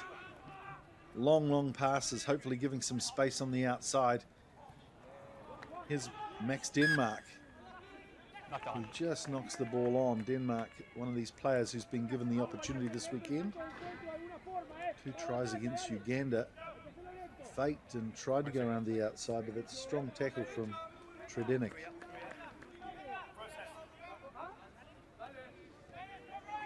Coach. Just losing the ball. Bind. Set. Hong Kong in the white, playing left to right. Chile, right to left. Third place playoff. Here's Fernandez. Stops and starts.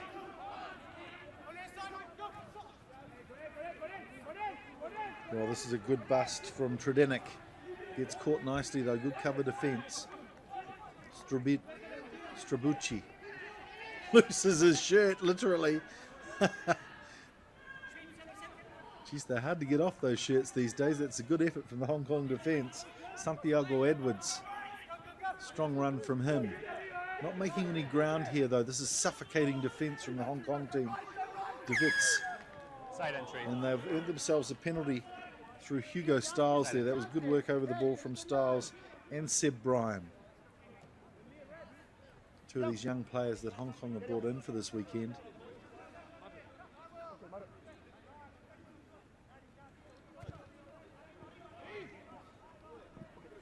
Very good kick from Russell Webb, takes them to 5 metres out. This is the gap. This is the gap. Stay off it. Really conducted play well. Chile, hold there. Hong Kong team. Oh, and it's a rolling maul. You don't see that very often. And the try, it looks like it's been awarded too. But it's a good fake play, isn't it? I don't know if they've awarded that try to Rafe Morrison or Max Woodward. They've both got curly blonde hair, and I find it very difficult to tell them apart. But yeah, it's a really good strategic move there from Hong Kong. Obviously, Chile anticipating they're going to move it wide and then taking the ball up and just rolling them all over. Caught the Chileans unawares there as Webb cannot convert. So Hong Kong take a 5-0 lead at the start of this third place playoff. And it will be Rafe Morrison. Or has he transferred it? Let's just see. Both Morrison and Woodward are there. We'll let them argue over that one. Give them 2.5 points each, maybe. Good work from Chile on the kickoff. Escobar. Good handoffs there, but now he's lost the ball in contact. Canela's not happy. There's Escobar. He's another man with a great physique. Come up. Hooker, come up here. Come up. Big year for Sevens Rugby, of course, the Olympics in Japan later this year. It's going to be such an exciting tournament. Really looking forward to that one. Brian out to Webb. This time it's Cedron who gives up the middle. Gets it to the try scorer, Morrison. Strong on his feet, Rafe Morrison. Struggles forward for another couple of metres. Webb puts in a little kick here for Denmark, and he's got some pace, and the ball just sits up so nicely. It's Max Denmark who goes over for the try. His third try of the tournament. Webb putting in a wonderful little kick, and we've seen that quite a bit in the last round of games where there's some tired defences. They've come up well in a straight line, but a little slow to turn there, the defences. And of course, Denmark anticipating that little grubber kick so well, getting onto it with some momentum.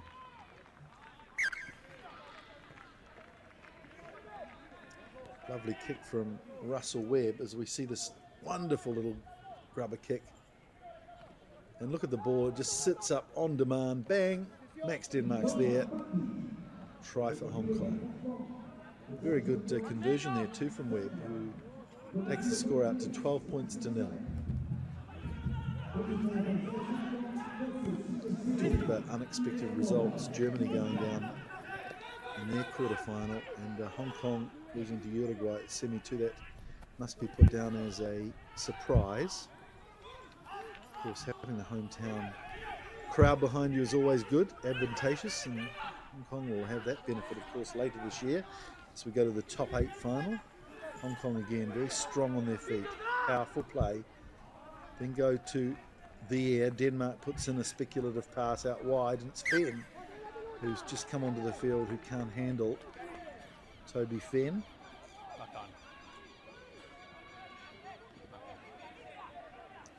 And we talk about rugby being a game for different shapes and sizes, and even in the Sevens series, which shows you have to be probably a little more athletic. It's not a game for props, 140 kilos, but Toby Fenn, what a solid player. We've seen quite a few solid players this weekend doing well. Straight out the tunnel. It's gone straight out the tunnel. It's never been struck. It's never been struck. Chile, let's just make sure there's a strike at the scrum, please. Chadley would like that one in again to the scrum. Coach! Half-time who to go. So Chile, they really need a try here to come back. And that's, again, very good, powerful play from Hong Kong. Giving Chile the ball, but it's on the back foot. And powerful play again over the ball from Toby Fenn, but he's been penalised. First infringement, tackler has to roll. Skorobuchi decides to tap. Was going to go for the line out. Could have too if he'd wanted to. It was a penalty. Good surge from Escobar. Oh, that's not a great pass. Offside. You've affected the quality of the ball. Offside. So a real wave of possession here for Chile. They need to finish. They need to get 5-7 points to keep it competitive. And Tredinick does his best. He struggles inside the 22. Webb comes in for the kill, but he can't make it. So Chile with a little knock on, and they've blown the chance there. The hand of Santiago Edwards knocking it on just on half time. So Hong Kong, they'll be happy with that. If Chile had managed to get a try, it would have made their lead a little less certain. But Hong Kong go into half time 12-0 ahead. Uno.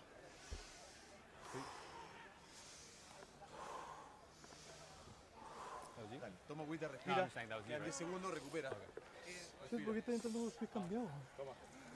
Está entrando así. Y fue como que cambié la weá. Vamos nosotros. Una cosa acá, chica. No apuremos el partido nosotros mismos. Si estamos cansados y tenemos free kick en la mitad, tenemos buenos free kick, tenemos buenas herramientas. Usémoslas, dale. Calma. Más calmado, más calmado. Vamos. ¿Qué tengo? Posesión, compadre, posesión. Hay que tenerla, hay que tenerla, hay que tenerla. Hay que pasar la pelota, tener estructura, Si no empezamos a jugar solamente uno que no. Y el tackle. Bien, yo me quedo justamente con eso, muchachos. Tackle 1 versus 1 y lo que dijimos, hay que hacer lento el punto de encuentro. Si nosotros queremos jugar a nuestra defensa de querer salirnos hacia arriba siempre con un punto de encuentro rápido, no vamos a poder, vamos a estar en descontrol. Por lo tanto, vamos a cerrar el tackle. Dejémonos hinchar los huevos, mucho mejor el punto de encuentro, mucho más. Alguien que tiene que pelear la pelota esa, rápido el goleador arriba y ahí cumplimos con el sistema. Dejémonos hinchar los huevos y después con la pelota a posesión, a seguir teniéndola, a jugar a otro sistema, a volver cuando sea necesario y a marcar adentro. Está claro que salga cagando el próximo contra Reñera, está claro. Últimos 7 minutos de estos circuitos, 12 partidos, disfrutémoslo, hagámoslo bien. Vamos a buscar la pelota, tengamos control, tomemos mejores decisiones. Somos mejores, guau. Vamos. 1, 2, 3, ¡Chile! Chilean coach Edmundo Orfos really getting into the ear of his players there, trying to get them back on track here. You see Rafe Morrison's stats there, 11 tries so far on the circuit. He's done really well, got 5 last weekend. 3 against Jamaica yesterday, 1 against Brazil, and a try against Italy earlier today to go with the one that he got from the rolling maul. So Russell Webb restarts for Hong Kong. Good contest. Rolling it. Penalty here for Chile. They'd love to score first up after half time. Looks like they're missing their star Rodriguez. And you can really tell too with their play. Just missing a little bit of cohesion. Finishing 4th last weekend at their home event in Vina del Mar. So Strabucci has taken over the playmaking role. Red 4. Even though he's a very good player. Red 4. Substitution. Rodrigo Fernandez is special. Here he is. He's coming on now. So maybe this is a special strategy. Chile, step I firmly in believe you'll see the quality of play from Chile ramp up here. Time is on. Okay. Now It's Benjamin De Wits so who's step off, waiting to up put the on ball AR, into you this take a line half out. step to your side. Thank you.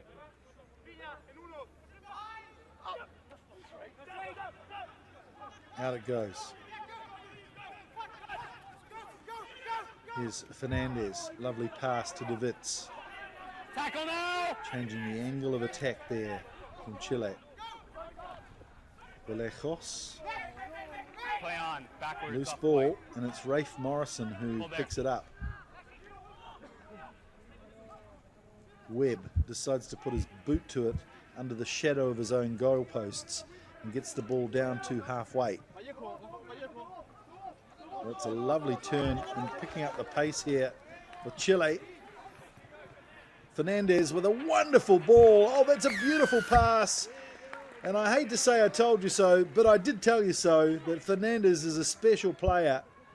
And Strabucci, who's been struggling with the playmaker role, with a wonderful support line. Fernandez with a very wonderful ball there. And that's the magic that we've seen from Rodrigo Fernandez over the last couple of weekends.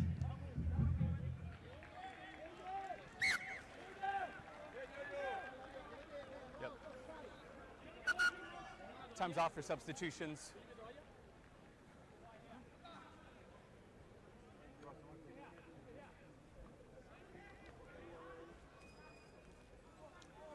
So Chile storm back into this game with the introduction of Rodrigo Fernandez.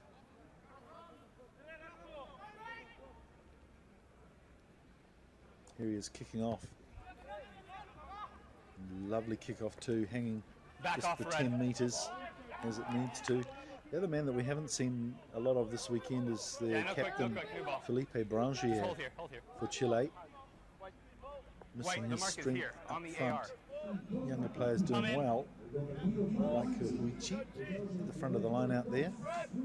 But also they're missing his height at line out time too. This allows Hong Kong through Morrison to compete. And they take this one. Kato Lee's on the field now and he passes to Webb. Offside, so Webb takes it quickly. In fact, they're coming back offside at the line out. So until the line out finishes, Chile backs must stay 10 metres back from that line out until the line out finishes. So with a two-handed take, they must hold their defence. That's why the referees penalised Chile there. Bit of a technical offence, but it's good. Gives you the advantage if you take a nice clean line out take and decide to hold on to the ball. So Hong Kong with an attacking line out here. Kato Lee feeds it. Little switch play. Goes through to Bocut as well. He's a strong player and they get it wide. Here's Webb. Decides to hold on to the ball and switch. Woodward out to Bocut. He's a strong man, isn't he? They drag him to ground though, 7 metres away. Morrison to Webb. Outside to Kato Lee. This time it's Woodward. You made contact with me, so it'll be your scrum. No, you're good. So we'll have a scrum. Yeah, I'm all good, don't worry. Tense time for both teams here. Just under 3 minutes left on the clock. And Hong Kong know they've got to make this Mark's here, let's go. opportunity pay.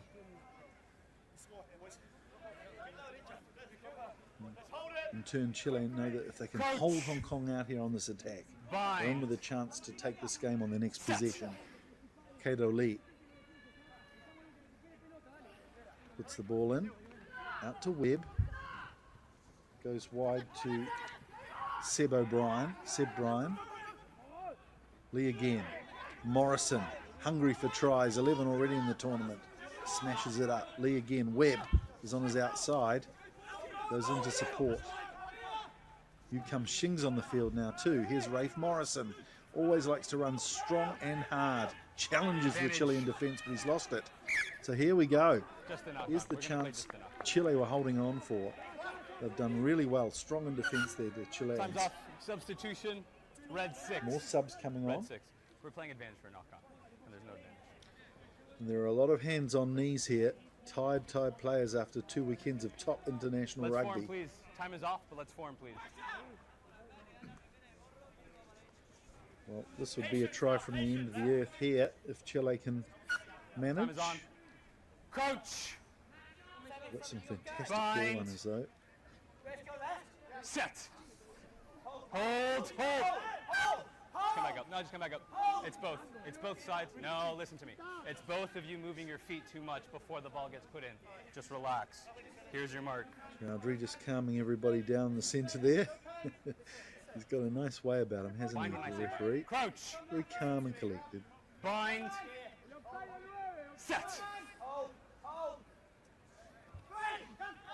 De Wits takes it from the base of the scrum. Nowhere to go. Probably not the best decision to go down the blind side here. So they're left to just kick and clear this one. It's a long, rangy kick though from Chile. And they come up in a line too. They'll put pressure on Webb here. Webb surveys his options, decides to run with ball in hand, but can't evade the clutches there of the tackler Gurafilic.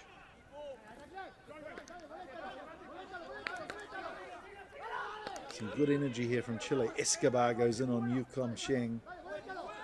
Ball is there. And clears himself from the tackle. Webb. Morrison to Kato Lee. So Lee tries his luck at clearing. Give themselves a bit of territory. I'm not sure if that's the right option because Chile now will have possession. Yeah, and he's passed it to the Hong Kong player. This is terrible. Kato Lee. What was he thinking? Lee gleefully accepted the throw-in. Lee picks it up and goes again as well. Stretches for the line but denied. 5. Yellow card. You have to release him. And think No it's sub, it's a Fernandez has penalty. been No yellow sub, it's a carded. penalty. Wait. Didn't release the tackler in the tackle. So now Chile down to 6 men, and Hong Kong with the last play of the game. That clock is like 8 seconds. A brain explosion there from Time is off Chile. right now, though, so you tell me when They you're could have ready. had possession What from the decision? halfway line and been in with a shot to win this game. Now it's Hong Kong smashing the line. He's going to soak this down. Time is over. So Woodward, some good canny play there by Hong Kong. They're experienced sevens exponents, but they've managed to hold out this determined Chilean squad in the third place playoff. Well played. Final score is Hong Kong 12, Chile 7.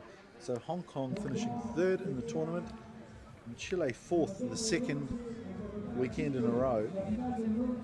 So they've underlined their credentials too in the world of sevens rugby. And they will go to Hong Kong in October as well as this Hong Kong team. So I think Hong Kong will evaluate this weekend as a success. They've introduced quite a few young players there.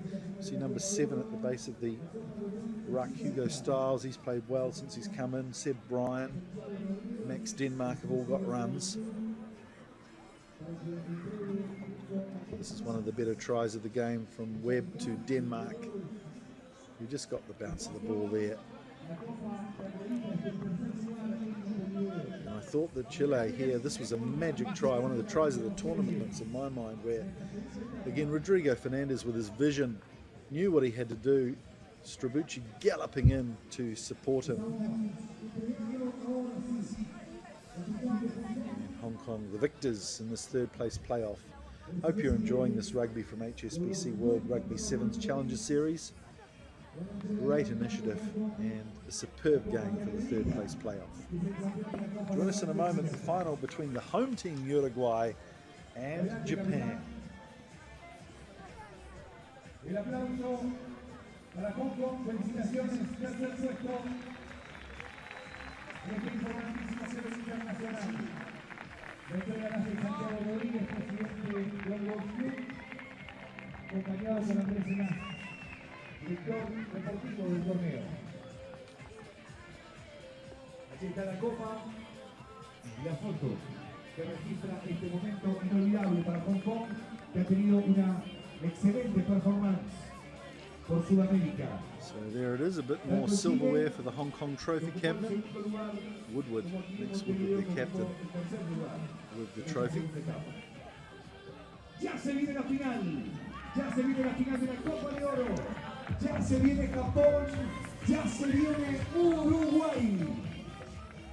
¿Dónde está el hinchada de Uruguay? Para entrar a Third place position in this tournament. Ya se viene los peros, ya se viene Uruguay. HSBC Cup here. A handsome trophy that is. With a good mix of support in the grandstands, the Uruguayan flag, the Japanese flag, getting ready for this final showdown. It's been a wonderful weekend here in Montevideo. Weather's been great. Some wonderful performances. And the icing on the cake this final between Uruguay and Japan. Uruguay, que tendrá con el 1 a Agustín de la Corte, con el 3 a James Maccabi, con el 6 a Diego Arnao, con el 4 a HSBC Sport on Twitter, con el 5 a Felipe Echeverri, capitán. You see their roads to the final there. Japan with a huge victory over Paraguay, beating Italy and Zimbabwe, winning their quarter-final against Jamaica, 32-0, and the semi against Chile, 31-10. Uruguay, a bit of a surprise package, beating Papua New Guinea and Mexico and losing to Germany in their pool. But wow, quarter-final time, smashing Tonga 27-7. And then gutsing it out against Hong Kong 12-0 to make their country proud. And see them through to this Ya final. se viene Uruguay, ya se viene Japón. Se vive, se palpita, ya se escuchan los botines, los tambores. Here's the starting lineups. Seru Hikasaka, Sojima Hano, Matsui Kano, and Fujita, Velakote, McCubbin, Abdale, Lichtenstein, Echeverry, Vinaz, and Amaya. Some great players on display. Although number 12, Manuel Abdale, has been one of the star players for Uruguay. He's on the bench. That's interesting. And the Japanese Goto and Goya form a deadly duo off the bench as well. Watch them just after half time. They've certainly come on in this tournament and made a difference, injecting from the bench. So Seru, the number 1-2 for Japan. He's got himself 4 tries this weekend, 10 for the series so far.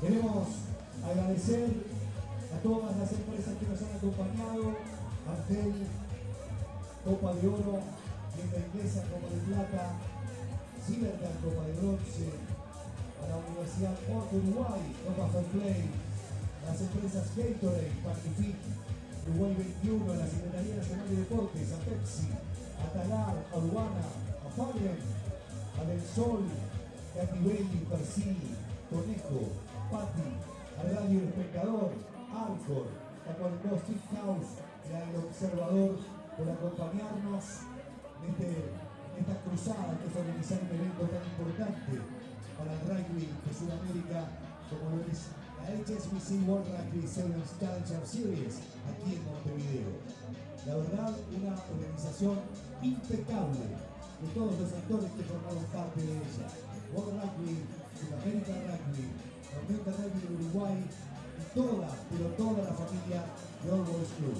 A todos, infinito agradecimiento en nombre de toda la familia del rugby de Sudamérica.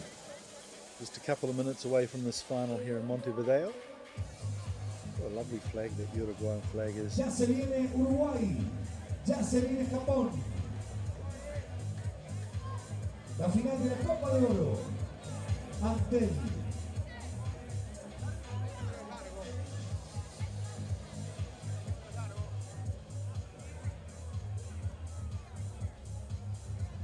Players looking longingly there at this massive handsome trophy, the HSBC Cup. Out they come, Japan in the red and white, and Uruguay with their sky blue collar. Uruguay finishing 9th last weekend in Chile. They couldn't get through the top 8, but they have turned it around this weekend with the home crowd behind them. Fittingly for the final, teams will line up and we'll hear the anthems.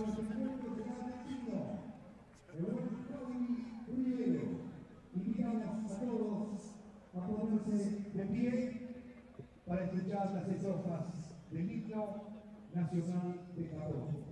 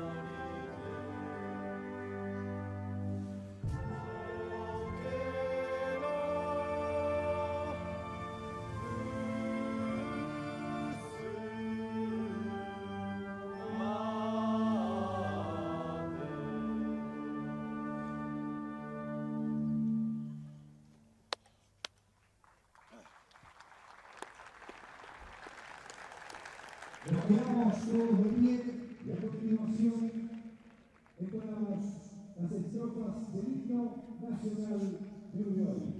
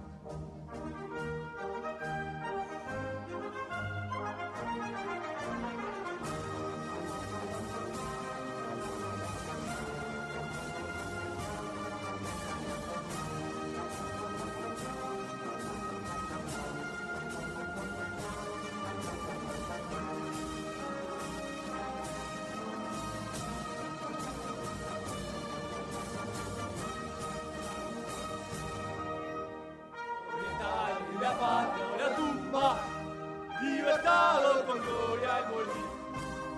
Libertad en la patria o la tumba, libertad o con gloria al morir.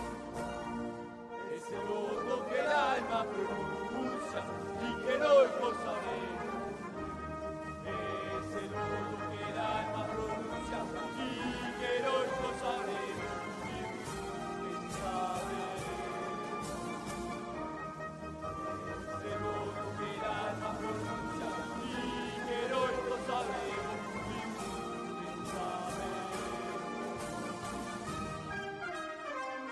Sabremos cumplir, sabremos cumplir, sabremos cumplir.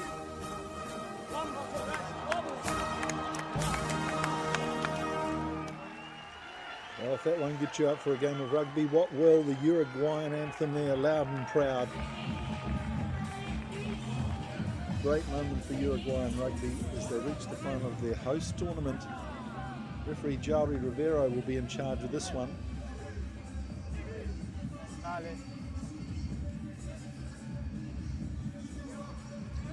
Japanese just doing some deep breathing, getting themselves ready for this game. Big final for them. They finished third last weekend after losing to Germany in the semi. Bit of a surprise, but come back well here in the second weekend of Challenger Series Rugby. Matsui, the captain, will kick off. Chihito Matsuri. Also to try against Zimbabwe and Paraguay in this tournament. And 4 tries the weekend before in Viña del Mar, Chile. Referee Jauri Rivero gets us underway. Japan playing right to left in their red and white strip, the Brave Blossoms. And there's a penalty there. It's Seru who's taking the man in the air. Mateo Vinales comes up. He's not too bothered by it. One of the hard men of Sevens rugby, Mateo Vinales. Again, done really well. He scored 7 tries in the last couple of weekends. The number 7 for Uruguay. Watch out for him. Good catch finder from Echeverri.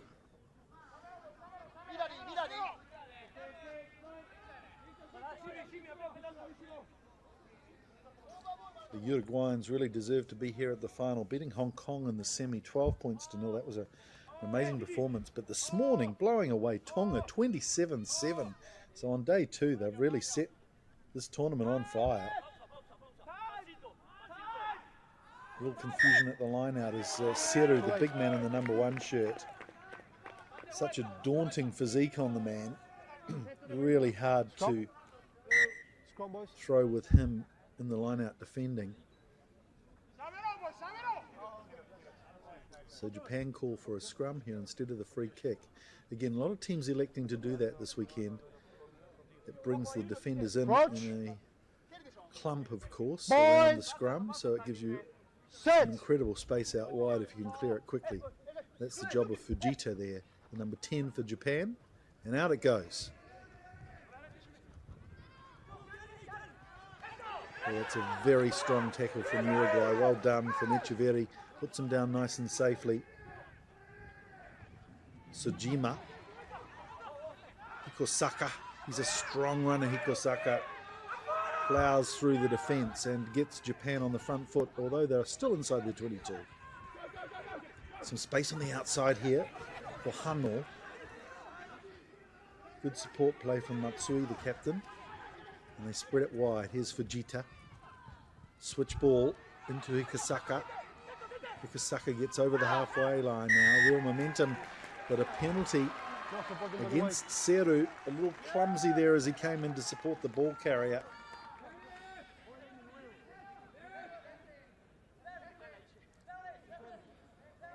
So some relief for Uruguay.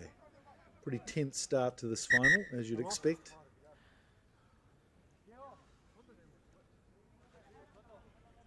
Kazushi Hano just getting some attention on the ground, so referee allowing a stoppage in play.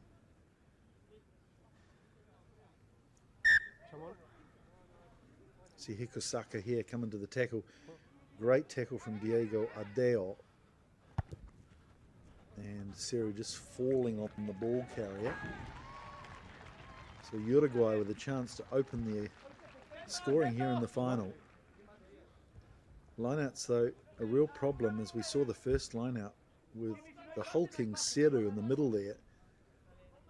Really the Uruguayans a bit confused about where they go to, so McCubbin goes to the front, but again it's Seru who closes them off. Oh, this is not looking good for Uruguay in terms of just getting their possession back. So Japan again inside their 22. Sojima. Della Corte being penalised there, just not rolling away from the tackle. Certainly McCubbin had the right idea.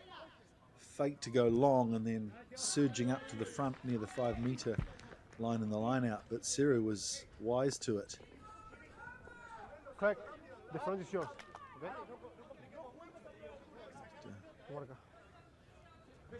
Interesting there. Della Corte really did all that he could, and the ball was recycled, so it's Fujita. No challenge to the Japanese throw, that's for sure, so they get the ball uncontested. Out it goes to Hano. Hano with a great run, gets around the outside of Adeo. Diego Adeo picks up the ball, it's still in, still live. Just meters from his own line, Diego Adeo. Oh, under the shadow of their posts, it's always squeaky bum time. Poor old Echeverri, with the goalpost in the way, had nowhere to pass it to. As we see, fantastic tackle. And Diego Adeo, he was hoping the ball was going out. He was like, uh-oh, and did his best to clear the lines. But Uruguay always under a little bit of pressure there.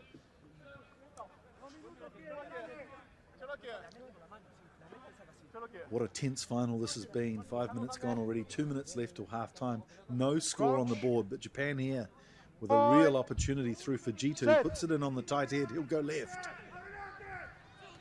They hit the line at pace, but an error there from Japan with the line beckoning.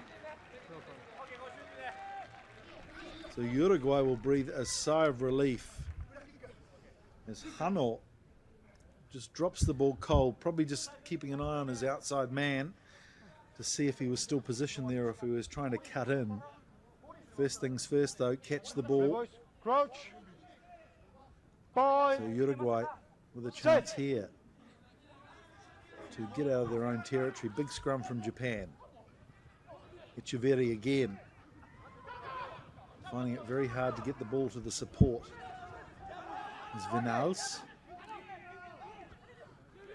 Della Corte, who gets tied up in a big tackle from Sojima. Pressure here on Uruguay, and they have to put boot to ball to clear their lines, and they do well through Echeverri. Felipe Echeverri, the captain of this team.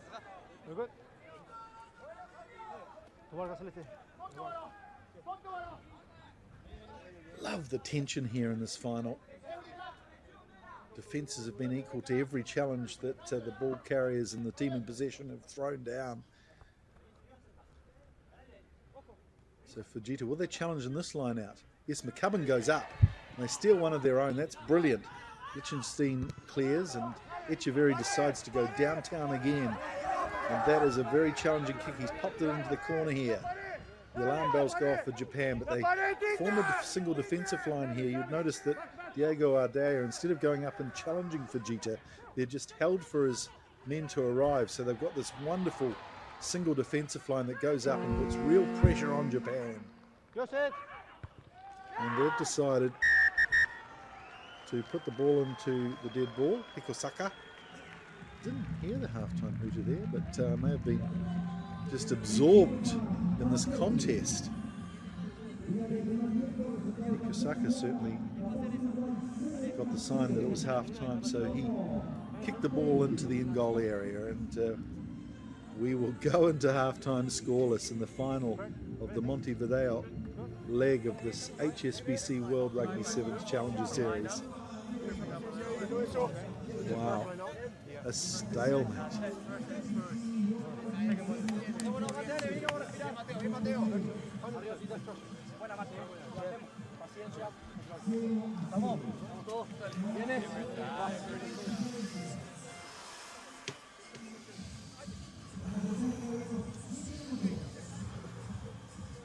Una cosa, no nos vayamos partido, estamos 0-0, que no nos entre una locura, ¿está bien?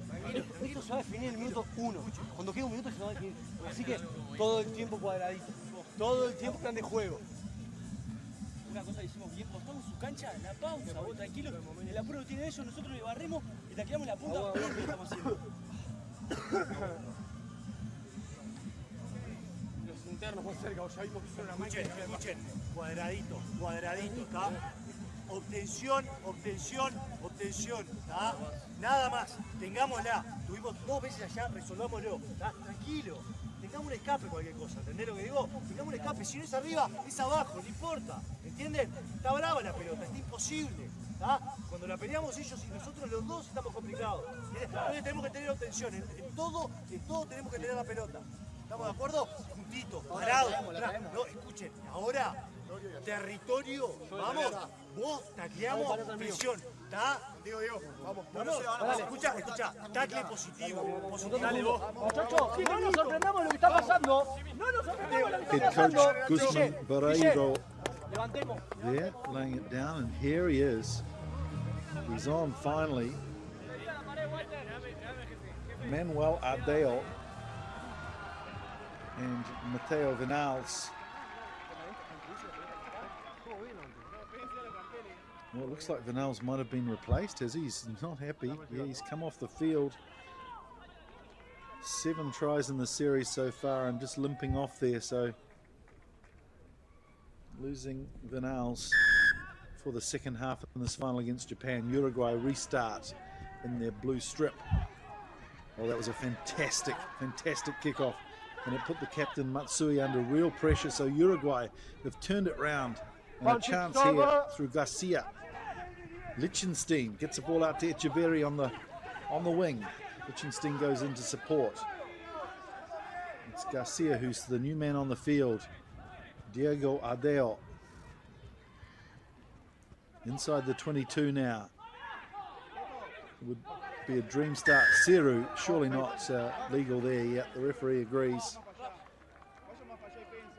Seru with such a vital component of this team, but he's given away 2 penalties in this final with his work at the tackle. Play on, please. Juego.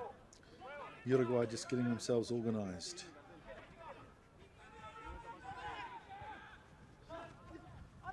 There's a bit of space and an opportunity here too for Diego Ardeo, but he's tackled well by Hanno. Lichtenstein kicks it to Del Corte.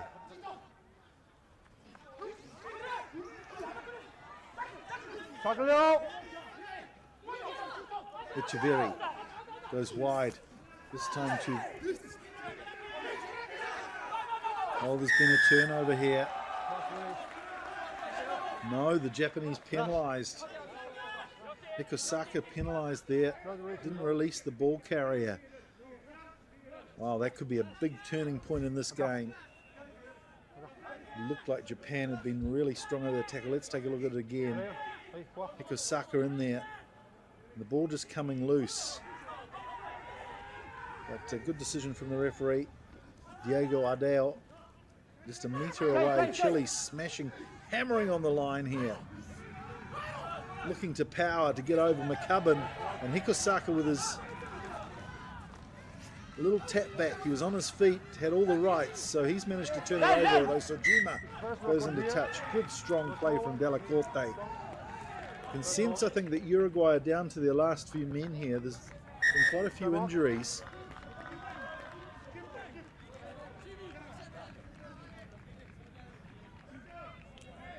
Haven't made many changes, but here comes Manuel Ardeo, the number 12. I love this player. He is guts personified. I don't know why he didn't start, but I'm sure he's going to come on and make a difference here. 12. Crouch. Manuel Ardeo. Point. Set. Japan under real pressure inside their dead ball in goal area. And they get out. Well done there by Hano. 5 metres out, Sojima. The defence from both teams in this game has been immaculate. 10 minutes of rugby, no score in sevens. That's quite something. It's Kano who gets smashed. And they just cannot get out of their own 22 or even the 5 metre line here. Japan, Hikosaka, one of their stronger players, and all that Japan can do is kick it into touch. Through the boot of Hano. There's Manuel Ardeo. 4 tries last weekend, 4 tries this weekend. A real star. I want to see him out wide with the ball. But first of all, of course, Japan need to secure possession here. And they do. Well done. Echeverri. Lovely step on the inside. Manages to beat Hano, but the cover comes through and turnover time. It's Hano who takes it away. Out to Matsui's got pace. Can Garcia get there? No, Matsui's beaten him. Oh, desperate stuff from Garcia. Manages to tap the ankles of Matsui. But Japan still with the ball. Fujita. What is Fujita complaining about? That was bizarre. But the pressure's starting to tell here. Matsui looked like he was away, but Garcia, fantastic tackle there. Desperate stuff. Look at this. Oh, he just got him. Matsui could see the line. He thought he'd scored the first try. And then I'm not really sure what Fujita was doing. He got the ball off a ruck. Went to ground on his knee. Perhaps he was trying just to slow down play and go to the tackle, but it was interesting. Number 11 there, Marcos Pastori, has come on.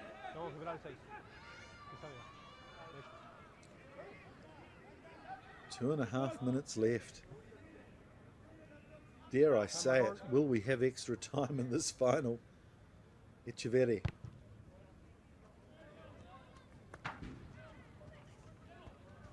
Two 2.5 minutes, of course, a long time in sevens rugby.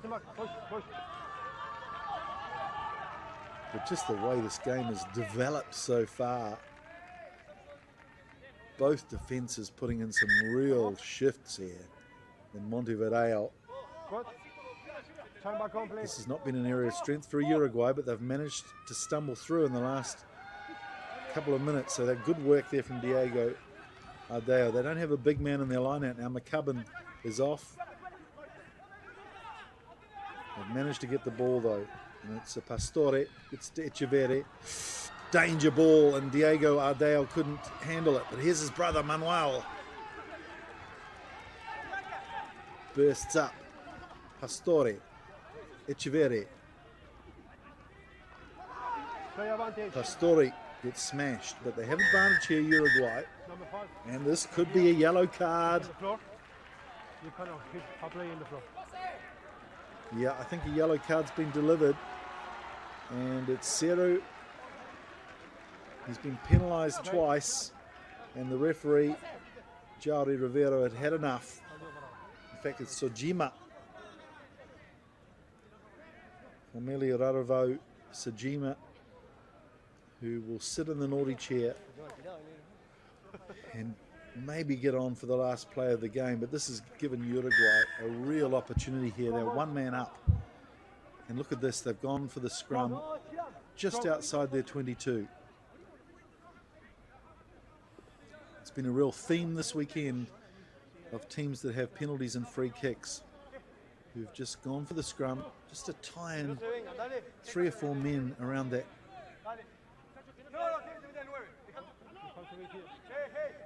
very small area around the scrum. So you'll see there's hectares of space out wide.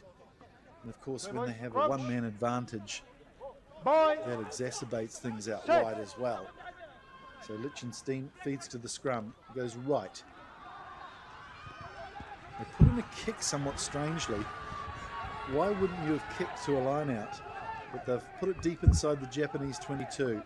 Fujita. Captain Matsui gets it to Hikosaka. Hikosaka really has strong feet. Stands up nicely in tackles.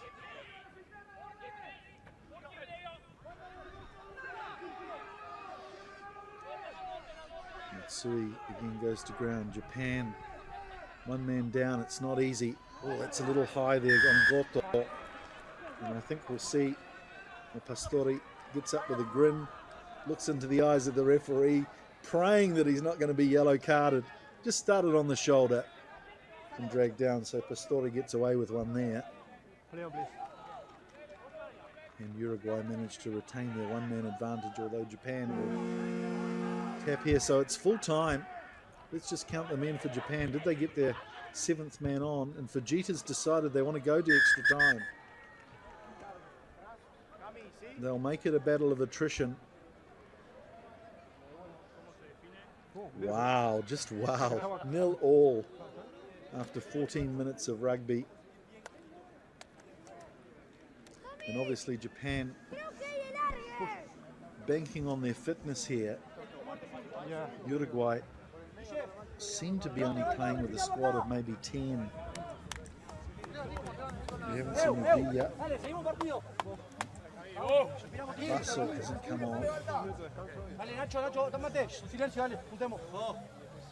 Está en nosotros, está tranquilidad total, confianza. Este partido está 0-0 porque nosotros lo tenemos así. Dale. Respiremos.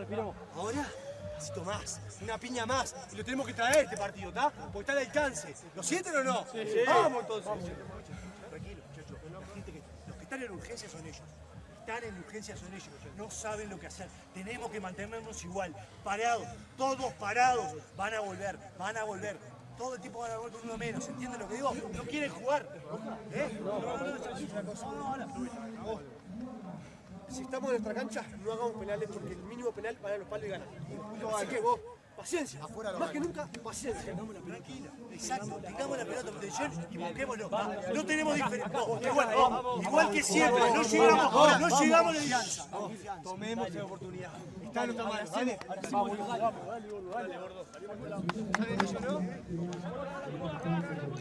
We heard from Coach Pereiro there, but also Manuel Ardeo, who's an inspirational character. He's not the skipper of this squad, but certainly one of their best 2 players. Didn't play the first half.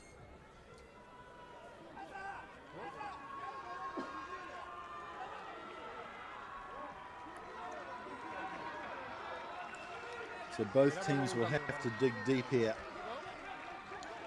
And you'd imagine with Japan and their 7 setup, Olympic year, they've been working on their fitness here. They're going to have the fresher legs, but they don't have the home crowd behind them.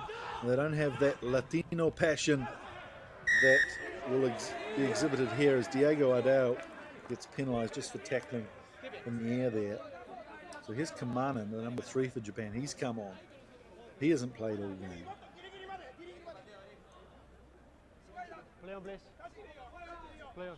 Goya's come on. He hasn't played all game.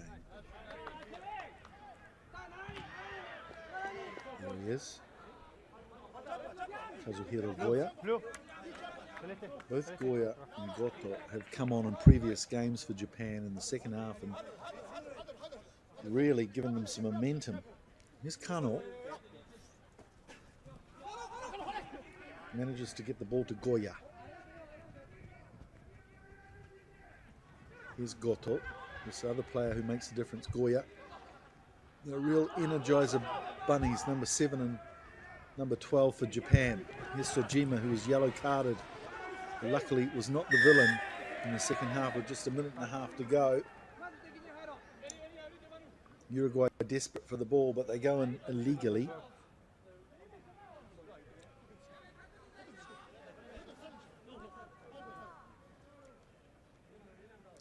Goya.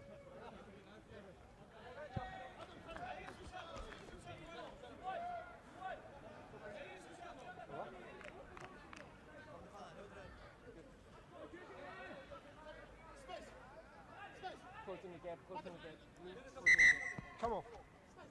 Don't close the gap. Blue, blue. Don't close just the gap. asked to hold on while referee Jauri Rivero explains to Uruguay just to keep that gap. They do go up and challenge and make it difficult for Kano. Goya gets it on the back foot. He's a jinky runner, but dragged down well there by Echeverri, his opposite. Matsui. It's Kano and the penalty goes to Uruguay. The crowd love it. This time surely, I think they might have made an error just in the closing passage of the second half where they elected for a scrum instead of a penalty just on their 22. Which was fine, but then they put their boot to the ball when they got possession from the scrum, which was probably not in the game plan. So this time they settle it down and they go to a line out. Great work over the ball again from Manuel Ardeo. And just watch this man. If anyone's going to be a hero in this team, surely it's Manuel Ardeo.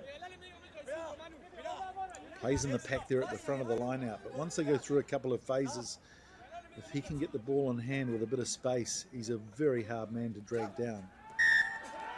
Again, a little bit of disorganisation at line out time though. Really hard with the rangy Sojima, putting so much pressure on. This is Goto. Gets it out to Matsui. Quick turnover from Goya. And this time they switch. Goya again. Not working with much room, but they've got numbers out there. But again, just immense defence from the Uruguayans.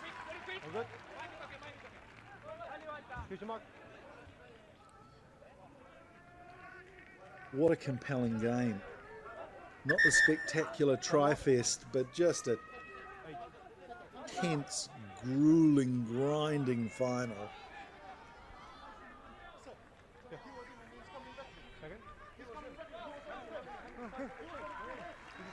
Fantastic defence from Ignacio Garcia.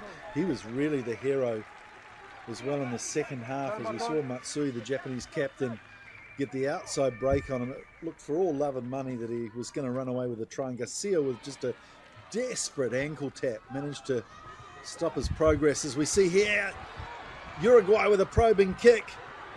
Diego Ardeo goes in. It's Liechtenstein. Ardeo's there over the top of the ball. They're on the front foot here, Uruguay. It's Pastore who has the ball. He gets taken to ground a metre away. Surely a penalty for Uruguay and probably a yellow card against Sojima. He can't kill the ball like that, surely. Oh no! It's a penalty to Japan.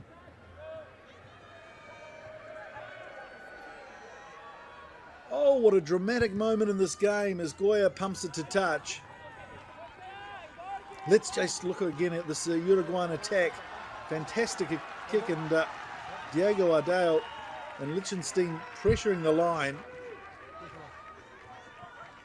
And it was Sojima who got over the top of the ball. First man in. Falls to ground. I thought he was going to get penalised himself there, but referee.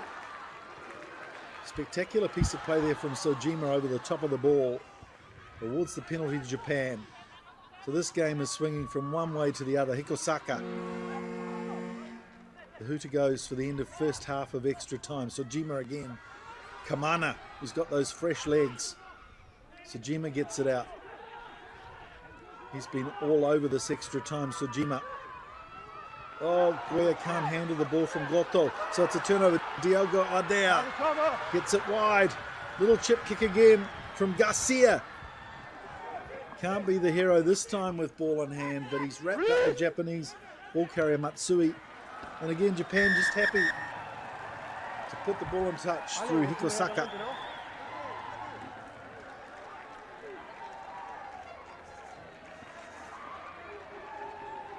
Well, you've got to take your hats off to this Uruguayan team. They finished in 9th position last weekend in Chile. And they have played so well this weekend in front of their home crowd. Just a water break here. Won't be a half-time break. They have to turn around quickly. There's no half-time. It's only one. Come on, boys. Jaime.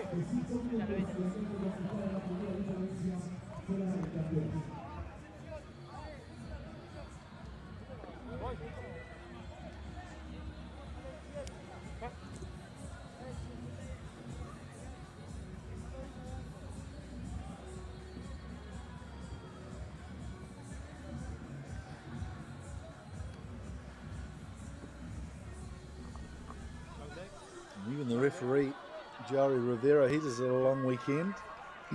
He's looking pretty tired as well as we go to the second half of extra time.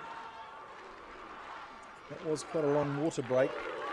No real pause and proceedings allowed there between the first and second half of extra time, but there's been a good minute, probably more, as Matsui will restart us. High hanging kick. And it's Japan who regain possession, and they're at the 22. But Uruguay over the ball, and again it's that man Manuel Ardeo. Such a bulldog at the breakdown. Echeverri goes quickly. They relieve pressure. But this has been a real puzzle for Uruguay. How do they retain possession in their lineouts? No tall men in their pack anymore. McCubbin played the first half, but even he struggled against Seru. Now Sojima's in the middle of the line out for Japan. And they do so well, this well-drilled Japanese team, to defend lineouts. Come on, boys.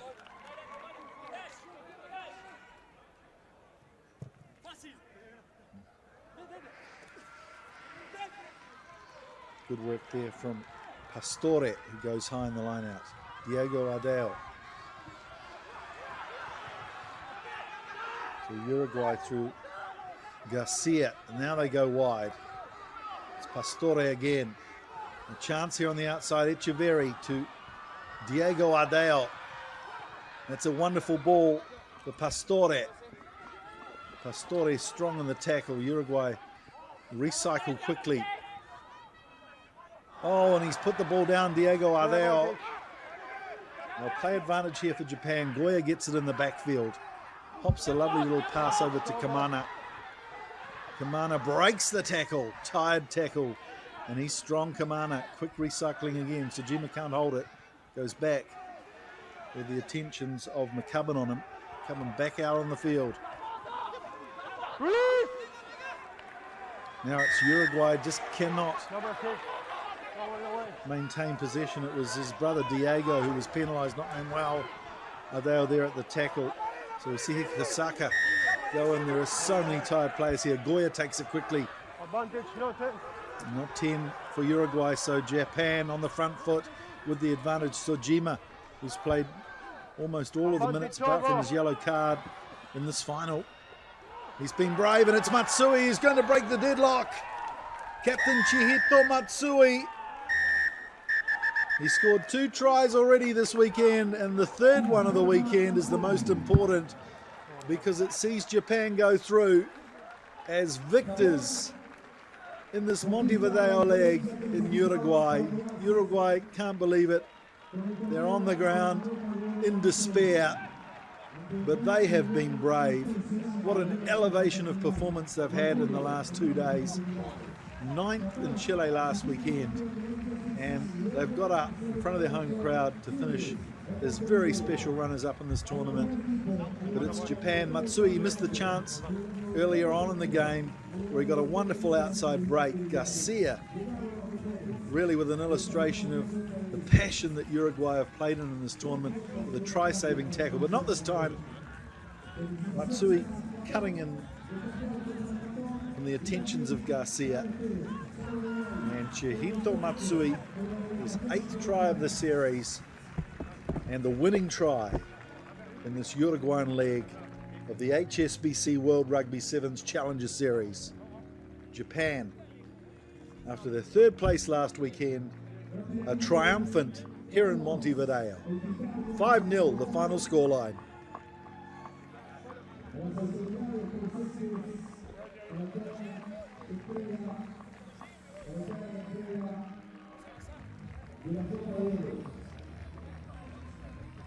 And as a Sevens fan, it's wonderful watching some of these blowouts.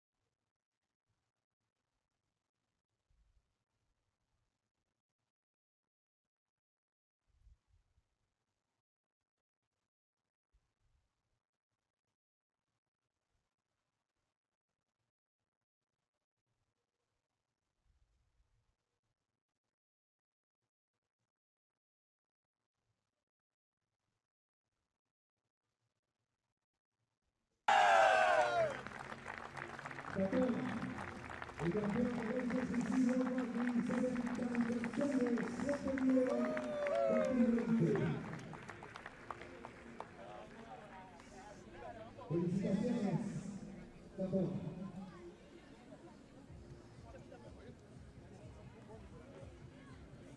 Invitamos a continuación a Pablo Fernández, presidente del Gabinete de Uruguay, a Santiago Paulino, director comercial. Well, there we are. We've got the victorious Japanese team enjoying their moment. I was going to say under the Uruguayan sun, but of course the sun's already gone down. Under the Uruguayan floodlights there, and they're victors of this tournament, the second tournament of the HSBC World Rugby Sevens Challenger Series. After a third last weekend, they get the silverware. in Uruguay, and they are the winners in Montevideo. They will go through to Hong Kong as well in October. Of course, on the World Series at the moment as well. 15th out of 15 on the points table. And with this Olympic year too, very important year for the Japanese rugby setup. Be interesting to see if some of their stars from the 15s game like Kinki Fukuoka come through and play in the Olympics. I know it's a goal of his. What a special player he is. And he'll certainly add a dimension with his searing pace on the outside. So tournament is over, and Japan, even though they win the silverware, the Uruguay team have won a lot of hearts here this weekend in front of their local crowd. After finishing in the bottom 8 last weekend in pool play, they went through and won the 9th position. And this weekend, what an exhibition of rugby they've had. Beat Papua New Guinea and Mexico in the pool play, losing to Germany. But today, what a run, beating Tonga 27-7, Hong Kong 12-0, before finally going down in the final to Japan 5-0. Nothing wrong with that, but the Uruguayans have really been special.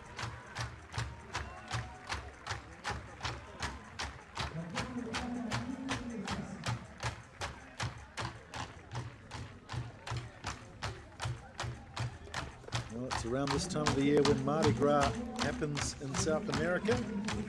So we're going to have a Mardi Gras themed closing ceremony here in Montevideo.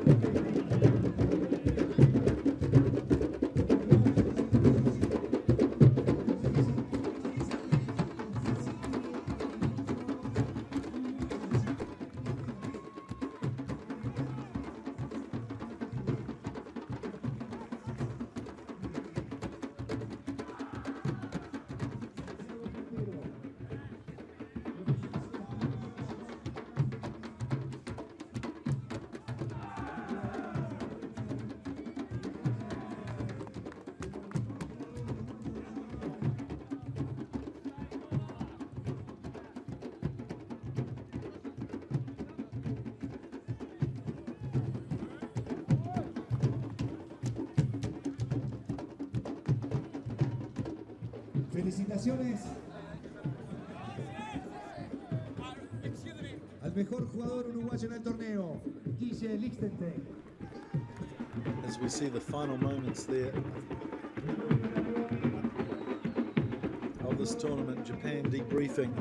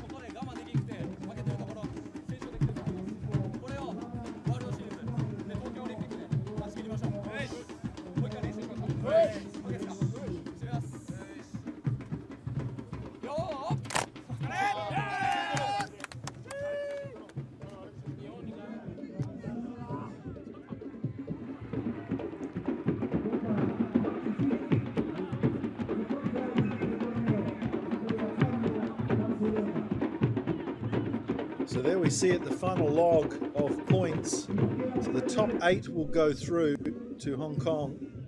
Jamaica making it by the skin of their teeth. We mentioned earlier as Uganda and Zimbabwe played off for 9th position that one of them might make the cut, but no, sadly not. So Japan, Uruguay, Hong Kong, Chile, Germany, Italy, Tonga and Jamaica through to the top 8.